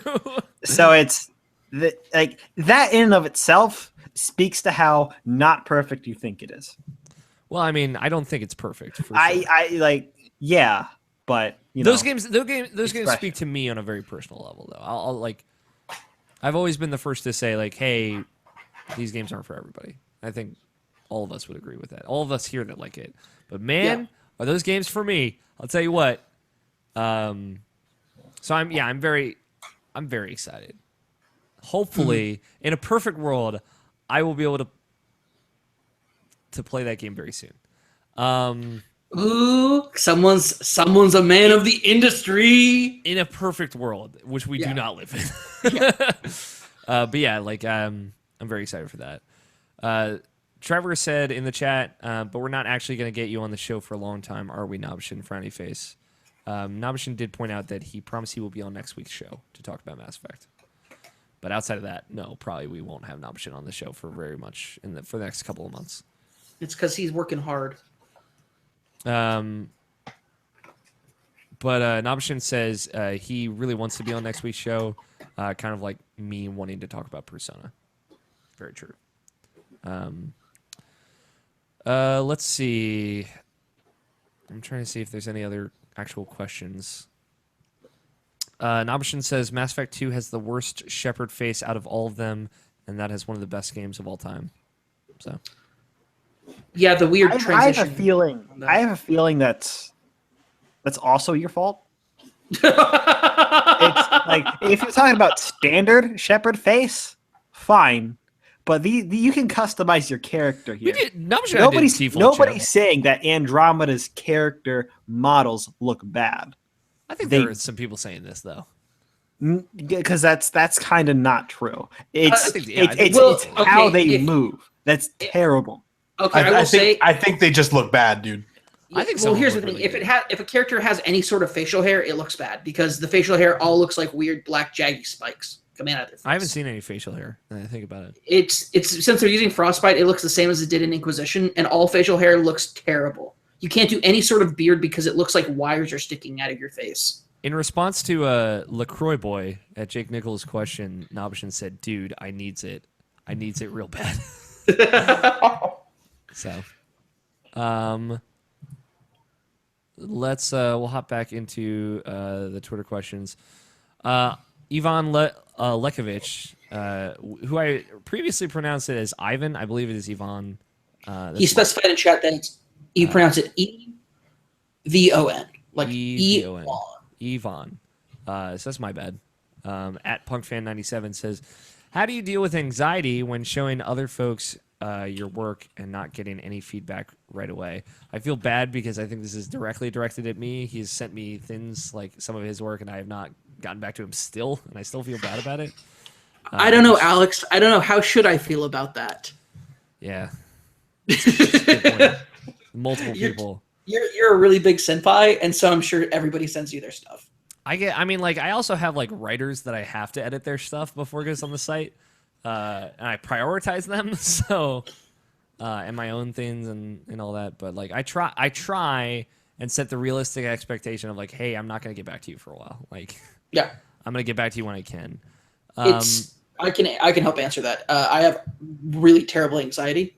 Mm-hmm. Just like really, really bad anxiety that I take medication for to help deal with it.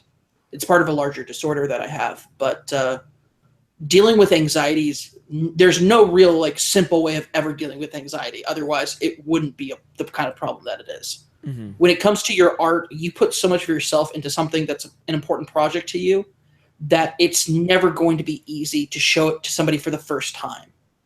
You just have to live with the fact that people aren't going to necessarily see it the way you are, and that the best part about art is how people view it, and you have to let them see it and let them do it. Mm-hmm. There's a process to it. When you are having somebody like look at something that you work on, don't look over their shoulder because it'll be difficult. Yeah. That's my advice, at least. It may not be for you, but that's my advice. I think like my big thing is like you're probably not as good as you think you are. Oh, 100%. Like that's true like for just about everyone in just about every field. Like unless you're me, then you're way better than you think you are every time. That's not true at all. No, it's not. I am not. I'm not trying to sound like overly modest here or anything. I promise. Like, this is not my intention. I'm not fishing for compliments either. I'm not as good a writer as I think some people make me out to be, right? But I understand like my flaws, and like being open to the feedback that can help point you in the right direction is very, very good for you, and it is very empowering because like when you get that feedback and you can learn from it, and then like have it not happen again in the future. It's like you grow so much faster than you would otherwise. So like the first thing is understanding, like I always send things out with the expectation that it's going to get torn to shreds if I'm sending feedback to someone or sending like a sample or anything to someone. Maybe that's overly pessimistic. I don't think there's anything wrong with feeling confident about it. But like I also, and is this true because I've pitched so many things in freelance, like I send something with the expectation of never getting a response. So when I do get a response, it's nice. But like I send and forget. So that helps me a lot. Like the thing with pitching, like if I send a pitch to an outlet, like it'll minimum take them a week and a half to get back to me. Sometimes you get a response in the same day. Almost never happens. So like getting used to the fact that when you send something to someone, like they, especially like an editor, right? Like if I send an editor or send a piece to the editor of a website, like they have so many responsibilities, and one of them is going through their email and looking through over pitches, and like that does not even include responding to ones. So like that's just a big part of it. Like I think it's just setting the expectation for yourself that like, listen, they might just never get back to me on this. That doesn't mean I'm bad. Doesn't mean you're not worth the time. It's just like something could have come up, and you know maybe they want to get back to you and they just haven't had the time. And like sending like a follow up every week or 2 weeks is not a bad thing. Just don't like get incessant with it. It's hard. Like I can't, as someone who doesn't have anxiety, I can't speak for people with anxiety, and it's hard to kind of tell you like, hey, you know, you're gonna just be anxious about it, and you kind of have to like learn to get through that. But like I think that is a part of it, and you get better at it the more you do it. Just as much as like Trevor just like tweeted out saying, quoting me saying, "You're not as good as you think you are." Citing it as inspiring words, but like I think setting the expectation that you don't see the problems with what you do is not a bad thing. And I know he's just trying to be funny, but like you will not see what's wrong with a thing that you make. Or maybe you will. Maybe you're like me, and like when you make a video, you see all of the problems that no one else sees. But like a lot of times when you're sending it to someone who you consider a mentor or an editor or someone whose opinion you value, like they will be able to cite things that you might not necessarily have considered, and that is why you are sending it to them, and that is why you want their opinion. So I'd say as somebody with anxiety, that's excellent advice. So yeah, it's just like set the expectation for yourself. You know, don't go into this expecting more than what you can possibly get. But at the same time, don't imagine that if you send something out that it's going to be the end of everything forever. Yeah. Like, if you're really proud of something, you worked really hard on it, and you still feel good about it, like, even if someone has criticisms of it, that doesn't take that away from you. You know, it's still yours, and you still made that, and you can still be proud of that. Even if you have to start over from scratch, it's worth it if you really love the project that you're working on. Yeah, it's a difficult thing. Like, I get very anxious when I get feedback from editors still. Again, not anxious in the way that it's crippling by any means, but it's still definitely very stressful. We got a question from Frank Bazzani. Speak of the devil shall arrive at Irrelevant Jokes. He says, how does it feel getting to episode 50 of Naughty Gamers? This is for you, Cameron. Yeah. I mean, you guys have done so many episodes. You know, you've been doing it for 6 years. To us, though. Like, but I think I need to, because there's people that never get past like the first couple. Mm-hmm. There's people that never get past like the first 10, 20, 30, 50. There's people who never get past those. They hit a point, something comes up, and it's the thing is, it's not that we hit 50 episodes, that Naughty Gamers hit 50 episodes. We've actually done more than 50 episodes. Mm-hmm. But we made a decision that we were never going to break a streak, which was we start podcasting every week, even if there's nothing to talk about. The shortest podcast we've ever done at Naughty Gamers is less than 2 minutes. And it's basically no intro music, no outro music. It's me saying, hey, listen, Chandler's sick. There's no news. I haven't been playing anything because I'm super swamped, but we wanted you guys to know that we appreciate you. We care about you. And, we'll have something for you guys next week. And we did. That was part of our streak, and we continued through. So when we hit 1 year, it kind of came out of nowhere because we weren't expecting it, because we weren't towards that 52 mark. Mm-hmm. And we realized when we were nearing 50 that like the entire 50th episode, we don't talk about news very much.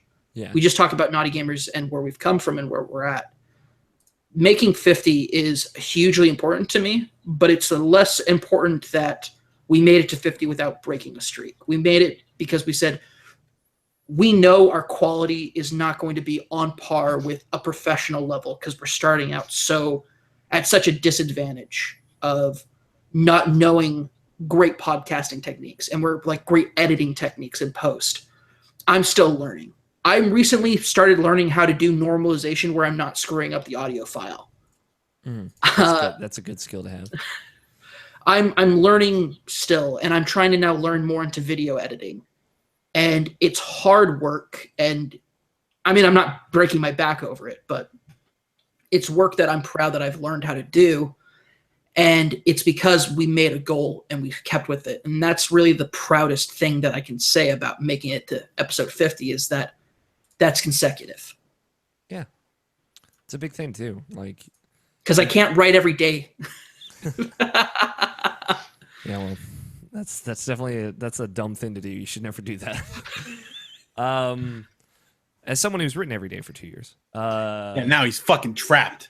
Yeah, it's true. Now I feel fucking trapped. I will say there's a little bit of that trapped feeling. I mean, yeah. Everybody's like we in our 7-year almost lineage, we have like that 3-month hiatus that I still fucking hate. That like, Scott and Nabashin and Tony, like they kept, and Evan. Who's that? In peace. I tried Rescuete in pace. Yeah, Requiesce in pace to Evan while somewhere flying a plane. He's in the Bermuda Triangle. But they kept podcasting without me for that time. So it's like the show kept going, it just never went out, and we had this weird hiatus thing for which I hate for a number of reasons. But it's hard. Like that's the thing nobody really tells you, is that doing a podcast every week for so many fucking months is really draining and exhausting, but it's fun. It's rewarding. It has to be rewarding in itself. Like to the like previous question, and like, props to you, Cameron. Like, consistency is the hardest thing about anything. Being consistent is way harder than being good, because you can make like one really, really great thing and then never make anything again. But if you keep making shitty or mediocre things, eventually you will get good enough that if you set your mind to it in that consistency, you can make something really good. Maybe you have to take your time with it, but you have that potential. I firmly believe that, at least. Maybe it's not true of everyone, but I mean, we have a joke. We call it Dutch hype, and actually Trevor Starkey's the one that gave it to us in the infamous episode 28, the lost episode. It's hashtag Dutch hype means like the work that we've put in to gain an audience, because we have a couple people who live in the Netherlands who listen every week, or just about every week. And so when we say hashtag Dutch hype, that's saying, one, that's an affirmation to us that like, yeah, we're doing it, but it's also reach out to our fans saying, we know that we're not the best and we love you guys anyway. Or we love that you love us anyway. Or So I don't even know that you love us because they never talk to us, but is that anything like a Dutch oven? no. Is that anything like an easy bake oven? Because I know a lot about those. No, it's not an oven. There's nothing oven related about it. Are you sure? Yeah, I'm pretty sure it is. I mean, pretty actually, sure- to be honest, I can't say positively whether or not it is because there's no proof. I'm pretty because sure that that's episode is lost. when you. Yeah, That's I'm when pretty you. sure it's about an oven. I'm pretty sure that's when you throw a blanket over yourself and Scott, and then fart and then trap Scott. Yeah, except for all fart first. Damn. So yeah, there you go. Congrats, man. That's super cool. Yeah. 50 episodes to 50 more, right? We said that, and then we just like started laugh/cry. Dude, we're 100 episodes away from 420. Let's go. We have to at least make it to 420. Oh yeah, of course. Then we can quit. For sure. We're all Your gonna last, overdose. your 420, overdose On fucking weed. No, we're gonna be. I'm gonna get Nabashin high as fuck for 420. Are you kidding me? And that's the thing. You guys should all be together for 420, and you should all just like hotbox in a car. Podcast. We're coming at you from the hot car. Hot car. No, we'll have like 3 new hosts by then. NATO Johnson at NatoJ18 on Twitter asks, "What is the song that comes on that you have to bust your lungs singing to?" I don't do that garbage. All right. Scott straight up take shit. Yeah, Scott's actually a trained opera singer. Not true. What? That'd be so great if that were I was true. about to say like wait for real because like my little brother's was a professional opera singer. So Scott, you know that'd be great if that were true though. For me right now, it's "No Pants Dance" by TWRP featuring Ninja Sex Party. I can see Fuck that. yeah, dude. That song is so fucking It's good. so good. It's like it's unfair how good that song is. That and either the new Ninja Sex Party songs, "Bust 'Em Along" singing. Got to sing along to your boy Dan Avidan. Happy birthday Shaboy! to him as well. He had a birthday this week. You did. Yep. Um, For me, it's either,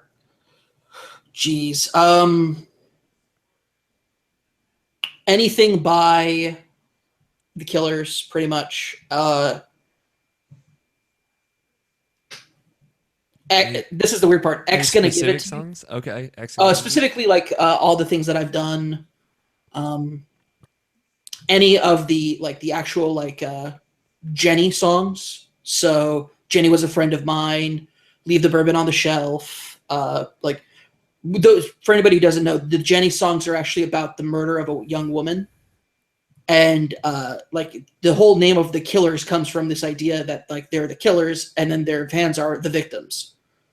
And so some of their songs are actually about serial killers or murderers or really kind of crazy scenarios. Or just alien abductions at one point. Mm-hmm. But that's some really cool stuff. But any of the Jenny songs, just because they're really fucking good.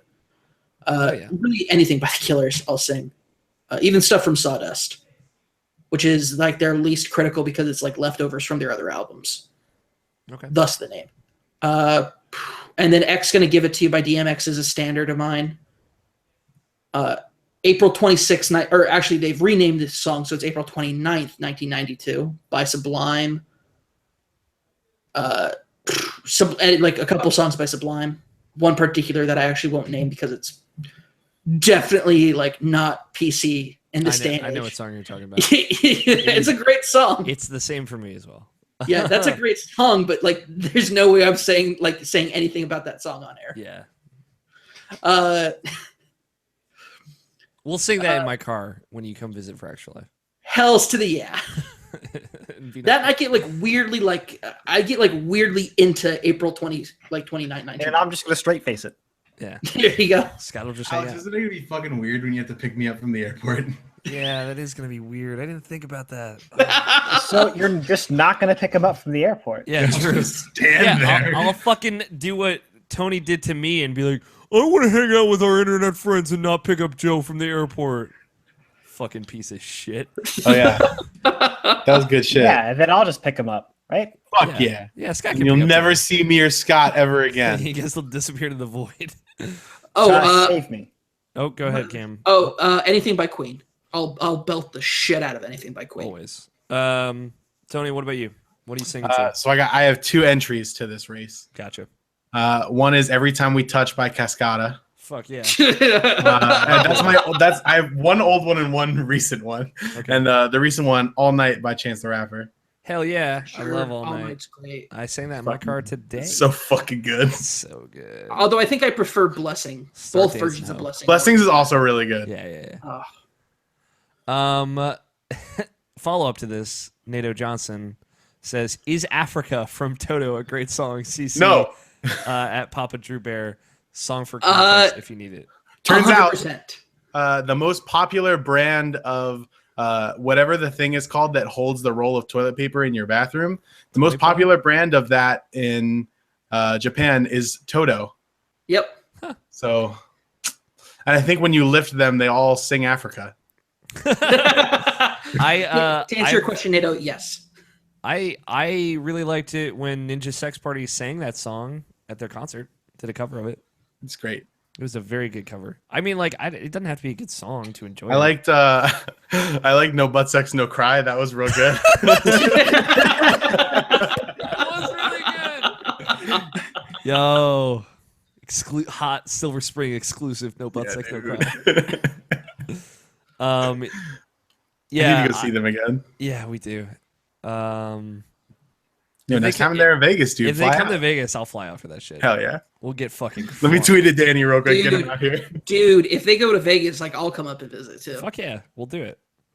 Yeah, I think Africa is an enjoyable song.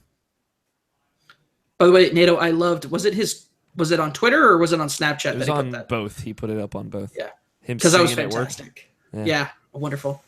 Um, Love that beautiful Australian bastard. Trevor Starkey says, "Hey, fuck you, love the chat." From him and Griffin. And then he has my. I think that was back when we were like, "Fuck the chat." Yeah, that was back when we were like, "Fuck the chat." Now we're in the new chat regime. He has my out of context quote tagged as #IPQ as well. So fuck Trevor. How about that? Yeah. I love Trevor so much. Trevor and I actually, when we went up to Vegas to visit Tony and Danny and Griffin and what was his name again? The guy that we met? Kevin? Was it Kevin? Yeah, Kevin. Yeah, it was Kevin. Kevin's a cool dude. Whatever. Met him. It was fun. But when we were going up, Fuck Kevin. I love Trevor because Trevor and I can sometimes like differ on something and we can both be like very passionate about it. But at the end of the day, like we're both very like measured when it comes to like how we're taking the other person, what the person's saying. And we had great conversations about things like just very controversial issues at the time that's are so relevant today. But it was a great conversation. I'm sure the conversation, like when you and Travis looked at each other and like, why the fuck did we let Tony take us to the strip last night? No, that was a great fun. Conversation. There was no need for that conversation. It was a blast. Although I don't know why we walked all over the place looking for a fucking Superman slot machine. Why wouldn't you? Wasn't it a Man of Steel slot machine, to be specific? Yeah. And it's like we couldn't find it. Trevor Starkey said, "I agree, fuck me." And he used the #IPQ. Now, Griffin Guccione is very upset that I didn't read his question. He didn't use the hashtag, but I will read it. How to use that hashtag, dude? It helps me find them, so I had to fucking hunt this stupid fucking question down. He just said, "Will he carry my children?" It was talking about me? I guess. I mean, yeah, if he hands them to me, I'll hold them for a while. There you go. Definitive answer. Cameron Abbott. Like I carry my nieces and nephews all the time. There you go. That's it for questions. Weren't expecting that one, were you, Griffin? Goddamn, we did a 3-hour podcast again. Fuck. Yeah. You want me to set a timer for an hour and a half next week and we'll just see what the fuck happens? Oh, we would end like halfway into games. Mass Effect's next week. You know it's gonna be a long one. Yeah. It's like, what the fuck do you want? I don't know. We have a fun show. I think our show is a fun show to listen to. Yeah. Thank you. It's 3 hours, yeah. But Titles. We're not there yet. Come on, dude. Every time. I mean, We like got we bets. could be there. We could be there. All right, I'll No. try. No, we should do bets right now because I've been watching Easy Eyes podcast and I'm ready for bets. Well, we got to go through the outro first. All right, fair enough. You can be a part of the show in a variety of ways. Like I mentioned earlier, you can tweet your questions at IrrationalPod with the hashtag IPQ. You can send us an email to our email address. It's mailsack@irrationalpassions.com, or you can leave us a voicemail at 404-590-1337. Standard long-distance fees do apply. If you'd like to follow each of us on Twitter, we are all on Twitter at Alfighter27 is where you can follow me. Scott is at WUTTEHCHUZ, What's a Chuz. Tony's at Tony Horvath, all one word. And Cameron, you are at Unsexiest Comedy, all one word. That is correct. You can follow the site on Twitter as well, which is where you can tweet your questions at IrrationalPod. Some other stuff, rate and review us on iTunes and Stitcher. Go to VGEvo.com. Check out the podcast network Scott's that we are last part of tweet there. Yeah, was 29th of October, 2016. I remember that. Yeah, that was like during episode 300, wasn't it? No, was. dude, I 300 was a while ago, wasn't it? No. It's at Silver PR. We decided SNES would be as old as we could handle for next time. There you go. Yep. Check out Monthly Passions podcast as well. Twitch.tv/Irrational Passions. Maybe there'll be Mass Effect stuff up there. Nobshin's been playing the Danganronpa remix over there. Really? Yeah, so in the mornings. Ooh. So you can go check those out. He's been getting into streaming, which has been fun. And youtube.com/Irrational Passions. There's tons of cool PAX stuff up there. If you like the show, please go tell your friends about it. Word of mouth is the best way to spread the love. And for everything else, Irrational Passions, as well as a bunch of really cool previews from PAX East, go to irrationalpassions.com. Cameron, one more time, for folks who don't know, I don't know how they couldn't, where are you from on the internet, and where can people find more of your lovely voice? You can find me at Naughty Gamers. That's both you can tweet at me there as well, but you follow me at Unsexiest Comedy. That's really where you're going to get like my own personal take on pretty much everything, including random sexual harassment that I sent to Alex O'Neill. And I say random, but it's really well calculated. Yeah, that makes it worse. Or Alex O'Neill inspired spam bots. Or it's not a bot. It's just like it's a mean person. Yeah. That honestly upsets someone me. Who wants to see your world burn. I'm upset. Hashtag get IrrationalPod verified. Okay, do you want me to start harassing them more, Alex? No, don't harassment don't begets more encourage harassments. You should just report them. I already did, so twice. You did your job. It upsets me that someone would want to see my world burn. Yeah, so back to where you can find me on the internet. Let me wrap that up real quick. You can follow me. So if you want to listen to any of the stuff we do, best place is you can go to facebook.com/naughtygamers. Naughtygamers.com itself is actually going to be renovated soon. We're reworking stuff and making it easier. And then also you can go to soundcloud.com/naughtygamers. iTunes, Stitcher. We're on Stitcher and Google Play now. We're spreading we're sowing our oats, which I now realize has a sexual connotation to it. I was going to say we're spreading the seed. And that's like, nope, that's still doing the same thing. We're getting out there. We're planting our roots. Is there anything about like networking that is not somehow a sexual innuendo? And the answer to that is no, just as it should be. How do you think I have so many followers on Twitter? Yeah, there you go. Check out Cameron. He's obviously a wonderful fucking dude. Thank you. I do want to say this amendment to earlier statement. Maybe I was a little harsh by saying you're not as good as you think you are. It's finally come down back to you. Huh? Well, no, I mean, the guilt finally. What I meant and what I think was implied, but maybe I conveyed it poorly, is that when you send something out, maybe you don't know what's wrong with it. You clarified that by later speaking on it, but I just want to reiterate, it's not that you're not as good as you think you are. Maybe you are as good as you think you are. I think it's just my negative perspective on life. For sure. But it's just if there is something wrong with it, there might be something wrong with it, and it just might not be something that you can consciously see. I should have, if I won the bet, which I don't know, I should have said that for the final word, but there you go. Let's get into bets. No. You shouldn't have waited until you lost it. All right. Well, so the bet from last time was taking too long to resolve, so I resolved it between episodes. The previous bet, I'm just gonna get it out of the way because we hadn't. It was in the air still. It was about Zelda Breath of the Wild. I wanted to know, of the top 10 most favorable reviews on OpenCritic, which I had to go look up by hand because OpenCritic doesn't link to the reviews, which is weird. Or at least I couldn't find a place where it was. How many of the 10 most favorable reviews will refer to Breath of the Wild as the best in the series or any variation of that statement? I had said 6, Tony said 8, Nobishin said 10, or Nobishin said 4, Scott said 10. The answer was 5. So Nobishin and I were both right. So both teams got a point, which was great. We made 0 progress. We did it! Cameron, you were going to be the first in a long lineage of folks that are going to be filling in for Nobishin on Team BBC. Yeah, I love that name. Thanks. So, and obviously That stands for Big Beautiful Cucks, right? No. God, I really wish somebody was writing down titles this whole episode. I was. There you go.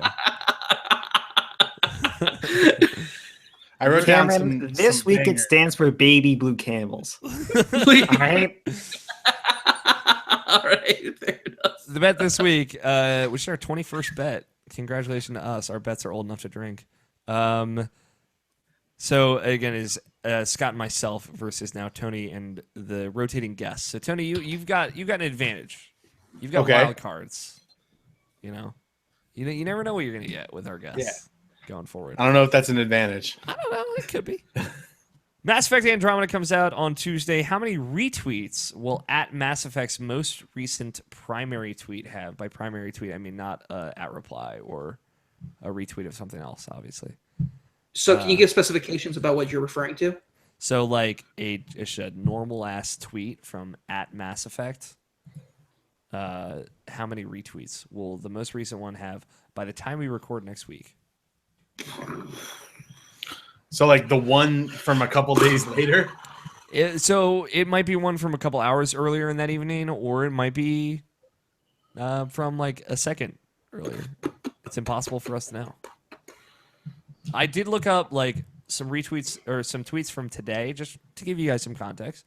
Looking at like between 60 and 85 retweets on tweets from a couple hours into the ether. So you can use that as context.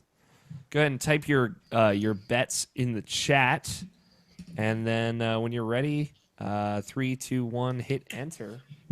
Ready, hit it. Oh wait, I wasn't ready. Sorry. That's okay. I'm not looking at the bets yet, so Okay, I trust you. We're on an honor system here. trying to think. Just do what I do. Tune out the bet, put in a number, hope it's right. Usually 0 is a good number. You're supposed to give him a zero hint in most of my I answers. did give him a hint. I gave him without giving him a number. No, giving the upswing on that would be. but Yo, Cam's mathing this shit out right now. yeah, Tony, you told me you have some fucking bullshit algorithm for this shit. Clearly that went to shit. Tight. Nice. Oh, nice. Okay. Sorry, we didn't get a good spectrum on that one, Tony. So I mean, you got the high end. I bet 89. Yeah, if it's anything more than like 92 or whatever, then we win. I bet 89. Tony bet 102. Scott bet 67. Feeling good about this, Scott. I feel All it's right, gonna don't be low. forget, friends, go retweet whatever they post. Fuck you. Cameron bet 101. Yeah, I mean, you take into consideration it's what 75 to 85 is their regular standard. Within a couple hours, yeah. Within a couple hours, I mean, you're going to have an upswing because of the Mass Effect like reviews and everything, Mm-hmm. and announcements they're going to be It's making gonna be about Saturday. the game. It's gonna be 5 days after the review post, though. Yeah, so that's why it's not going to be huge numbers. We're not talking like into the thousands. It's like a relatively lower brand, and like you have to take into consideration that's probably going to be an upswing of anywhere from 15, like anywhere from like full on. So 10 to 15 above both high and low on that one. So I think honestly we're all in probably except for Scott. Scott's going real low on that one. Yeah, I'm feeling good about the low. We'll see. Yeah. I think honestly, I think you guys have a better spread than we do, just because we're too close. I think. Yeah, I feel like we're at least in the territory. Watch it be like 6,422 or something bullshit like that. I wouldn't be surprised. Like, imagine they drop a bombshell tweet like right before the show starts. Fuck yeah. It's like you can fuck in this game. Nate in 5 the chat, days later, even, just in case you were wondering. even though we have not invoked double down on Nate in the chat is said 1001. So to catch you guys up, so with the added scores of Nabish and I both getting a point, the scores now as they stand are Team BBC 13. Nothing, Tony? What happened for the one where I was away? What's up? That was I got 13 points. What you we want? resolved that. You're supposed to say all fuck. Oh, fuck. Forgot. And Team Oh, Flot fuck. is at 11. Woo! There you go. So we're only 2 behind now, Scott. We're really catching up. Yep. We got this. We're gonna fuck them up. Watch it be like 12 retweets. Yeah, and then Scott gets it, fucking killing it, bringing it closer. There was no bet when you weren't here, Scott. So because we had been going for 4 hours. So let's end the show before that happens. Cameron Abbott, thank you again for coming on. Happy to be here. I love you, man. Love you too. You're I the love all best. of you. I can't Somehow we managed to drag this out from 3 hours to 3.5. We have some fun. We have some fun here. I can't wait to hug you in June. Oh, just... Now, it should be noted, Tony, do you remember So- the song I sang when we hugged for the first time? No. Block that memory out. So I told Trevor on the way we're driving up, I was like, I have a song that I'm going to sing to Tony when I finally get to hug him. And I have one for you too, Scott. It's a different song. Fuck yeah. Once again, I'm gonna hug you. Scott's got If his you're own not gonna fucking hug- song for you. But Scott doesn't sing. Yeah, I'll make you sing instead. Oh, Okay, fair enough. he's gonna shove his hand up your ass and work you like a puppet. Hashtag that's my fetish. And I'm gonna watch, and it'll be cuckolding. All right, so Play your games. Stay irrational. thank you all so much for watching or listening and tweeting your questions. We love you all so much. Thank you to Danny Wiesner for our opening music of Two Player Co-op and our closing music of The World is Saved. Go check out Danny's music. It's awesome. That's all I've got. Thank you, Scott. Thank you, Tony, for joining me as always. We miss you, Nabishin, wherever you are in the ether that is the Andromeda Galaxy soon. He's 600 years away. But that's everything. That's the whole show. Go check out our PAX content. We worked really hard on it. I'd appreciate it if you did that. I'd love you a lot. Thank you so much for listening. I've been your host, Alex O'Neill. Play your game, stay rational. We will talk to you all next week. All right, stop recording. No, don't. Titles. What did you write down, Tony? What did you do? I wrote down some bangers, my dude. Here we go. So, all right, we got some titles. Destiny is the best game there ever was. We broke Gang Beasts. And That's Playloy Station. That's so bad, Tony. They're so good. Oh my god. Does Chad have any Station? suggestions? Trevor wanted to submit "You're not good. You're not as good as you think you are" as a title. That's hurtful. That's hard. That's hurtful. I'd vote for it.